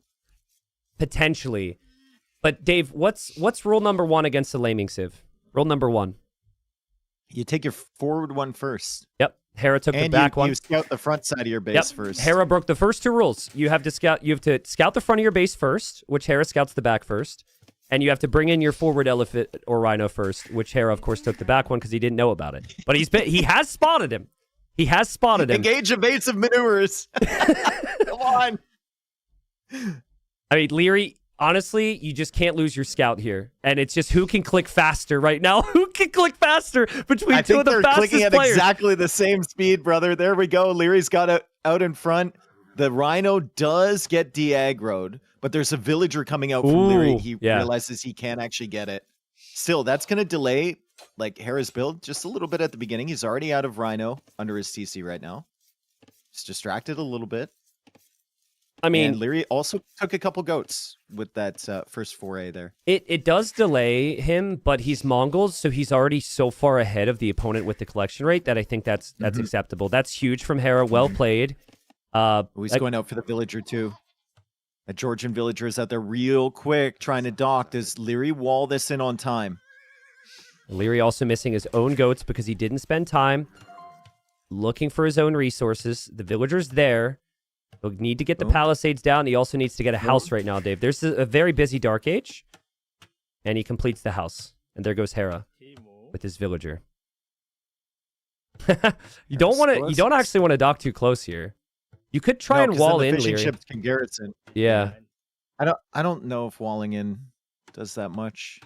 Yeah, Doc will go up for Leary. So yeah, Georgians still have their advantage. The big thing with the Georgians is because of the free mule cart, you can get the dock up and the first fishing ship out faster. All things considered, I think that, Hera is just relieved at the moment that he didn't lose that Rhino. He's still overall going to be okay, but I'd be happy if I'm Leary. You slowed down the hunt push from the Mongols. Your scout is still alive. It's not fast, but you do slowly regenerate in Feudal Age, back that HP, so worth the risk. Yeah, it was nice that he only took uphill hits from that Rhino too. Yeah. So he actually has more HP than he otherwise would have. He's able to use it to chase Hera's scout away a little bit. Maybe prevent Hera from laming the Rhino that was available at the back of Leary's base. Like Hera just went instantly for the villain instead. And now they both have Loom coming in. Going to be very similar timings. Mongols are going to be a little bit ahead on res collected. But the fishing ships were coming out a little bit faster for Georgians because they didn't have to spend the wood on the lumber camp. If Hera wins this game, remember that recovery with the boar there, or the Rhino. That was really Very well nice. done. Again, the early rules of thumb there, he kind of skipped over, but he not only reacted immediately, but he went the perfect He direction. took the perfect line. Yep, the perfect line. Exactly. You veer off course there and you miss that. But he'll be up. It doesn't feel like it's man-at-arms. No barracks for either player. And honestly, it might be a rare scouts v scouts game on high tides. We tend to see a lot of hybrid builds to fight on water, but I wouldn't hate the scout build here. I know Hera loves to do that. And he wants mobility, Dave. He has not had mobility the last 2 games. He needs that. I mean, did Leary get it? I think he made an extra vill after he got Loom. So his timing was a little bit slower than Hera's, but that's what you get against Mongols, right? Like, Kind of bothers me that Leary has 2 goats outside of his houses. I'm going to assume he'll notice that. He doesn't need the food. He's going to go for the gold, but we've seen players try and run underneath TCs with these hybrid builds to steal the goats. And Leary doesn't have many villagers under there, so Hera is kind of the one that really started that whole trend on the hybrid maps. And they have made town centers a little bit more accurate, but it doesn't matter if it's just one villager. Okay, so the stable goes up instantly from Hera. Leary's still just building the barracks at the moment, but he did go out to gold. So he's probably going to focus on water a little bit here. Yeah, speed comes in at the perfect time to save Leary's scout. So he'll see its scouts from Hera, which is important to know. Because he's on gold, so he can make the Hawks. Small walls coming up right away. Leary doing all the right things here to prevent damage from being done. Yeah. Yeah, you can't go for the full walls. It's just not an option for you anymore. And Hera should know that his opponent knows. I think Hera would expect that Leary will always go for the Hawks, but you know, it's like, what are you going to do about it? Yeah, he sees the gold mining, and he knows that that's not just for archers. There will be a couple Hawks coming out on the water. Second scout on the way for Hera. Gold is still kind of exposed. Spearman on the way, though, for Leary, because he saw that stable. So that scouting was really, really good for him. Really solid to see that stable and just know exactly what Hera was going to go for. Not a very easy area to wall. I know you should do it, but walling this woodline is very awkward. Walling the he's gold... swinging it one tile at a time. Yeah, it's really precise. And then if you want to get villagers in there later, it's really, really tough without building a gate, and the gate is just makes things super awkward. And mule carts, I don't know about you, but mule carts are hard to get used to because you can easily move them around by mistake when trying to select the villagers. But yeah, this is exactly what Hera needs right now. He's Mongols, he has the food. That food bonus is gone now, of course, and he might lose his fish, but he's just got so many scouts, and it's Leary's turn to just defend perfectly. So I guess close, my question here for Hera is like, are you going to be able to track when Leary leaves with those archers? Yeah. Because he can kind of just defend with spearmen at the moment. You don't have a range follow-up yet. He just has the skirmishers coming out now. But it's really important to have vision on those archers. If they show up at your woodline, 3 archers with fletching in Leary's hands, could be a big problem. Honestly, I think the next question would be about the farm transition for either player. Hera already on berries, so he's already planning on farms. Still hasn't lost his fish, by the way. We talked to Leary about it. He's not used to the new water yet. He doesn't trust himself going to kill the fish. Look, that's 4 versus 2. Those fishing ships should be garrisoned. But because of how strong the arrows are, he hasn't moved out. Yeah, Hera sees it. He saw some units moving down, but he doesn't pull his skirms back. Maybe he's just going to use his reinforcements for that. I don't know if he saw the archers. He might have just seen the spearmen. He's trying to push, but his units are stuck right now. His units kind of get jumbled up there. There's not enough defense for Leary either way. Leary might need to fight this back. It could have been a worse engagement Still for getting Leary. hits with that spearman. Yeah, he got a lot of value with that spearman. He's going to lose some villagers here, maybe. They're looking at Looks water. Like one villager definitely going down. Second villager going down for Leary. He does kill 4 scouts, though. He's killing the fishing ships there, and he's arrived on the berries, Tristan, and only 1 skirmisher there for Hera. I mean, holy multitasking, but Leary, he doesn't have fletching, and Hera has some skirmishers around. Honestly, it might end up being even after that. Leary will have the fishing ship lead. He'll add a few more. I don't think Hera is too worried about a couple of leftover spearmen and archers. Hera will be fine. That was so messy. That for was like insane. 30 seconds. There was a battle on the water. There was the tower trying to go up.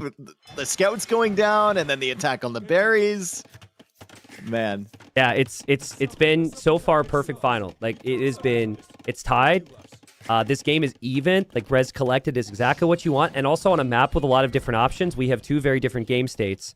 We've got Leary with the water. That's an advantage. We got Hera with the better land play. So right now, I just wonder who feels the most comfortable. And I've seen Hera in these situations before. I think the timing on the mill and the fact that he didn't really make that much on water just tells me this is the type of game that he wanted. So I still prefer Hera's position. I like the fact he's got the farms up already. So good with it, right? Yeah, the farm yeah, timing is there. He's got 11 farms up. Very consistent eco. Doesn't have to rely on the fish or the berries. Only 3 farms there for Leary, but he does have 7 fishing ships. I'm really Big advantage of winning the water. I'm surprised, but I'm not because it's Leary. But most players would go scouts in this position, Dave. Hera is primarily on skirms. You have a fishing ship lead. That's Food Eco right there. Your Georgians. Most players would go archers and scouts. But he hasn't done that. He's just adding his own skirms. Gore switching back and forth, back and forth. So close here. Leary's trying to push uphill. That's a great position to hold if you're Hera. Yeah. To be- Yeah, the Hera's like, And okay, he's just you have the gonna push fish, him off the but berries. I've taken all my berries pretty much. I'm going to have the farms. Hera is, I think initially he's expecting the scouts. But now he's seeing the skirms too. But that's good for Hera. Hera can just add more scouts then against skirmishers. Like, that is not a problem whatsoever. A lot of weak villagers for Leary. He's been barely holding on here. He's taking the hunt in the north of his base as well. Resources for both players looking pretty similar. But it's only one range skirm production for Leary. And Hera's still got that stable working a little bit. He's still been making skirms. I don't know if that was intentional from Hera, but the leftover army from Leary that he forgot about was in the south, and Hera's scout just like went right by it. Leary still didn't notice it. But Castle Age is going to be really close here in terms of timings. yeah. I mean, either way, stable units are going to be insanely important for both. They both have a lot of skirms. So when you get to Castle Age, Mongol Lancers, Georgian Knights, all so important. Tiny details, though, just speaking changes, as Hera is on water trying to disrupt the fish, but fishing lines upgrade is an option for Leary here. I don't think he researched that. Do you remember that game on Stranded where Hera made 45 fishing ships before he got the fishing lines tech? Yeah. And then, The one he lost against Siscon? Or Yeah. was it against Siscon? I think it was, yeah. Siscon, yeah. With Italians, by the way. Yeah. It's cheaper even. It's so tough. I mean, it's new. Very rare that you have a patch introduced during the tournament. So nice job from Hera. Hera actually sniped the fish. Like 4 fishing ships. Part of the issue with the Hawks is they don't take down docks quickly. And I think once people get used to it, you get the water lead, you add one fire. Yeah, one you fire. add one fire, yeah.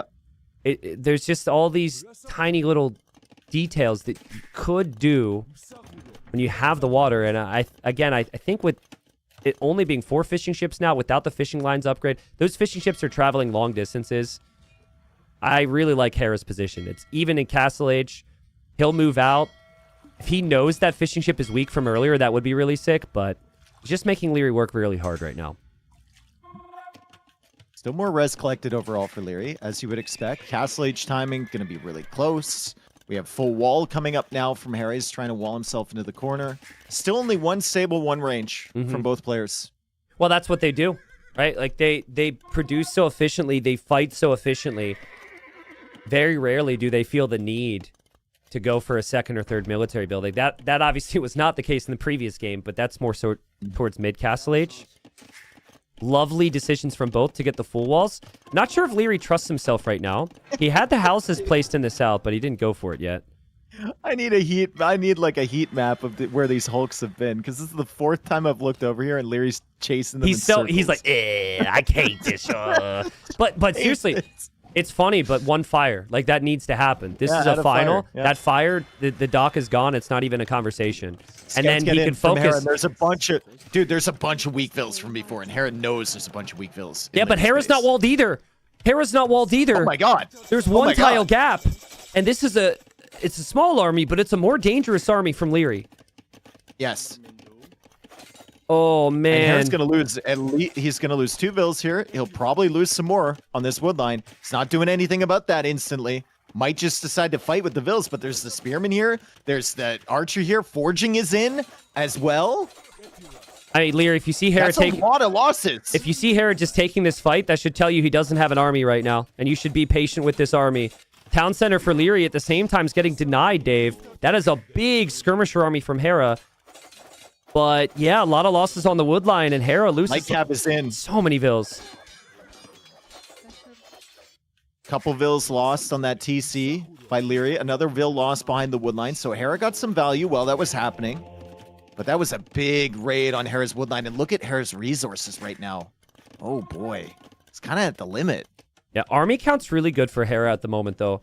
And the issue for Leary, when you get pushed off the gold, you can't exactly get the knight numbers you want. He didn't have armor either. So I think Hera can kind of shrug that off a little bit. He's still at the gold. He's still at the food. He could still balance out the wood. He knows his opponent's town center isn't up. But yeah, town center has to complete here for Leary. And here he goes. Saves the monk. Dude, that's just such an awkward position to make a town center. And Hera knows it. And there was only weak villagers on that gold before. I've seen this Hera just sniped them down easily. I've seen this situation before. Hera's like, my skirms might not be the best long-term unit, but for now, it's just, even if I'm doing 1 damage a hit, that's 12 damage with every single volley I dish out, and skirmishers are enough. Man, this town center is such an eyesore for Leary. Yeah, he just gets rid of it. Delete it and put it at the back. Yeah. Like, get rid of it. Hera still hasn't added a second one. He added the second stable.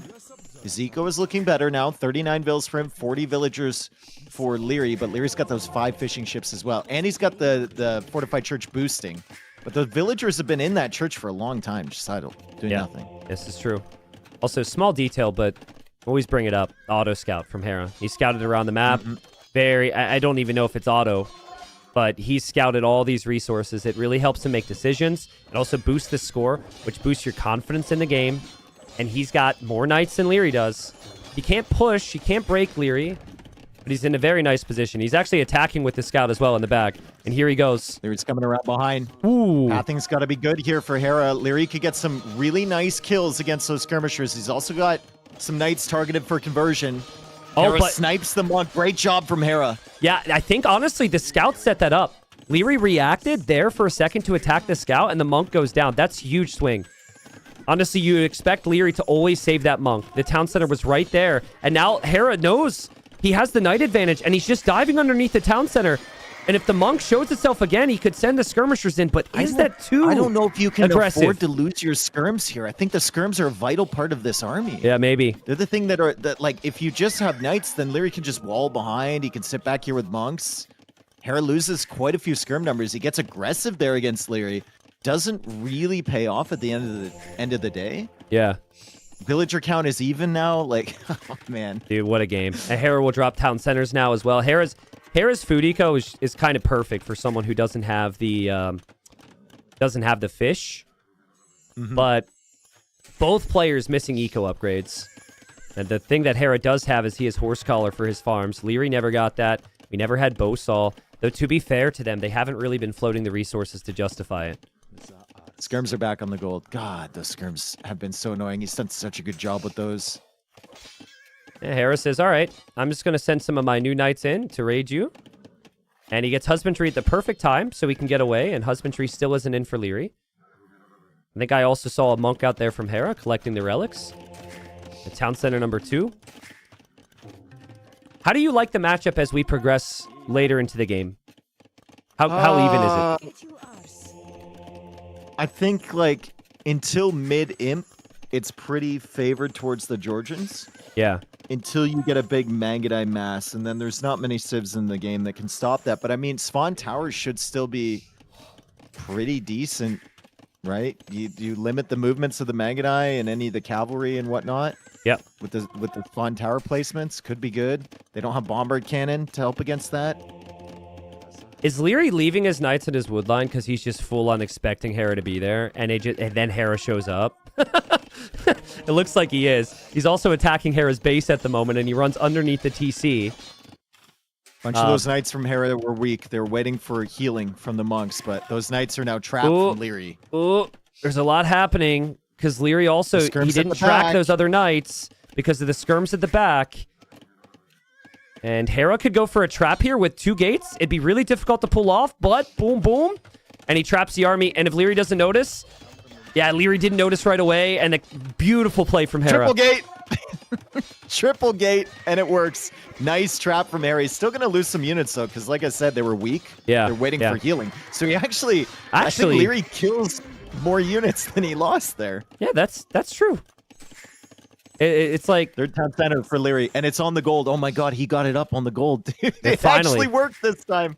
Holy cow. So, there's a game that just flooded back to my mind. It was Mongols for Hera. It was Persians for Leary.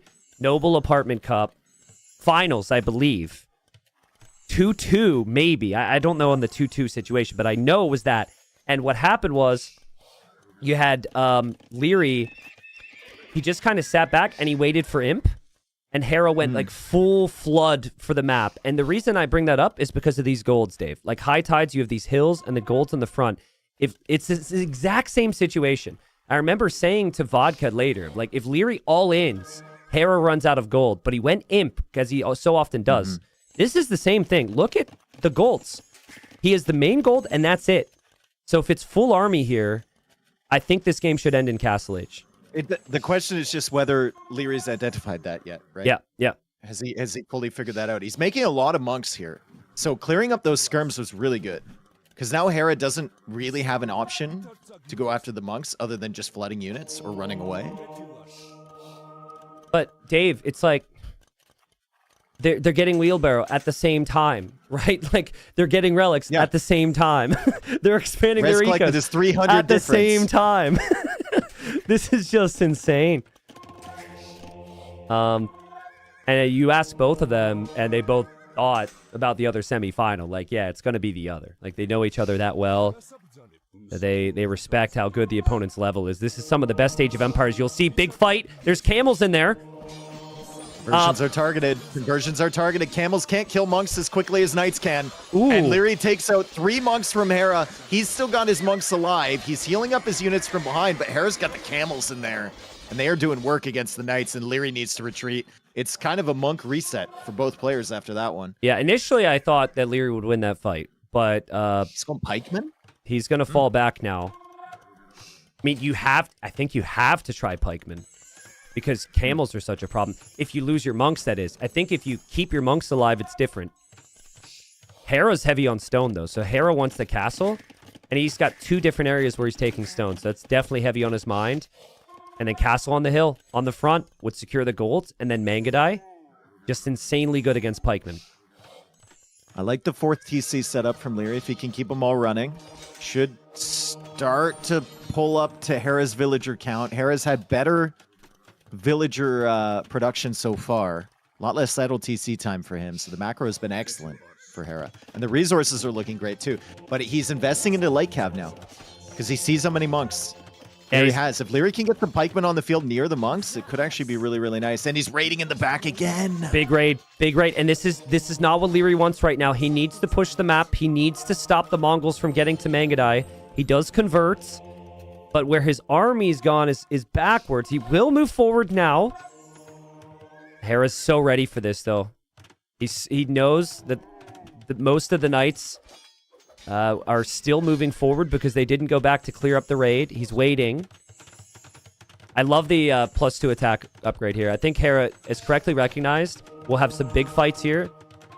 That is an upgrade you usually skip on camels. There's a lot of knights and a lot of monks here for Leary. Let's see if he just got devotion. No, he hasn't had devotion yet. It just kicked. Maybe perfectly on time. A couple conversions came in, but the knights are still there with the monks behind. The light cav roaming around. Hera's going to try and snipe those monks from behind, Tristan. Yeah, he is. That's a lot of monks, though. And there's a lot of knights to protect the monks. Interesting that Hera kind of backed off there. It ends up making things very complicated for Leary. You lose the monks, and you just have the worst army. There's a castle here, there's a town center here, but you can't leave either. You're committed to move in. And, oh my god, great body blocking with those knights against the light cav. Some light cav sneak through, though. Yeah, Stables they do. Are right there. They do. And I think with the camels here, Dave, I think Hera can clear this. This is why he got the attack. Camels should get the clear up. The monks are gone. And then Hera can just full switch into Mangadai. If he can full switch into Mangadai, Mangadai clear the pike transition that Leary was thinking about. And all the army for Leary will be cleared up. The raid that Hera had in the back was cleared up, but that was an expensive loss for Leary. And he hasn't been able to keep all 4 TCs producing. Look at the idle TC time. He's been busy, right? He's been super distracted, especially with that fight having to manage the monks. Both players now thinking about Imperial Age. Leary's got a market, but he's not using it right now. He's missing the second building. Ah, that's painful. I mean, that fight was bad enough to now have the resources for Imp, but not have it. At this level between these 2 players, this feels like a freaking lifetime, man. Honestly, normally I would be critical of Twitch and YouTube chat calling GGs and stuff, but like that was bad. And it might just be That was over bad. now. Like what can you do? You're behind in military. The military type is not going to scale for you. You're not going to have the castle count. Hera's even dropping a castle in the south to get even more stone and gold. This is going to be rough for Leary. The difference for me here, a big part of it is just idle TC time. They were matching themselves on everything, except Hera was keeping up his villager production. Yeah. And he's been able to scale a little bit better, right? So that's a little bit faster to him, a little bit faster to that castle, a few more camels on the field, getting that light cav tech. But it's the Very, very solid stuff remember from when Hera. Hera lost Vils, he lost Vils on wood, and at that time he had lots of farms. Leary never really had fish traps. He never had fishing lines. He never had gill nets, and the farm transition was late. He was pushed off the berries. Like it just simply took him a lot of time. That's the MTC, Leary? That's the one you're... Okay. Yeah, just going imp. Hera will will complete the castle in the south, and he'll save his Mangadai. Lures the knights into the castle, which is sick. I want to just check food collected while we have the time. It's got to be way ahead for Hera. Yeah, that 2K difference. It's just simply that Hera could produce military and villagers. For Leary, he was just stretched a little too thin. Leary's going to kill a few vills under the castle, but the castle does go up. Hera with a clutch gate there, too. He traps them, but Leary gets through. It's only a palisade gate. Yeah, but does he tries to get through trap him this one? again. Nope. Nope. I mean, if he goes Nope. if he goes Stone Gate, that's a trap. But your instincts still go Palisade Gate a lot of the time. And it doesn't matter Some because nice damage, though, Yeah. with an army that doesn't really matter at the moment for Leary. There's some good distractions. at least you're taking Hera somewhere else, right? Which is what you Yeah. want. But Leary, I think, realizes I can't compete with this setup right now. My time window was Damn. earlier in the game. He did try and push. He tried to push the Golds. Leary just didn't have enough. Hera's camel production, his monk production, and his eco. Just fantastic. And Hera bounces back. Really well played by Hera. You said it before, they're matching each other step for step. The timings were identical. And then Hera just like gets a couple extra villagers in a raid. He gets a couple more farms down earlier. He gets, a few more villagers because he's actually producing from his TCs. And it just slowly starts to mount until you get to a position where he's got 3 castles set up, Mangadai coming out, and Leary feels like he can't. Yeah, do look anything. at in Capture Age, you can go toggle on the food gathering last minute, right? You can look at that stat, maybe even just look at like the food gather overall. But like for Hera, just that slight lead. And when you're producing Vils, and when you're producing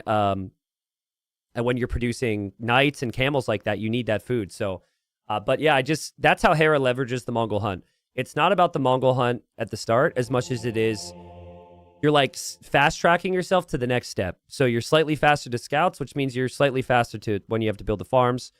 And he maintained lead the whole time. I still think back, and this is just how high the level is. This is not me being overly critical.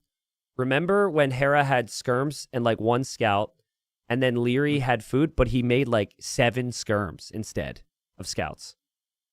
I wanted to see him play Archer Scout in Castle Age, Dave. Like, the maps were open at that time. Like, I think Archer Scout there, instead of adding the, like, skirms that basically did nothing for him. The 11 skirms. Maybe that's all that, that's all it was. Also, like, the stubbornness on that TC in front of the gold. He kept going for it. He lost, like, 5 villagers trying to go for it. And at the same time, that was when the scouts and the light cav were in on the wood line on Hera. Yeah. So, true, like, he true. gets the vills, and then he instantly gives up 4 or 5 more in return. So, Well, it's a little rough. of the games we have remaining here, obviously we have the potential for 2. The next one, based on what I know of the civilizations, is going to be the hardest for Leary because Hera has Yes. Romans. Romans have been insane on this map. Hera has been insane on this upcoming map. So, yeah, great spot for Hera to be in. For Leary, he's got Koreans, Hindustanis, and Vikings. I'm going to assume he's going to go Vikings here. I haven't seen it yet. But we haven't seen Vikings played all that frequently on this map. I'm loading in now to see what it's going to be here. But again, guys, crazy final. Hera 1 win away from another win in an S-tier final. And yeah, it will be Romans-Vikings. So likely infantry. I really just don't know how the Vikings perform here. At least in like In the long run, they suck here, I think. But maybe not. Maybe you get to Berserks or something. Bit of a Berserk masterpiece. Vikings against Romans late game. Ugh. I haven't. I don't even know Onager. Like if we go super late game, but Monocle doesn't usually do that. So Exactly. Yeah. If Leary can tie this up, we go to Game 7. Game 7 will be on slopes, where I think the Civ matchup is 50-50 there. Doctor has just donated So here we go. $50. Let's Thank move you into for it. bringing us this amazing tournament. And we've got Vikings for Leary. This is a Civ we've never seen on this map, Dave. And I think for Leary, it wasn't necessarily a map that he had planned his Civs for. And we've got Hera playing as the Romans. I mean, Hera has destroyed with the Romans this season. It's probably, in my mind, it's the best Civ on the map. And look at that. He knows what Leary's been doing the entire set. Every time Leary can, he sends his scout forward to try and lame. Yep, true. And Hera takes the boar at the front immediately. Smart. There is another boar back there, but he can't take it with a Hera scout so close. Leary did manage to snag one turkey, and they'll head back. Yeah. So just to break this down, how the final is played out, or sorry, how the map is played out, as Leary didn't finish his house, by the way, so hopefully he notices that. This map is dominated by the shorefish and the turtles at the top. The map has, 34,000 food. Most of that is the food up there. And villagers on fish like that is the fastest food resource in the game. It is really efficient. Don't ask me why it is, but it is. It's just how the game works. So with the villagers exposed up there, it's really your pressure point, and the fastest way to pressure is with Man-at-Arms. And Romans get the additional armor upgrades on their Man-at-Arms, and also they get 5% greater efficiency to everything they do. So that is 5% greater efficiency to the fastest food source in the game, the best Man-at-Arms in Feudal Age. That's where the games have ended a lot, Dave.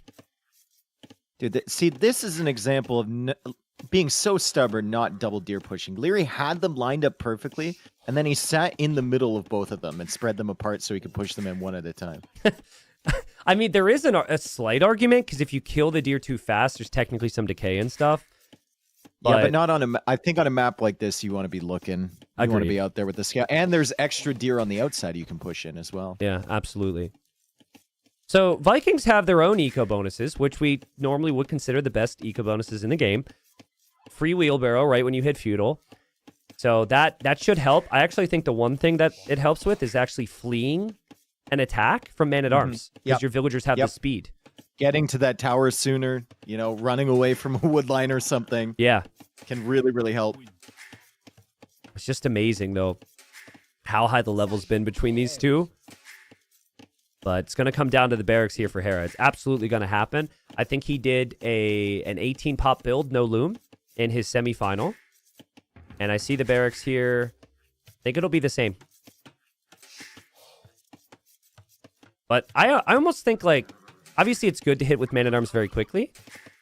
But I think sometimes you can stretch your resources too thin, and then you don't have the numbers you want, and then you can't get, double bit axe, and you can't get armor, so... Honestly, more than the timing on the initial attack, I think what I like about the Romans is just how strong their mid-feudal is, with once the armor is in, and once you have, 6 or 7 units out. What do you think about Leary just playing wall into archer and no infantry himself with Vikings here? Well, I love it because it's Leary. I think you would need to wall small wall and not incorporate a wall lot the of pitch. houses. Yeah. Yeah. If you And then, incorporate the houses, you'll lose your houses. So just small wall. I actually don't hate just walking back and forth to get enough gold to go for the first 2 archers and not even building the mining This is camp. something I haven't seen other people do, which I really like. So the deer is slightly slower collection rate than the fish, but Leary is pushing all the deer into that mill area. He's going to take it with the villagers, and then that fish around that mill, if you're going to wall it off, is going to last you a whole lot longer. True. Because you're taking the deer early. Yeah. And I haven't seen people do that. That's really nice. This is definitely, this is kind of what we were saying, right? You just walk. Your eco is so at the limit, you just walk to the gold. You don't even build a mining camp. They're both doing it. Hera would prefer to get the mill up on the fish. It's militia as well for Leary, so that answers that question. Okay. And what I skipped over was Vikings do get additional HP on their infantry. So I don't know how many viewers out there could tell us who wins. Romans versus Vikings, full upgrades and feudal. Maybe it's very close because of the additional It's HP.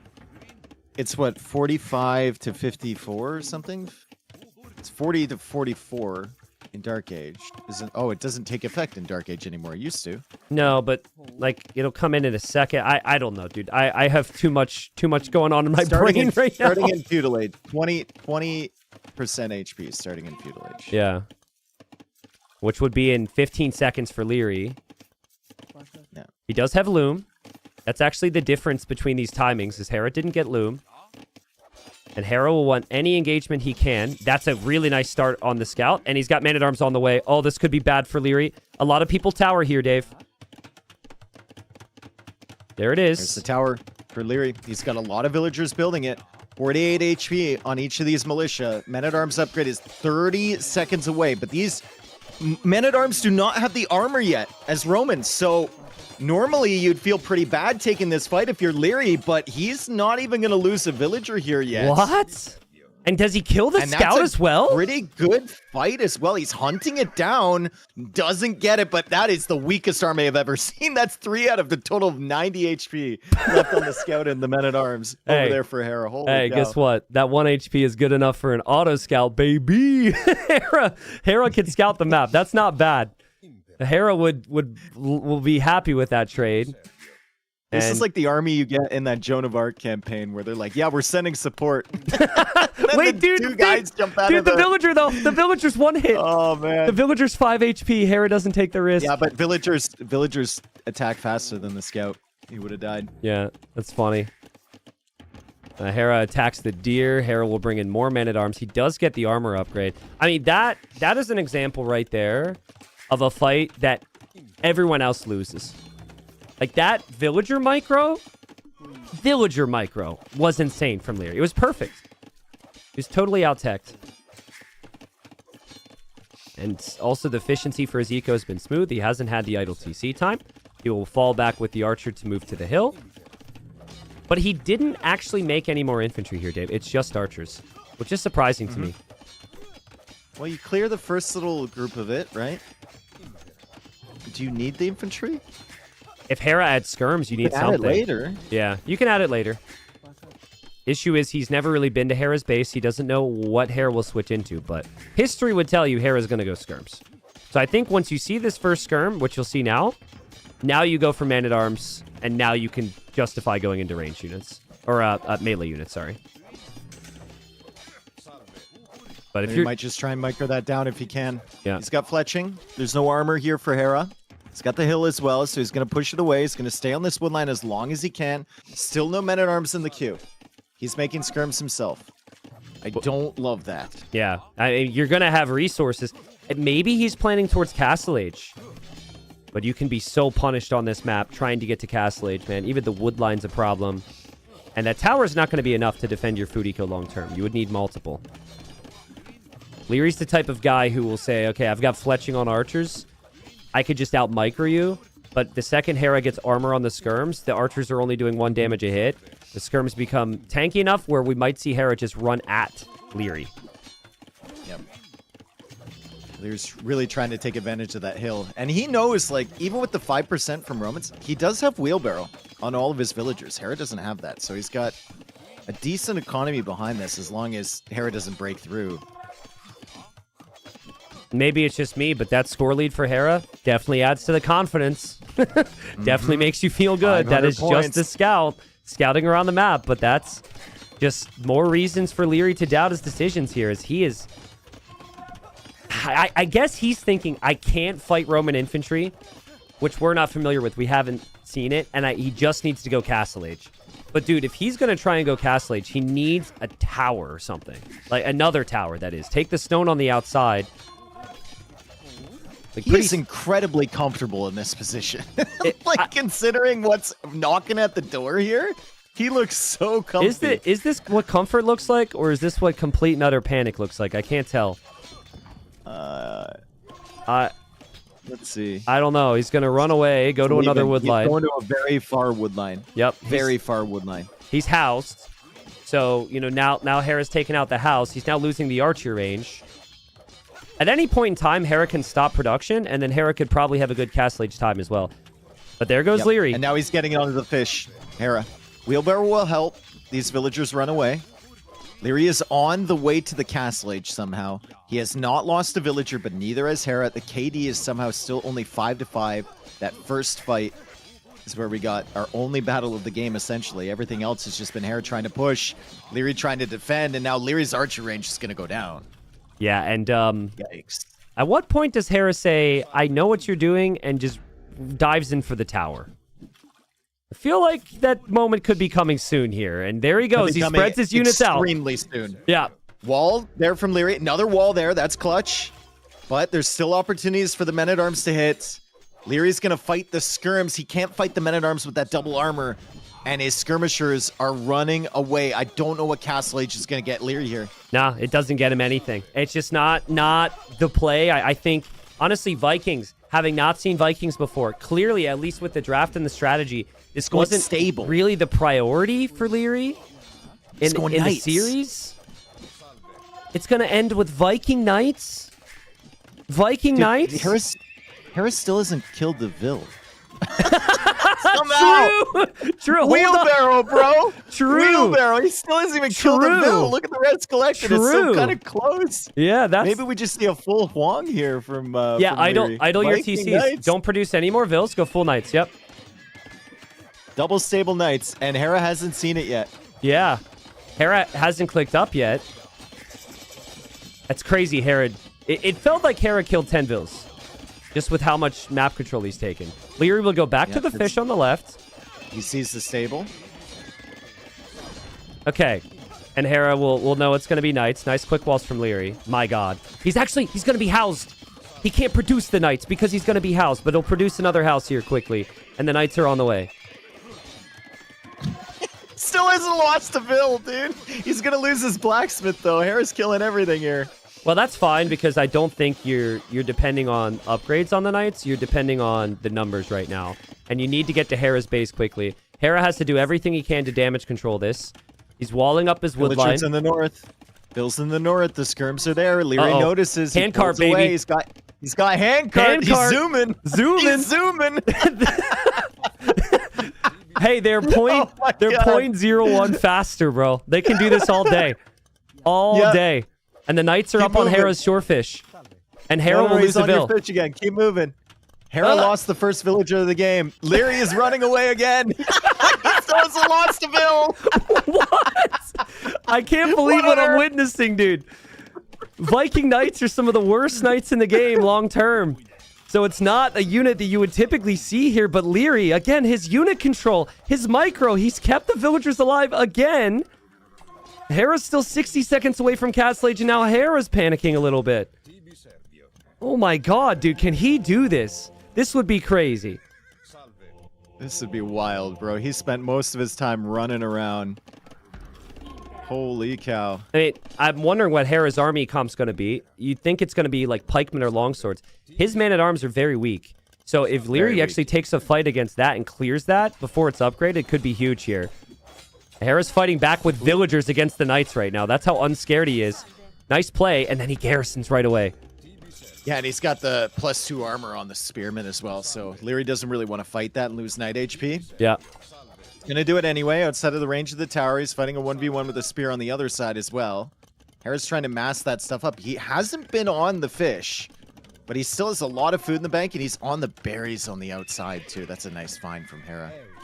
I mean, we still have plenty of fish for Leary. He hasn't, it's not like he left it permanently. There's not a big man-at-arm army left to I want to upgrade here if you're Hera. Reiterate for everybody, the Eco KD is 1-0 in favor of Leary. Hey, it feels like an important reminder. Thank you very much. And normally it'd Maybe be us Vikings, repeating maybe ourselves. Handcart and Wheelbarrow Look, he's just are OP insane. on this map, dude. He's just Yeah. insane. Look at the And he's micro. killing everything. Oh my god, the whole army from Hera is gone. Listen, guys, as we've said many times while watching both of these players this season, the same rules of AoE2 do not apply. Okay? No. So it's a completely different world for them. Going Viking Knights here, everything that Leary has tried it's just a no. Okay? It's just a no. hole. And Hera's there's a hole in the Harris wood line. You're kidding There's me. a hole. What? And he has to run. What? And he doesn't have wheelbarrow and He's so handcart. slow. He's so slow. Oh my god. The upgrade's actually insane. What is happening? There's still the knight on the outside as well from Leary. Hera's still okay. Hera's got Roman pikemen now. I mean, pikemen should be insane against Viking Knights. Viking Knights don't get bloodlines. They're so bad. Love the micro there from Leary. Actually turns around with the knight immediately, Dave. Immediately kills the Vilt, runs away on the outside. Dude, 7-0 eco KD. He's catching up now. In terms of res collected, Hera was very far ahead for a long time. The knight does go down at the edge. The back. Another TC coming up from Hera. If Leary can sneak a TC up at some point, Yeah. could be good. He also has the second wood upgrade already, and Hera doesn't even have the first wood upgrade. He doesn't even have double bit axe. Hera needs to find these areas. Where's that auto scout when you need him? He needs to find these villagers that are on these mills that are just standing out there. But he's just been stunned, I think, that this has turned into the game it has. And he's got to brace himself. And it's kind of what Hera did to Leary to win the previous game. He was the one fighting. Hera! Can't get the quick wall. Can't get the quick wall. Wow, that was close. But he does get a conversion on the knight, and he walls off his monk on the other side. Leary's just sitting underneath the TC. Only 3 villagers inside of that, and 2 more villagers going down on the outside. Make it 3, actually, and a monk. The knights come in from the back. The knights are over on the fish again, near the tower. A couple pikemen chasing. I mean, food eco for Hera is kind of rough right now, Dave. Kind of rough. And he never got the full upgrades on the pikes. Are these pikes even good enough to beat the knights right now? Leary runs away again. Those numbers. Again, those knights dead for anybody else. Those 2 knights might go back home to heal up for Leary. Yep. I mean, I don't know who's more confused as to how Leary's in this position, me or him at the moment. Yeah. But it's worked. You just have to start settling into the game. I think the all-in potential has almost left here for killing off Hera. You have to try and match his eco now because he's got the second TC coming up. Never mind, we've got Manganos on the front doing more damage. Yeah, I was gonna say, you were saying, because I think he disagrees. He's going for +2 attack on the knights, and yet again, another follow-up. You don't expect the Viking siege push. You don't expect the Viking knights. It's continuous here from Leary. He wants to, if he's going down in this game, if he's going down at all, he wants to go down with his micro while fighting, and that attack round is so sick. Sick. Also, monks are waiting underneath the TC. Hera will know about that. He's got the light kev in the group for a reason. Leary lost to Vil. Leary lost to Villager. 28 minutes and 15 seconds. Leary lost to Villager. Oh, well, GG, I guess. Might as well tap out. It's over. Yeah, it's over. He was doing so well. For Leary on the stone. Well, now we are scaling a little bit. I think we still have a massive fight happening, but now that he's got the second TC with that much food, we're scaling. Hera's already transitioning to farms, and Hera, for as frustrating as it might have been for him to not kill those villagers, how is he not dead on the other side is my question, because there's been so much aggression. A lot of losses. Yeah. Yep.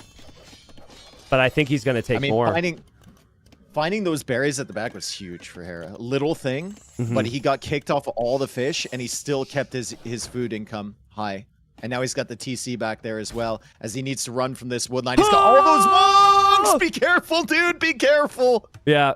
Oh, man. And the micro from Leary is so good, but at the same time, Hera's quick walls are good, and the monks are still behind the town center. Villagers! No! What a shot from Leary!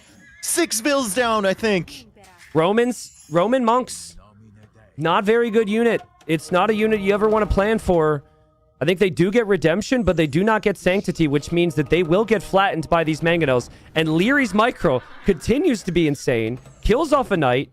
And can he watch him save the Manganos? Watch him get in front here. Yeah, he's gonna save him. He's gonna save him. Yeah, that knight. Oh, knight's trapped. His body blocked. Knight's actually body blocked.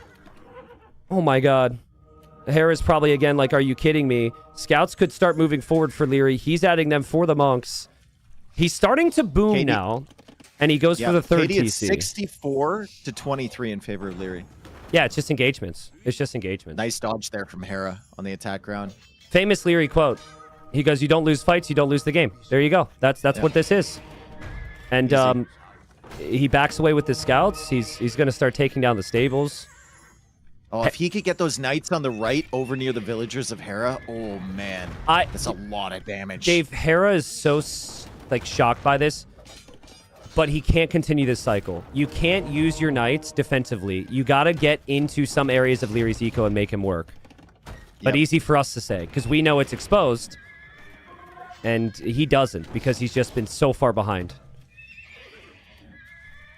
Oh, the light cav come around, but Hera knew they were coming, and he only loses one monk. Man, those knights on the right, Tristan. There were so many villagers over there. If Leary had paid attention, the game could be over right now. But, I mean, he's not perfect, and Hera's being very, very sneaky with his eco expansion as well.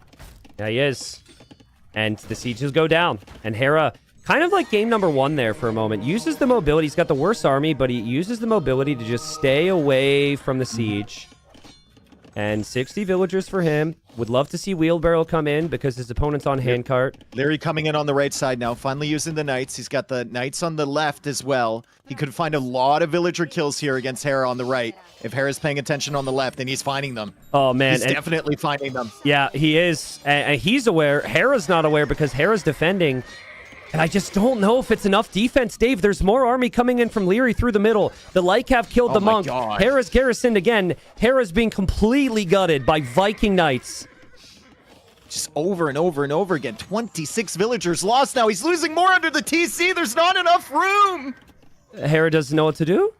And all he's making is some monks, and he's adding villagers here.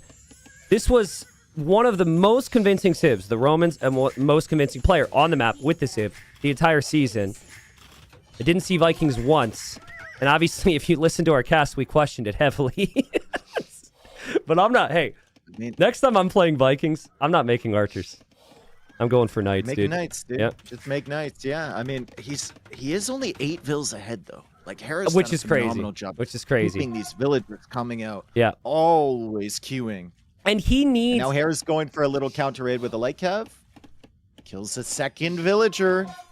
But it's not just that, right? Like, there's knights out as well. And this is where it's maybe clicking for Hera. Like, you've got to do something to make Leary react. Hera loses a couple monks underneath the TC. He's also losing villagers. They're both taking losses. But yeah, finally Hera gets a counterattack. This is huge. Yeah, good raid over there. Just make it messy. Make it as messy as possible. That was Leary's objective first. Now it's kind of Hera's objective as he tries to angle his way back into this game. But, I mean, handcart is going crazy for even like a 75 villager economy. Yeah. They've just been propping up Leary this entire time. Wheelbarrow and handcart. The speed for getting away and saving all those vills, and then the eco bonuses of it as well. I got to ask Leary at some point, win or lose the series, what percentage would he have given himself at the start of Castle Age? Because it was... I know he had saved the vills, but it wasn't looking good. He couldn't have been confident, but he's played perfect to get here. Hera has to play perfect to turn it around. We are getting longer into the game. Hera gets 2 conversions, and we do have to start to think about how these civs scale, and I think the Romans are superior. Vikings, I think. Yeah. Yeah. So Leary's going to try and make a switch away. He's going into pikemen. He's adding a 2nd and 3rd barracks. And he's adding in another TC, but he's got to keep up like these raids. He's got to keep a Hera busy at his base, and there's still plenty of areas to get value. Yeah. Right? Yeah, you don't raid Hera for a second, and then he starts to really put his foot on the gas here. Mm-hmm. But I gotta say, Leary has gained a lot of vision over the map when he had no scout, right? Like, the fact that he could see all these additional stones and golds, and that's on his mind is nice. For the time being as well, Hera doesn't have a single armor upgrade on his knights. So his knights, even though they have bloodlines, are way worse than Leary's. He might not realize that, actually. It's been a long He's time. been taking knight v knight fights for a long time. I think Hera really counts on the monks, just equalizing the numbers there, which makes sense. Leary's been really good about sniping the monks one at a time with the light cap, though. Let's see if he can get these ones. He's going to get one. Can he get the second one? Lycab Nope. wanted, he wanted to be blue so bad. I hate it when my units are like that. You could just tell, but Monk pays the price anyways. 17 knights for Leary. I see Rams in queue somewhere. And that's through the middle again. So he wants to put hard push through the middle, which makes sense. If you have the pikemen as well, put them in the Rams. Very difficult for Hera. This army is getting a little dangerous here for Leary. Hera realizes he doesn't have that armor upgrade, but if we have a big pikeman army with Rams coming through with the knights to support, Hera's got to drop a castle right now.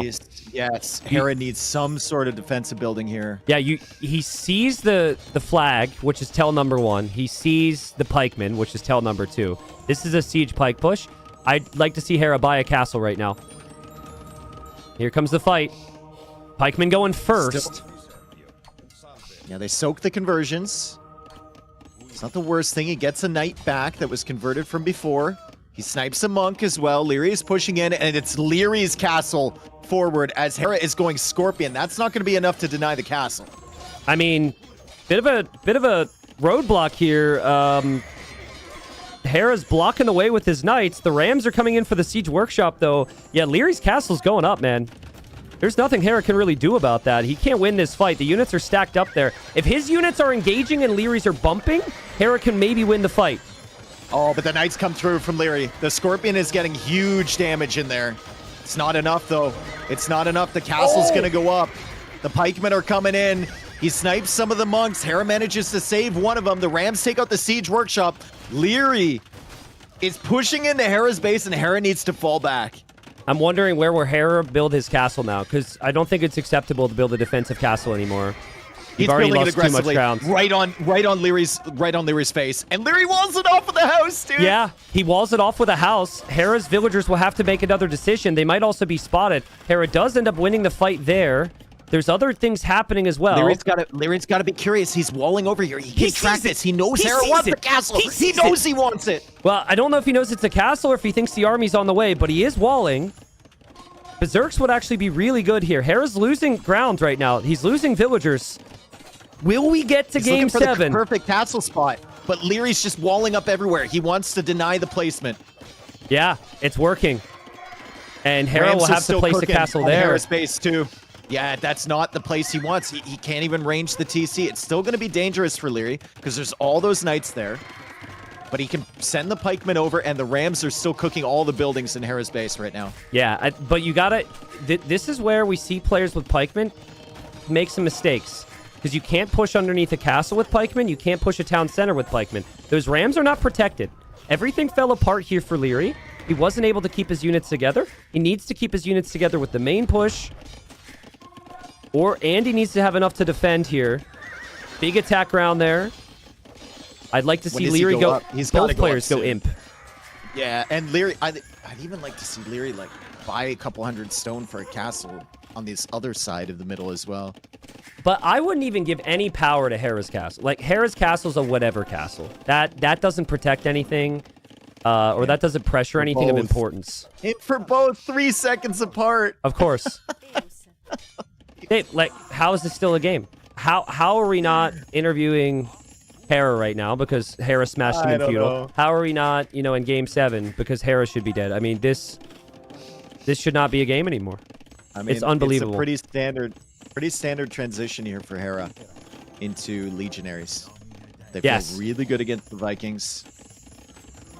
I think where both players have to shift their focus is controlling these stones and golds. There's stones and golds everywhere. There's outposts coming up from both. I mean, an aggressive castle from Leary. Is that a castle you place when you think you have the better late game civ?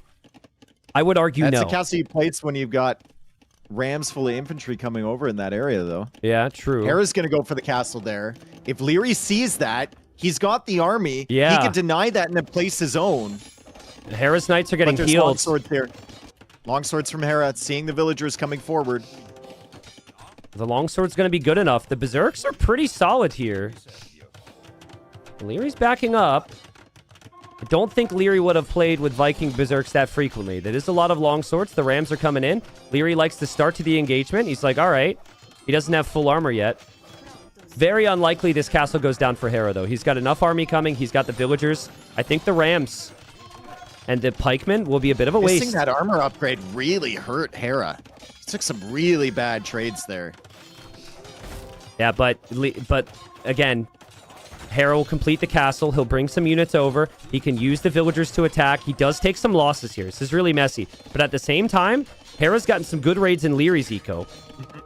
And Leary doesn't know what to do. Like, he's getting the second cav armor. He doesn't know what to go for. Vikings. He doesn't know what to go for.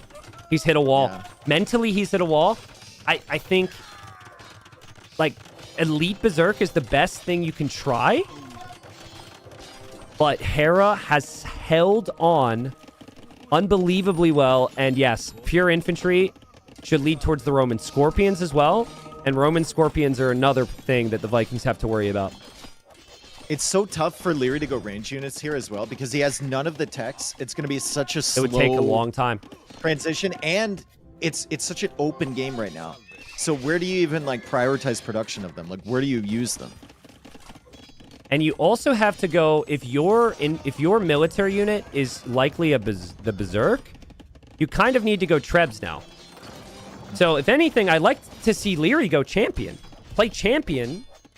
Viking champions still have bonuses. You can then produce military to support your Trebs. That's the core issue at the moment. And I think Hera's, I mean, he's taking down a town center on the right.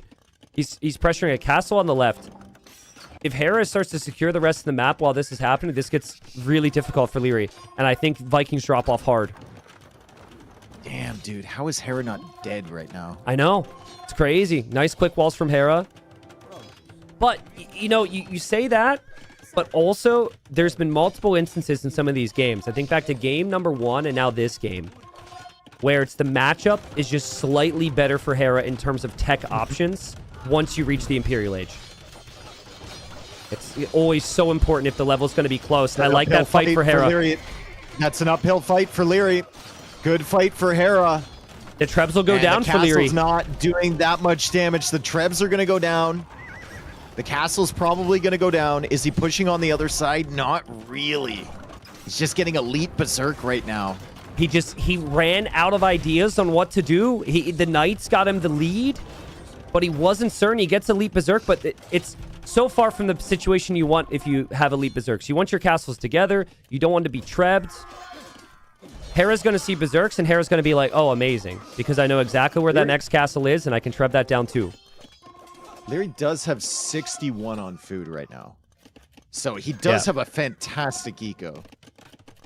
And we're basically split on map control right across the middle, dude. If Berserks are good enough. Yeah, I wonder, because I haven't seen the engagement myself, if he can get enough Berserks. Legionaries are slightly better, just cost effectively, and way easier to produce, right? Yeah. But there's 4 castles for Leary. That's 18 attack against, like, 13 right now. Hera's missing attack upgrades. But there's a bunch of hidden bonuses there for the Legionaries. Yeah. Let's see. Now the Berserks are kind of cooking here a little bit, yeah. maybe. I think before he didn't have a lead. And he's got the Centurion now over there to help him out. Hera's Probably also necessary to always have one of those in the mix. Hera's also if he's got a problem where if he loses the fights, then his Trebs just get sniped. Because we're talking melee units. So he loses the Treb right there. He could lose another one for both players. Yep. We saw it earlier for Leary. It's very similar matchup in some ways, right? They don't get any gunpowder whatsoever. They don't really have any fast mobile range units. It's just infantry. Little raid from Hera here. Leary thinks that's walled up. That could be 10 villager snipes. Man, so much gold. How long does Hera resist the urge to go for light cav or to go for... Oh, God, he's going to lose the Treb to villagers? No. But how long does Hera resist the urge to go for Scorpions, too? Like, Scorpions should be very good here. Once again, open map. Scorpions, where are you massing them up? Yeah, it's tough to know. Tough to know. They're so slow. Side, right? They have no mobility, yeah. And both players could use fletching. Both players could use upgrades for their castles. Leary's losing his castle in the middle. 37 Berserks. Hera's actually making Centurions here. So Centurions are a very good unit, but they're expensive. But Hera does have 39 on gold. Centurions are extremely powerful. I think, like, you just make them to support your... Because they have that boosting effect on the infantry, right? So you make them to support your legionaries. Ah, man, Hera has lost a lot of Trebs, Dave. Like, when you know there's Berserks, I think there's big reason to just wall up. Like, bring a Vil, wall in the Trebuchets. Make it complicated for your opponent. Coming in here. They in the are. middle of Hera's base. That's a big army for Leary if he could get in the back. Hera has gotten some really good raids. Leary is still producing villagers, but Hera's still killing them. He's got the Centurions in the back, so Leary has to stay on top of that. Hera, on the other side, also has to stay on top of that because there is a wall of berserks heading towards his eco, and he's panicking a castle right now. Bro, they're angry. They're angry, man. They're so angry. I mean, it's a gutsy play from Leary, but he obviously lost control over the game, and so he's got to go for it. Hera's going to go for it, too, for the repair villagers underneath the castle. Panic castles needed from Hera everywhere. Panic upgrades needed. I have no clue what this means. I don't know who this is better for. I don't know. Leary's everywhere, and Hera's eco at the back, but Yeah. Hera's got villagers garrison. Leary also lost a bunch of vills to a Centurion in the back, and now Hera's pushing through the middle, but the Berserks are still there. Can the Legionaries break this? If Leary wins that fight, he goes right after that Treb again. Maybe we had it all wrong. Like, maybe the Legionaries are just not good enough, and the Berserks actually melt. The Berserks seem to be wrecking. They'll take down the town center. Doing well. They'll go for the They're doing vills. well. I mean, there's... Eco Kennedy is almost even now. I mean, they've both taken big raids. The thing that hasn't changed is Hera still has castles. Hera still has the Vil count. And Hera is getting some counter raids. And the castle for Leary is likely to go down in the middle if he doesn't get units over there. Leary needs to replace his vills. He's almost at 100 vills right now. They both think they're dead. Killing some more Legionaries under the TC. Yeah, they're both very confused on what's happening here. Yeah, they definitely both think they're dying. It's very close. They've dipped down to 130 pop.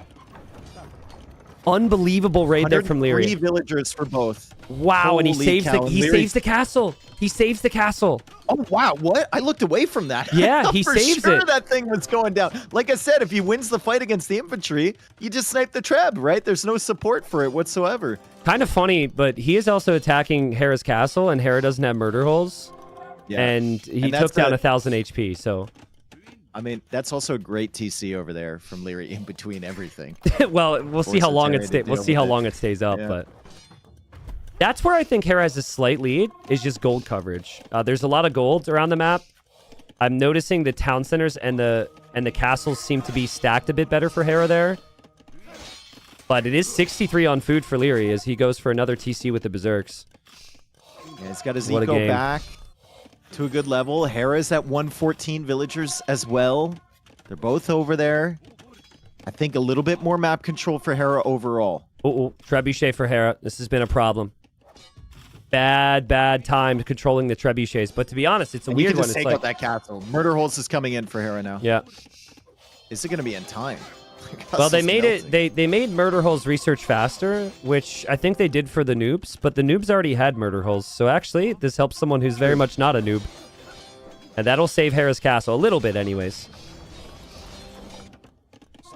But I think It should live. Yeah, it should live. yeah, murder holes is huge, and you can't be losing your military there. So Leary has to back off. But dude, he's got 50 Man. berserks. At what point do you say screw it? I don't care about your murder holes.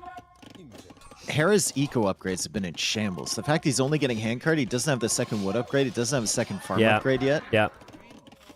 Only the stone mining upgrade. Like Leary's got all of that But stuff. Leary- He doesn't have any of the mining Leary's got upgrades, 15 on wood, which is not enough to reseed farms and not enough to make trebs and everything. He's just going full berserk. Full berserk. The Viking dream. Not a single scorpion for Hera. Also, did not get the unique tech yet, which gives the train faster and charge attack to the Centurions. So there are Very upgrades that Hera rare. can get here, and now they go in for the attack. Big stack there from Leary. Units kind of glide on through there, but with what we're seeing here, I think the numbers are there for Leary. Yeah, he's feasting.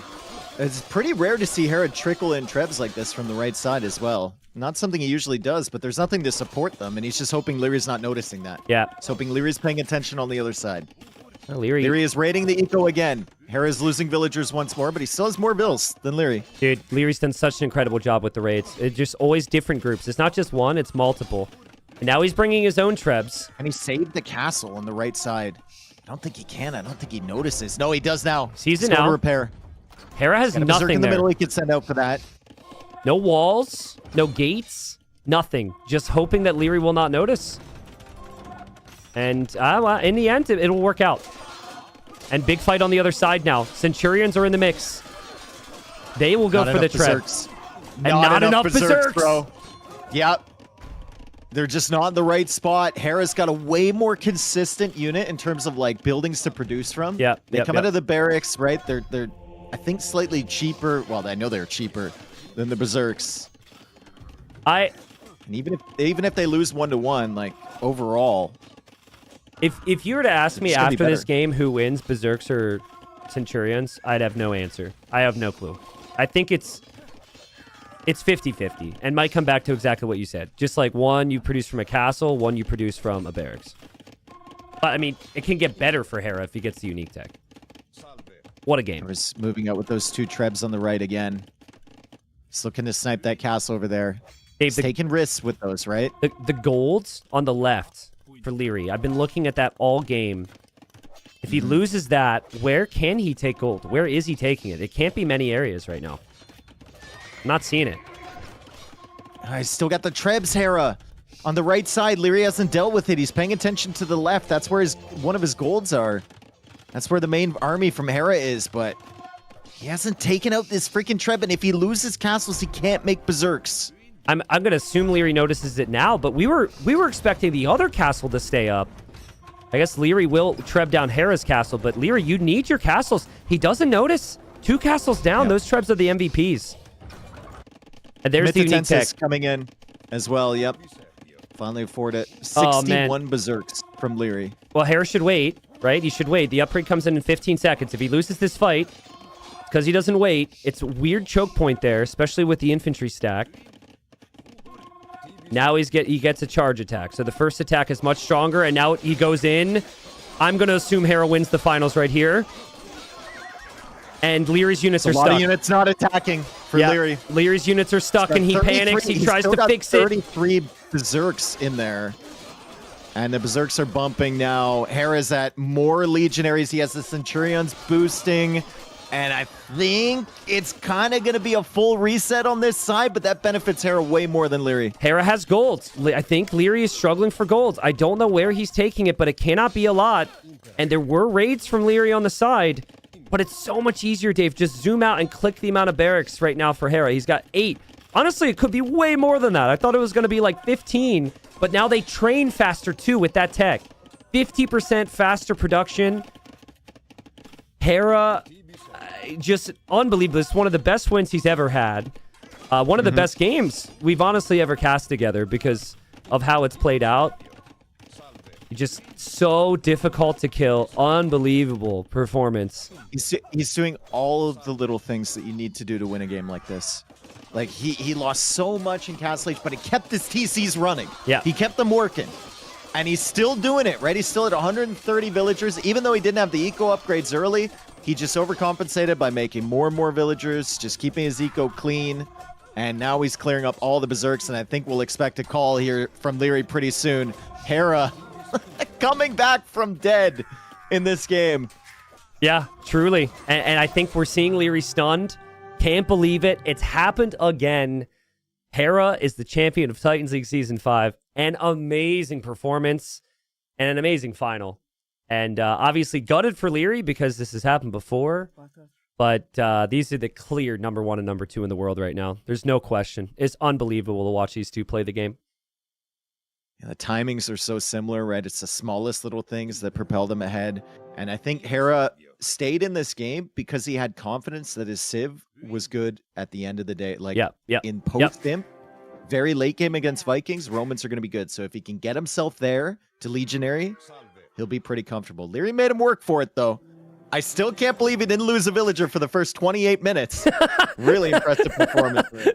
I mean, yeah, you're exactly right. And I think there was a clear moment in this game when Leary hit a mental wall.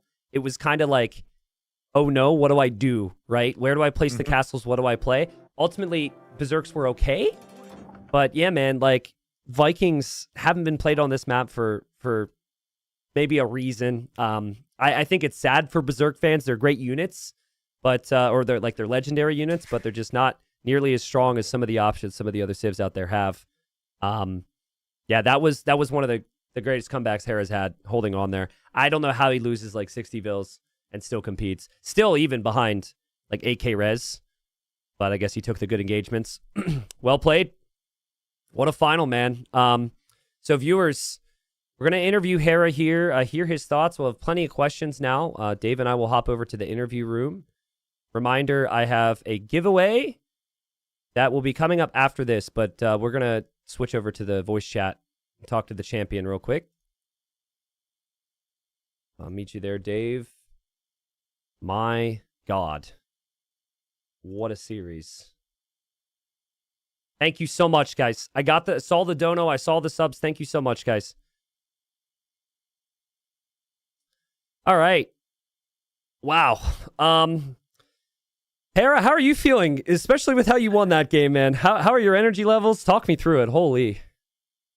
Hello. I'm feeling great, and I just want to say first and foremost that I think Leary brought an amazing form today, so well played to him. Respect for the performance. GG's. That last game especially was crazy. I feel absolutely buzzed from it, and I think it was a great final, so I'm feeling happy. A bit drained, but happy nonetheless. Yeah, I can imagine being drained. That was unreal. We're drained. And I think almost a little speechless at how the whole game played out. But we'll get to it. Hera, was there anything that you prepared draft-wise, anything that you thought of coming into this? Leary, obviously, you both played a lot of games. There were some tendencies that you could look to throughout the whole season. Anything in mind, draft-wise or like map-wise, that you thought would be important today to like have that extra win or two to win the final? Yeah, so basically, I woke up at 3 a.m. yesterday because I was actually thinking about the finals, and I spent 3 hours from 3 a.m. to 6 a.m. preparing GOTS against Vietnamese on Valley, and I ended up losing that one because I got lamed and I just got destroyed. Honestly, it was like so unfortunate. And I was just so sad because I had such a good plan. I spent 3 hours on it. I only spent time on that, and everything else nothing. Like everything else was just like what I already knew. And it got me a loss. I'm very happy with that. I guess your opponent didn't steal your boar, right? Yeah, my opponent, God bless his heart, he was 1,700. It was one of my Patreon guys. I just wanted to play a game at 3 a.m. And so I brought him in. I was like, yo, this strat's insane. Like, it's going to work against Leary for sure. Bam, Leary steals a boar, 2 sheep. And it's cooked. It's absolutely cooked. I was so frustrated, man. I was like, nothing's working, you know? It is what it is. That's All funny. good. That's funny. My God. All right. So, Hera, I think this is like, how many S tiers in a row is it? 14, 15? I'm not sure. I think 15. Don't pretend like Don't you pretend don't. like you don't know. Don't pretend like you don't know. Stop it. I swear, I know Hey, that's Tristan, after 14, they all just become a blur, bro. Yeah, true. It's like after 30, you don't even, after 30 years old, you don't even count how old you are anymore. Yeah. Dude, I swear I don't want to be that guy, you know, like, I don't know, just trying to play it cool. I swear I don't know. It's 15, 16, or 14, one of those numbers. One of those numbers. But Okay. I was counting at first, and then after, it was just like, they come fast, to be honest. So you've played Leary in a lot of those finals, and we'll get into the game soon, but you mentioned when we came in here that he was playing at a really high level today, and he deserves all the credit. And I think Tristan and I both agree with you because we've watched a lot of Leary. Where does this Leary rank in terms of the ones you've played before in finals matchups? This is one of the better ones, to be honest. I think he had a good read of the meta. And I think, like, had I not beat his Italians with Mayans, for example, all of a sudden we're looking at like a 3-3. So I kind of cheesed him there with Eagles. And it could have been like a last game banger as well. So for me personally, like, regardless of scoreline, I felt like he was one of the best I've seen from him in a while, which is very good because it's going into Red Bull. So I think he's going to be a force to be reckoned with in Red Bull. I would say this is probably like the top 5 strongest Learys I've faced. Obviously, we faced like 25 times, so that's top 5's a lot, you know. I love how we're talking about it like he's a clone, you know. I like personally, I like 2026 Leary better than 2017. Well, all right, so go ahead, Tristan. Well, yeah, I mean, we can. I honestly, we don't even need to bounce around the individual games. We can go on vibes, but like for Hera, I just want to chime in and say I agree with you there. I was worried for Leary's sake that if he was surprised by like something that's just different than what he had seen, that he wouldn't necessarily be able to adapt to it. But I think the Valley game is a perfect example of him being able to adapt. I mean, if his micro wasn't what it was there, I still think down the board you win. But on the topic of switching it up a little, You went Eagles with Mayans after you went Fast Castle building the archery range. So talk me through that, Yeah. because I thought it was going to be crossbows, and we noticed you were a little late to clicking up. Was it like, what was the plan? How did that play out? Yeah, so basically he went for a faster castle, and I didn't expect how good his build was that game. I was like way delayed, so I wanted to go archers that game. Then I was like on the way up to feudal, I was like, no, I have to go eagles. It's cooked. My timing is too slow. But then I need a mill for a market, so I couldn't go market. So I went range, fully intending to go eagles anyways. Okay. But that's obviously bad. Like had I known I was needing eagles from the start, I would go mill and market, maybe sell my stone, have a better game plan. But that was just a really good build from him, and I had to change my entire game plan halfway through. I'm surprised it worked, but I think the Eagles are just so strong on that map. Can I do a follow-up question here? Leary went for like 4 Scorpions, most likely because he was committed to the Siege Workshop. If you were in that same situation, you get surprised by the Eagles, your Siege Workshop's completed. How do you play it differently if you're in Leary's shoes there? I think I would go Mangonels and then hope for an attack round. I think that's his best shot because Scorpions do nothing every time. Mangonels can either do nothing or can win you the game with a nice shot. So I would go mass crossbows, mass Mangonels, and then try to like force the Eagle player to run at me and then hope for a good shot. Still a hard game to play, but that's probably his best chance. The Scorpions are kind of useless there, unfortunately. Okay. Yep. Makes sense. I'm going to go back to game 1. I think it was Costa Rica where we started this one out. And it kind of like, it kind of set the vibe for the set because it was so close the entire time. And it felt like Leary was always advancing kind of the tempo in the game. And then you were just adapting every single time and finding your moments. Can you take me through like all the different stages of that game? Like what your initial plan was and then like how it ended up playing out? Yeah, so that game was really cool. Actually, Costa Rica is one of the best maps that we've had in recent tournaments. Really, really fun map. Yeah. Like so many options. So he goes Armenian galleys with a bit of a faster up. I take my time with extra fishing ships, and I open hulks, and then switch quickly to fire ships to answer his galleys. Then he goes hulks to answer my fires, and then I go galleys to answer his hulks. So it was like the full trio on water. We fight that out, and in the end, we realize that no one's hard winning water, so it transitions to land. And luckily, I was able to snipe 2 of his villas with my light cap because I knew he was going to church the center. That's something we practiced. And I think that kind of gave me some momentum in the middle. And then from that momentum, I was able to secure a few relics and then play towards my Imperial Age a little faster than him, which I think won me the game in the end. So it was a lot of like transitioning from one thing to the next. And if either player missed the timing on like any transition on water or land, the game would end instantly. But we both hit the right timings, the right transitions, and it ended up being a really close late game. Did you have an oh crap moment there at the end? Yes. When you were winning, but then you realized Yes. that you didn't have a single safe wood line on the entire map? I had Dromans everywhere, and then he comes out with champions, and I went for a full castle, and it was a disaster. I had like everything idle. It was a really, really big oh crap moment because, luckily I was like, do I have hand cannoneers? Yes, bless, perfect. No, thank God. It was a close one. The famous Dravidian hand cannoneer saving the day. Yeah. Yeah, again, maybe awful to jump around the games here, Hera, but we're just still excited. Mongol game. I was saying in the cast, I'm like, Hera's broken rule number 1 and rule number 2. You got to scout the front of your base first. You got to take the forward boar. Scouted back of the base. You get one of the boars, but unfortunately, you had the one on the front. How critical do you think denying that lane was, and also explain your thought process and how you played the game? Because you essentially you didn't fully give up water, but land was your priority with Feudal Age. Yeah, so that Borler was super critical. Leary, I think he might have taken 2 sheep, I'm not sure as well, but that Borler, if I didn't stop it, I think I instantly lose the game because then he's on 3 rhinos, which are 400 food each.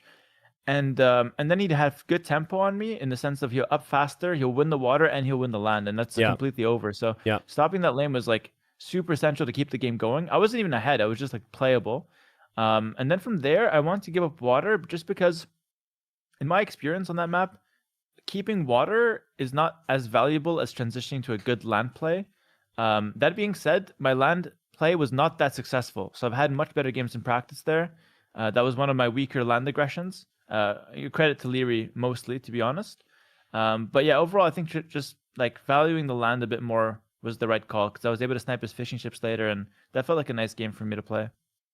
Yeah, it was an awesome game. Amazing game. which I think, as far as I'm concerned, leads us to the final game. Oh my god. So, I don't. I really like to ask Leary about it at some point. Obviously, we'll have the time later, maybe. But yeah, you see Vikings. You're opening up. You're shredding all of his buildings. Did you think you had the game won then, or did you think there was a genuine fear that you could somehow kill 0 villagers and start dying to Viking knights? Dude, that's the thing. I thought I was so far ahead, and then it hit me. I killed no villagers. Yeah. I No. missed He them run away. lost his first one at 28 minutes into the game, bro. Yeah. Oh my goodness. 28 minutes. The thing is, like, I was hitting so much, so I felt like a warlord, just taking down everything. I felt I was so far ahead. And then it dawned on me, like, I'm just sending the villagers home in a wheelchair, but I'm not killing them. You know what I mean? Like, I'm not actually doing damage here. So I realized later, I was like, oh shit, I'm in a terrible position. And I think I was like, way overestimating my position there. And that was a huge mistake. Almost cost me the game. It should have cost me the game. I think I was more dead later than he ever was that game. Like, I don't know how I won that game in the end. Were you just staying in that because you knew Romans were better in the late game? To be honest, I stayed in that because I didn't have time for the last game. I have a flight in about like 2 hours, so I had no time. I had to win that game. What? I had to win that game. Did you tell did you tell our admin team about this, or was this going to be like Game 7? Sorry, we can't play. Everyone finds out about it. Game 7 was going to be an all-in, like literally like tower rush, whatever. I don't know slopes. It was going to be an all-in. And seriously, like I don't have time for another 40 minutes. Like it's like 20 minutes done. I'm out 100%. So. Luckily, I was able to win that game. It's really tight. And you know what's crazy? I had freaking ACCM before me. Yeah, you're probably so pissed to see ACCM. ACCM's down 100 pop in the third place match. Villagers. Still playing on. Yeah. Crazy. Yeah. The guy's just a fiend, bro. Respect to him, though. You know, it is what it is. That's Gotta funny. play it out. So that was funny, man. Luckily, it worked out, though. Yeah. All right. Well, I mean, with that in mind, Harry, we appreciate you taking the time. Congratulations again. Any like final thoughts on Titans League, and then obviously we'll be seeing each other at Red Bull here in a week or so. So, thoughts on a good season? You know, winning the group, moving your way through, winning another final. Yeah, thank you. I mean, I'll just say a few words here. I just want to say thank you to you guys, T90 admin team, for organizing the event, the viewers for watching and supporting it, of course. I really enjoyed the playoff, as I always do with TTL. I think the playoff is just so entertaining, so fast paced, one set after the next. You know, every day. It's honestly awesome to play.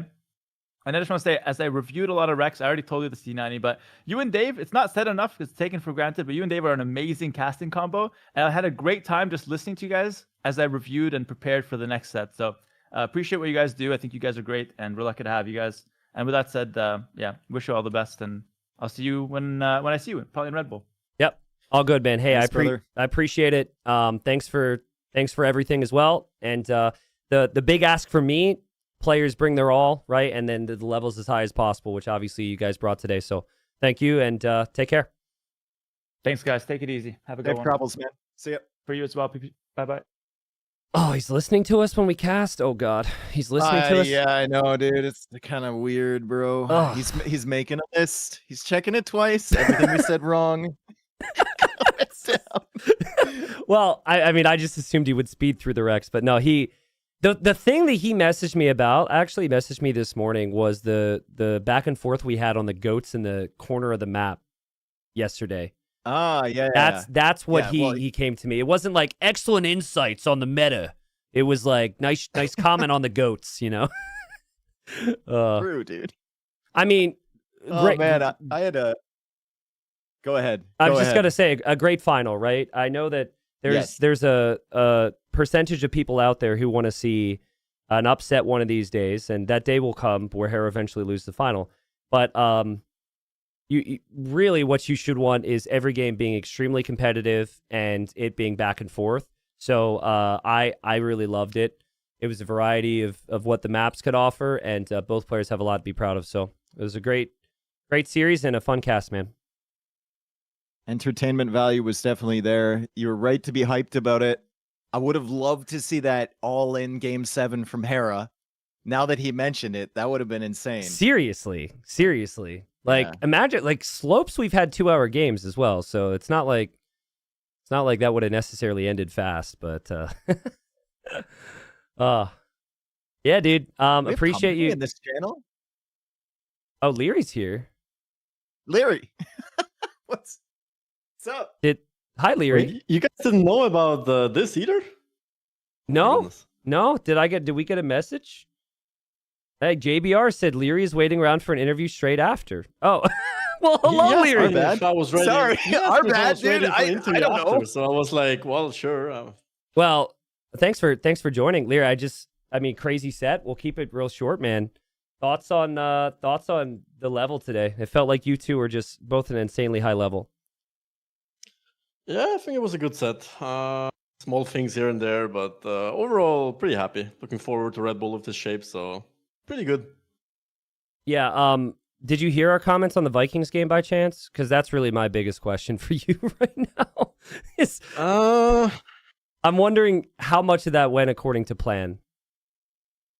Like meaning the start. Plan went out the window minute 8. When I saw his militias coming over, that's when the plan went out the window. Like at that point, it was just adapting and then just surviving and then somehow closing out the game. But the latter didn't work out properly. So Gotcha. what can you do? Would you say there was a point, obviously the Vikings game, very close, where, if there was a moment, was like the one thing that needed to go different for you today in terms of the draft or the maps and how they played out? The stranded game for sure. Looking back, out of 7 potential games, counting with the last one now, I would have had the worst save in 5 games, so my draft wasn't the best either. Mm-hmm. Yep. And yeah, considering that, I think I actually played pretty well. Considering I was like a little outdrafted, considering I didn't win that stranded game. I don't think I was supposed to win the Vietnamese golf game. I think the only game I was supposed to win was the African River one. And the last game he had Wei as well, so either way, draft looked a bit dicey. But play-wise, mechanically-wise, I felt like I played pretty fine today, so... Yeah. I think you played amazing, especially on that Valley game. That was really you had to work so hard for that, bro. That was crazy. Everything went in my favor, and it still felt like a super close, hard game. Like I thought I was dead in early Castle Age, but managed to pull it off. Yeah, dude. Also, I noticed again, sorry, Tristan, on High Tides, you were having the same problem with the freaking Hulks. You might want to Dude, I hate these spend Hulks, some man. time Like, just trying to figure revert that out, back to dude. water, dude. Like my god, man. Like he just gives up water and then runs around in circles for 2 hours and snipes my fish, and I can't even kill those because they do like 2 damage each. If I hit with a stick, they hit harder. Like, god damn it. I watched you guys go in circles for 5 minutes at the time. Again, water is just useless in that map or in general. Like it's crazy. Like those Hulks is like the worst thing ever. Like, oh well. Well, thanks for laughing at that with us, Leary. And seriously, I know you would have wanted things to go a bit differently, man. But the level you brought was just insane. Like the seriousness you took the group stage. I don't know how much of that was because I may or may not have made a bet that you couldn't go undefeated. I'm very sorry. The way you played in the playoffs, the final we saw here was sick. So second place sucks probably, but congratulations, man. You're playing insane. Thank you. But happy to let you go, man.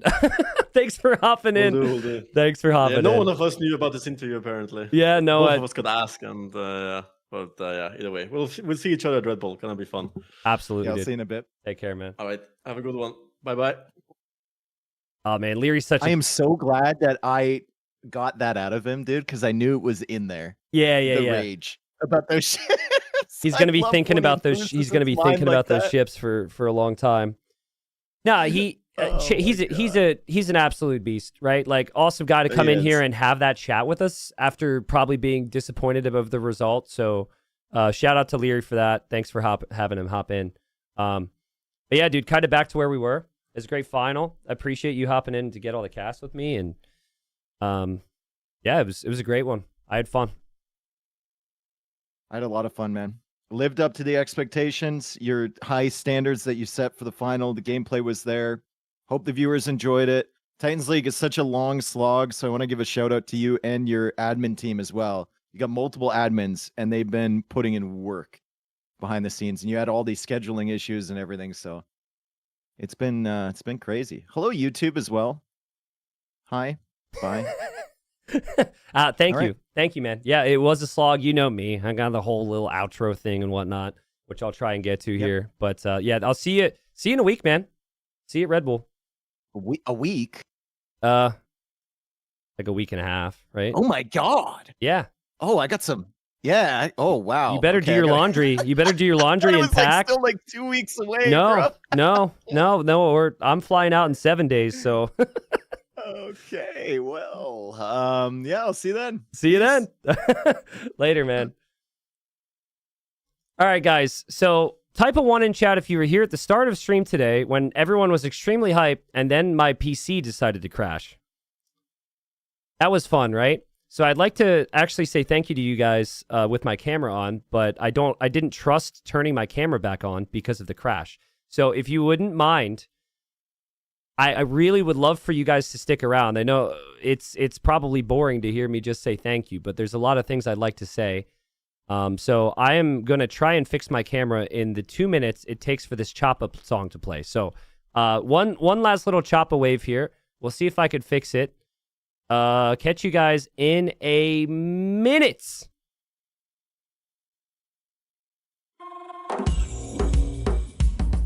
Chopper.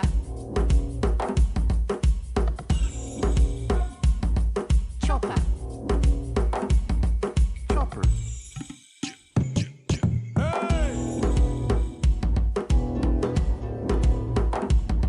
Chopper.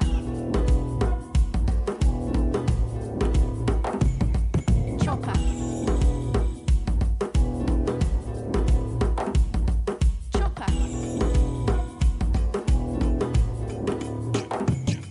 Chopper. Agora voy buscar, cazar, construir, cultivar, degrado, excavar, remendar. Agora voy buscar, cazar, construir, cultivar, degrado, excavar, remendar. Agora voy. Chopper.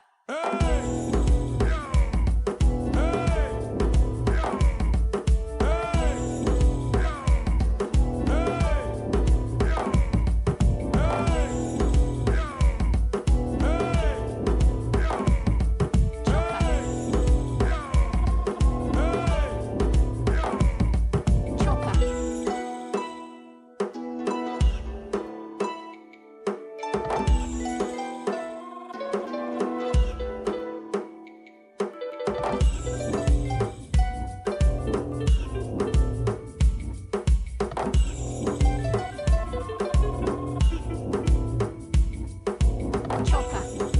Chopper. Chopper. Chopper. Chopper. Chopper. Chopper. Chopper. Chopper. Chopper. Chopper. Chopper. Chopper. Chopper. Chopper. Chopper. All right, hold on. Sorry, it was maybe ambitious to fix this in 2 minutes. This is on my list. It's not freaking working, dude. This is so stupid. What? I'm not going to make you wait forever. I'm sorry. I swear I'm close to fixing it. Just a little bit more. Sorry. 1 sec.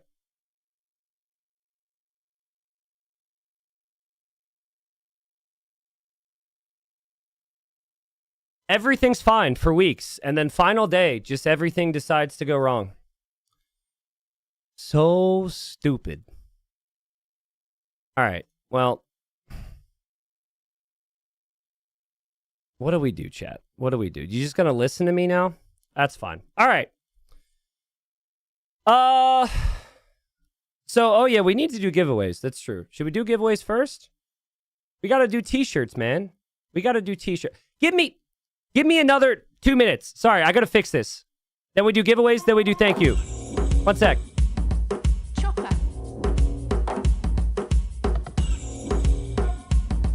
Chopper. Chopper.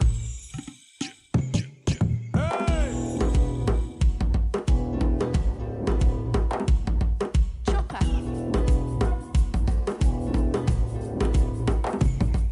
Chopper. Chopper.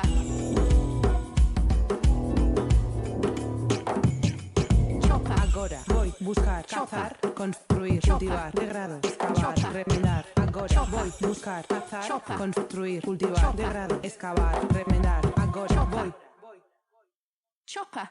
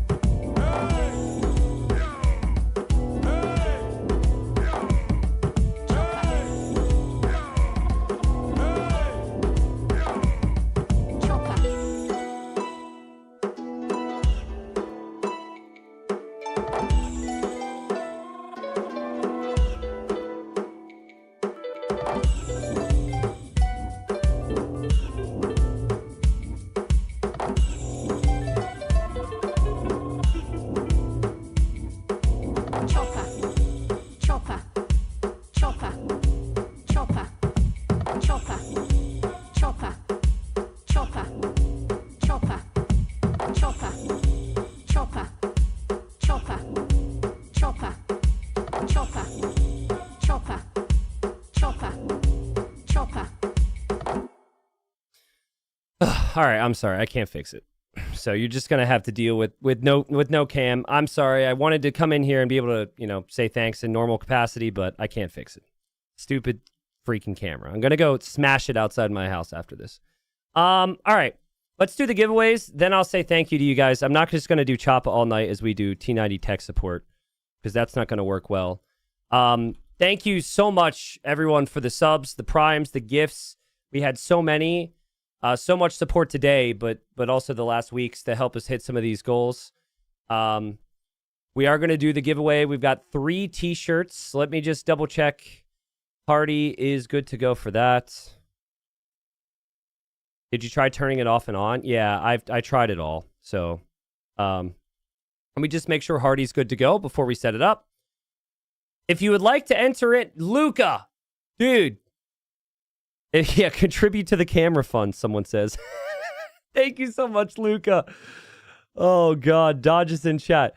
If you would like to enter the giveaway, everyone can do so. YouTube chat, unfortunately, this only applies to Twitch. But you can show up to the Twitch chat and type not rigged BTW to enter the drawing.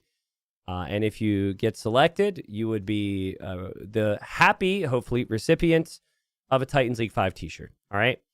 And again, I want to say thanks to anyone who purchased the merch. We had quite a few people doing that. I've been very happy with the quality. And yeah, as I'm about to say here in a moment, very happy with all the support I've received. And appreciate the amount of the absolute insanity that this season has been. So thank you. But yes, type not rigged BTW in chat to enter the program. We are going to select somebody. Oh, subs get 5 times the extra entries, just like we did to start the day. Okay, but anyone can enter. So please type away, enter. I'll try and make this quick because we had the delays at the end of stream. You guys are absolutely insane for still being here. Thank you so much. I feel undeserving. So, Dapper Cloud says, T90 never really commented before. Been watching you for years. Thanks very much for what you've been doing for years for our game. It's amazing. And makes life so much better. Thank you. Hey, thank you for the kind words, Dapper Cloud.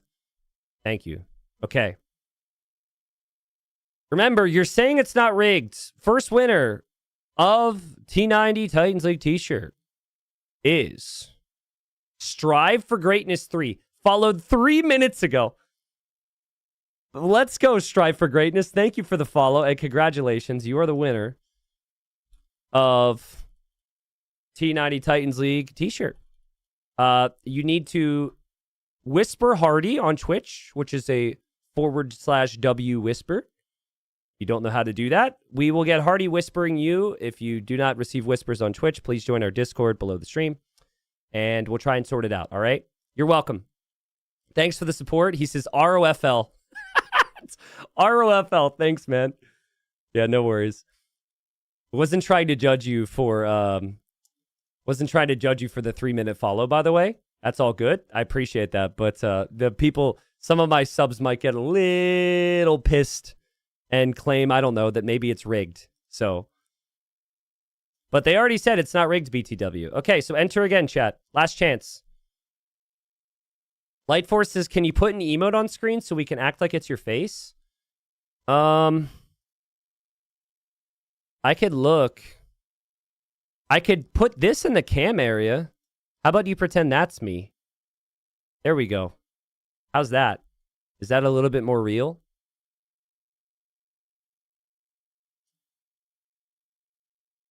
What if today was just an elaborate test to see if I could have an AI version of myself cast the finals? And to sell it, I made my stream crash. And you guys took the bait. Real T90s sipping margaritas on the beach, getting hammered. Nah, I think an AI version of myself would probably make better jokes. So, okay, winner. Forgive me, but this is very German, and I'm not very good with that. College, but spelled with a K, 2 underscores, and then Schnurschnu. College, Schnurschnu, I ruined your name. I'm so sorry. Congratulations, though. Been following for 7 years. Damn. College, Schnurschnu. I don't know what that means. What does that mean? Snoring college? Thank you. Here you go. Let me just type this out. It's all right. They've been around a while. They know that my German sucks. So hopefully they're not offended. Congratulations. Congratulations. Okay. Final winner. Last time to enter, guys. Get your not rigged BTWs in chat, and I will not hate you if you type it again, because why not, right? Not rigged BTW. Last chance, last giveaway. Don't spam too much, just 1 or 2 more times. Thank you, Shrimp. Thank you, Silver Lady. Thank you, Decons. Thank you, Samway, for the subs. Your extra entries should be in. Going once, going twice. Winner is Sweppman. Sweppman, Sweppman. Congratulations. Again, please message Hardy. Sweatman says, what? Yep, that's you. Yep, congratulations. Please message for Hardy. You will see him active in the chat. He'll probably be using one of the emotes. You can whisper him. We will also try and contact you via Twitch Whisper, okay? If you don't know what Twitch Whisper is, look into what a Twitch Whisper is, look for the message, or join our Discord and figure it out, all right? Okay. One more because Cam died? No. I've got to buy a new camera or sort whatever this is. I think I might even need a new PC because my whole PC crashed because my camera froze. That's not right. So, sorry to not have any more giveaways. If we were to hit 420 more subs before the stream ends, I will give DLC keys away. I think that's fair, but that's a lot of subs. Okay. So how are we going to do this? I don't know what to do for YouTube. This is my thank you video, but my camera's broken. So I'm just going to make this much bigger, and you can pretend this is me. And if Hardy wants to do something with that for YouTube later on, that's fine. I'm going to try and keep this as short as possible. Chat, if we can make this interactive, you can guess how long my short thank you is going to be, because I do have history for never shutting up. So go ahead and guess. Listen, I want to say thank you, first and foremost, to everyone who's watched this event. It's been a pleasure to be able to cast for literal months for you guys. And I just kind of pour my heart and soul into something and have people get excited about it with me. So thank you. I've been doing this for a very long time. I don't take for granted how crazy this situation is, how old this game is, how, I don't know, just how lucky I am. I feel very unworthy to have the fan base and the support that I have, especially over so many years, right? You guys can all think of 5 people you used to watch on YouTube or Twitch that you don't even go back to anymore, right? It just happens. That's normal. And to still be, I don't know, a guy, to still have support and still be able to grow the community is incredible. So yeah, thank you very much to the community. This event is a huge undertaking. My admins have just put in incredible hours in work that you just really cannot understand. Shout out to JBR and Arbase and Lord Petito. Guys, we had 4 leagues, essentially. We have bronze, silver, gold, platinum. We have sets need to play every week, scheduling from people from all over the world, right? This is extremely complicated, and this season was extremely stressful. Hardest season ever. There were moments that we would all sit there together and think, can we even do this? Like, what are we doing? Why are we doing this? There was a lot of those moments, and I shielded you guys from that because I only want to show you guys the good stuff. But this was a really hard season. And in my case, I get like, the chatters and the supporters and the woo, like the support. Admins is kind of a thankless job. So please, salutes to them and thanks to them because I'm paying them and I'm trying to pay them as well as possible. But really, it still is very difficult and deserves all the thank you. With that, Hardy and Ugly, who I think are in chat right now, have just been continuously amazing for me, man. Pumping out the uploads onto the Extras channel. Making sure the YouTube edits are still there, helping me with overlays. Hardy needs to help me with my camera, apparently. But yeah, it's like I have a go-to person for everything to make sure the content's awesome and the event runs smoothly. Again, yeah, sure, I'm paying them. They're, doing a job, but also they're passionate about it and they care about it because it's their community too. So that is felt and appreciated. Lastly, actually, I got one step further. I want to say thanks to T-West for the maps. I think it's the best map pool we had in terms of variety, which was a team effort, but still the balance was great. Better than it was at the start last season. And also, I want to give shout-outs to some of the casters I brought in. I brought in T-West and I brought in Ornlu a lot this season because they freaking are all in on the event, man. They're all in on what the event's about. They love the different leagues, the silver, the gold, the platinum, and they deserve a lot of respect and credit for that. I know like Mem covered a lot, Daniela covered a lot. I'm probably missing people because life is busy, but yeah, I appreciate that. Okay. So is the final thing I want to nail home here is what I believe Titans League means for the scene and the reason for it. Where are we on time? We're at 4 minutes. Holy crap, I've got a lifetime. I got through all that in 4 minutes. Oh, I'm improving so much. Listen, I believe like multiple years ago when I started this for 2 reasons. Firstly, well, maybe 3 reasons. Firstly, I went to Facebook and I had a crap ton of hours to fill and I was like, oh my God, how can I ever possibly do that? But secondly, I wanted to remind people that I cared about the scene. And while I did something that was clearly best for me and was questionable otherwise, I love this game. I love our players. And I wanted to give back. And so I gave back by coming up with a format that I felt fit players who did not believe in themselves, who did not have the opportunities provided by the scene, right? Players who were very talented, but had no reason to continue to try and who would otherwise give up because they would lose in the early rounds. They would commit lots of energy and effort and get $0 or very few, prize pool. I really felt it was the scene was going a dangerous direction without opportunity. Now, since then, we've increased money in qualifiers. A lot of events have improved, but I felt TTL was at the heart of it. And so it's all going beyond the top and trying to grow the next generation as well. And so I wanted to drop a couple interesting stats here for you. But first, I'll have chat guess.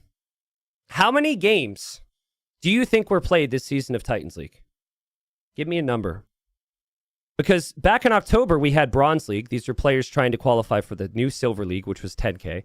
And also the technically a fast track to Gold, which was 25K. We then had Platinum. All of these seasons entailed the group stage of play all threes, 15 games per player. Okay, somebody said 2 million. No. Counting the final, we had 1,066 games this season. And pretty much every game had money attached to it. Obviously, with the playoffs, they work a little bit differently, but pretty much every game had some money attached to it. but over 1,000 games. Yeah. 316 sets. Goes back to my admins. 316 sets needed to happen. They needed to be scheduled and needed to be managed. 105 players have money in their pockets because of TTL. In some cases, big money, of course, at the top, as it should be.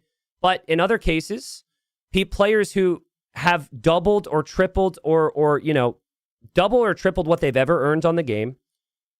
Or, they're getting the first prize pool that they've ever gotten in AoE2. And guys, I know because I live this game and I live for the community and I talk to these players. But there have been a dozen Discords of people training for Silver and Gold League. People were going all in. People were taking it so seriously. People were so hyped. And so to the players, I just want to say, you have there were some moments this season where I wanted to quit because we had some massive headaches. It was awful with scheduling. I really don't want to get into it.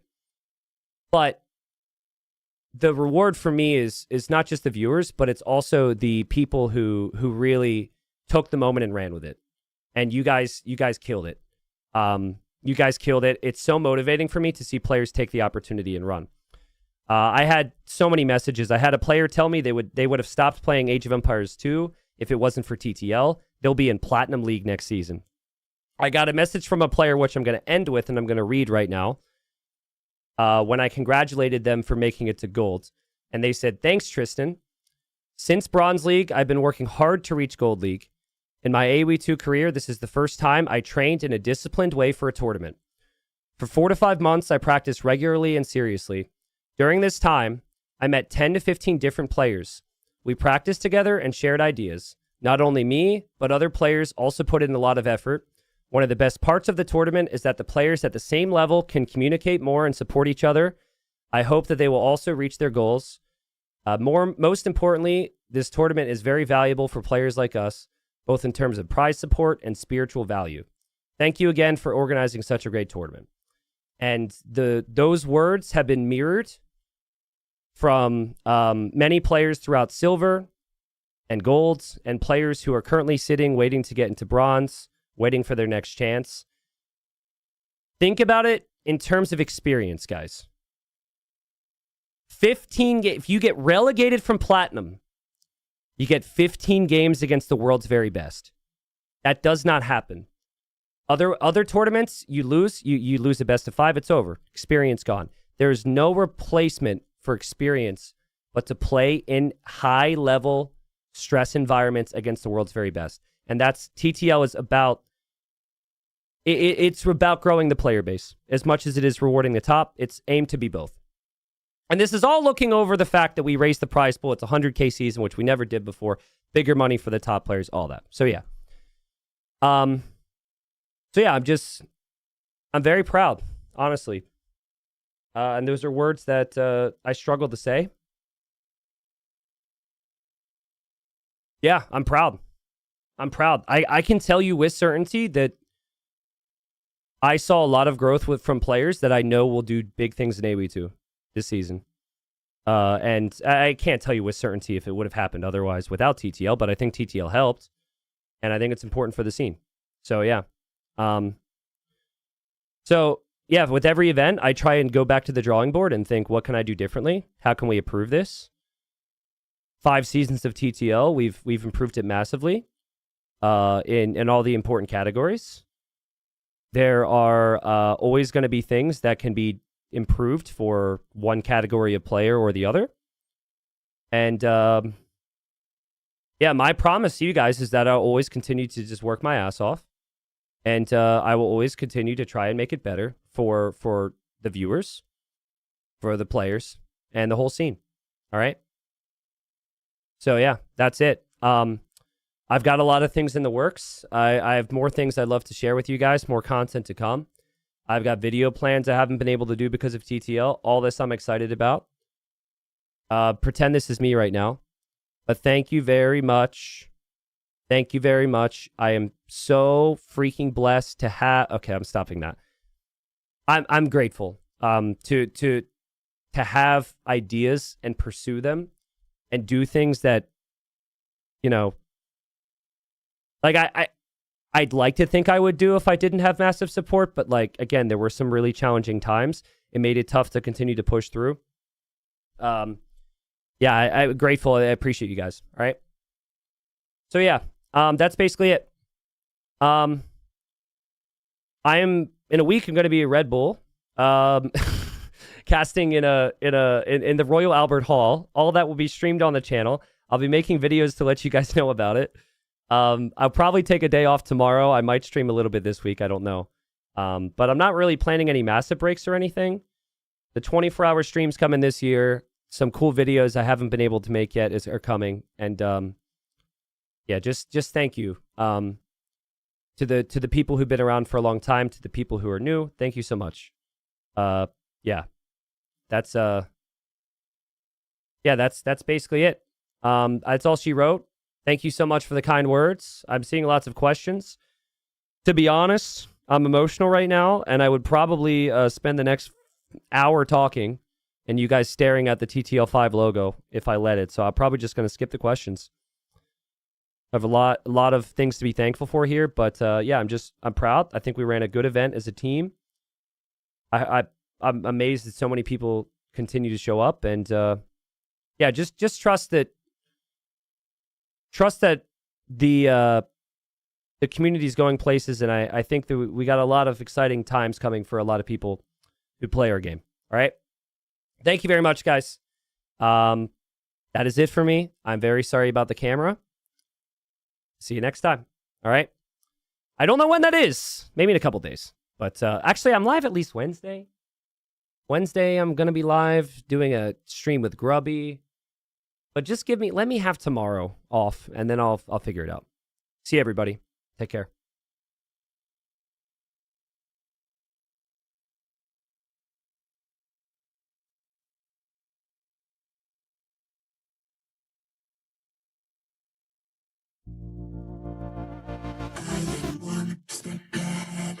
Just got to find my base. You will find him trapped behind a woodland, waiting for his fate. You are one step behind. Try to pre-ward all your berries while you miss my sneak militia, making woodland there's your worries. I am one step ahead, always one step ahead. Oh, wait. I was about to type in mod chat. Thank you to the mods. Thank you to the mods. I suck. Thank you to the mods. YouTube and Twitch is a lot. I'm so sorry. The mods. Mods, you're awesome. Okay, I'm done though, but thank you. Just one step behind. I am one step ahead. You don't think I'm going. I just got my reach behind your business. I'm eager to departure. You are one step behind. Try to buy you with your castle, and you see the price of stone, and now you'll never be a faster. I am one step ahead. Always one step ahead. You are one step behind. Always just one step behind. I am one step ahead. You can go produce your night. When you step into the fog of war, my pikes are there to fight. You are one step behind. Send your voice to forward castle. The mango will be waiting, making sure it's a disaster. I am one step ahead. Always one step ahead. You are one step behind. Always just one step behind. I am one step ahead. Send your raiding army over. Have them running into castles, trying to keep your composure. You are one step behind. Out of gold, out of ideas. While I'm feasting on my relics, there's one thing I guarantee ya. I am one step ahead, always one step ahead. You are one step behind, always just one step behind. I am one step ahead, always one step ahead. You are one step behind, always just one step behind.